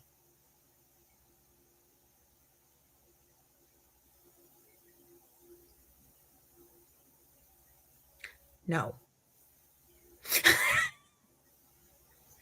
Just like there's not a 17-page document that somebody who works for the DOJ is bringing against 4 different creators, and I'm one of them, and my name is mentioned 26 times. Because I'm telling you, if said person has a spouse who works for the DOJ, and I know a couple, someone's pulled that once before, and I called her bluff on it. And then she got real mad at me, but then she stopped, and she became my friend, and then she got real mad at me at the beginning of the year because she said some shit on a live with Tori and Brandy, taking responsibility for what she did to Claire Christie. Yeah, her husband works for them too, and she likes to say that shit. And the last time she started her shit, I basically said, well, I think that the DOJ would be very interested to know that his wife, your husband's wife, is doing all of this bullying and harassing, because guess what? The DOJ does not think that that is funny, and the members of the DOJ's immediate family can get them in trouble for their actions online. So I don't know. I don't think that there's any member of the DOJ leaking a 17-page document and talking about a 17-page document that mentions 4 creators on some bullshit. There is no federal thing that can be brought against any of the fucking creators that talk about her. Especially not me. She tried that once. It didn't go well for her. And what guy at the DOJ is going to risk his career giving it to his wife, who's then going to talk about it on social media before it's been filed? Yeah. Yes, truth and kindness. Yes. Sarah Elise and I cannot stand that Sarah Elise. I'm so fucking pissed you let her up in the box the other day. Did you see what she did afterwards? She went over there and started running her fucking mouth and talking crap about us and telling them that and we did this and we did that. Well, she messaged me on Instagram to say that all she did was ask my pronouns. Yeah, oh, wait, she just messaged me. Oh, she also says, oh, wow, shocker. She also says that, she the fuck did she say? Oh, is it unethical for Fancy to read these medical records? Yes. Am I going to do it too? Yes. So how are you? Hello, it's Kettle, you're black. How are you going to sit here and call me unethical when you're going to do it yourself? And you're actually in the medical professional field. So, I don't know. I mean, we proved that it wasn't unethical. So you can go fuck yourself. It's all a distraction. Yep. Alrighty, guys. I'm going to bed. Good night. Farewell. Say goodbye, Ryan. Adios. Say goodnight, Gracie. Say goodnight, Gracie. Good night, Gracie. It's great. It's great. Gracie and Burns. Gracie and Burns. He says to her, say goodnight, Gracie. She says, goodnight, Gracie. It's old. Really old. You're older than me, so. Much older than you. Much older than me. It's like way old. Way. You got it right the first time. You're much older than me. I'm not that much older than you. Fuck you. You're like almost a whole ass decade older than me. How old are you? Almost a decade younger than you. How old are you? Never ask a lady her age. Oh, shut the fuck up. You're being a nut. I'm not a whole decade older than you. I said almost. Maybe half a decade. No. Is she threatening you, Ryan? Three quarters. Yes, George Burns and Gracie. Yes, George Burns and Gracie. That's exactly Three quarters of a decade. 3/4 of a decade. 3/4 of a decade? Yes. You're a brat. All right, I'm still younger. I'm all right, older bye, than y'all. wiser than you. No, just kidding. Bye. Okay, bye.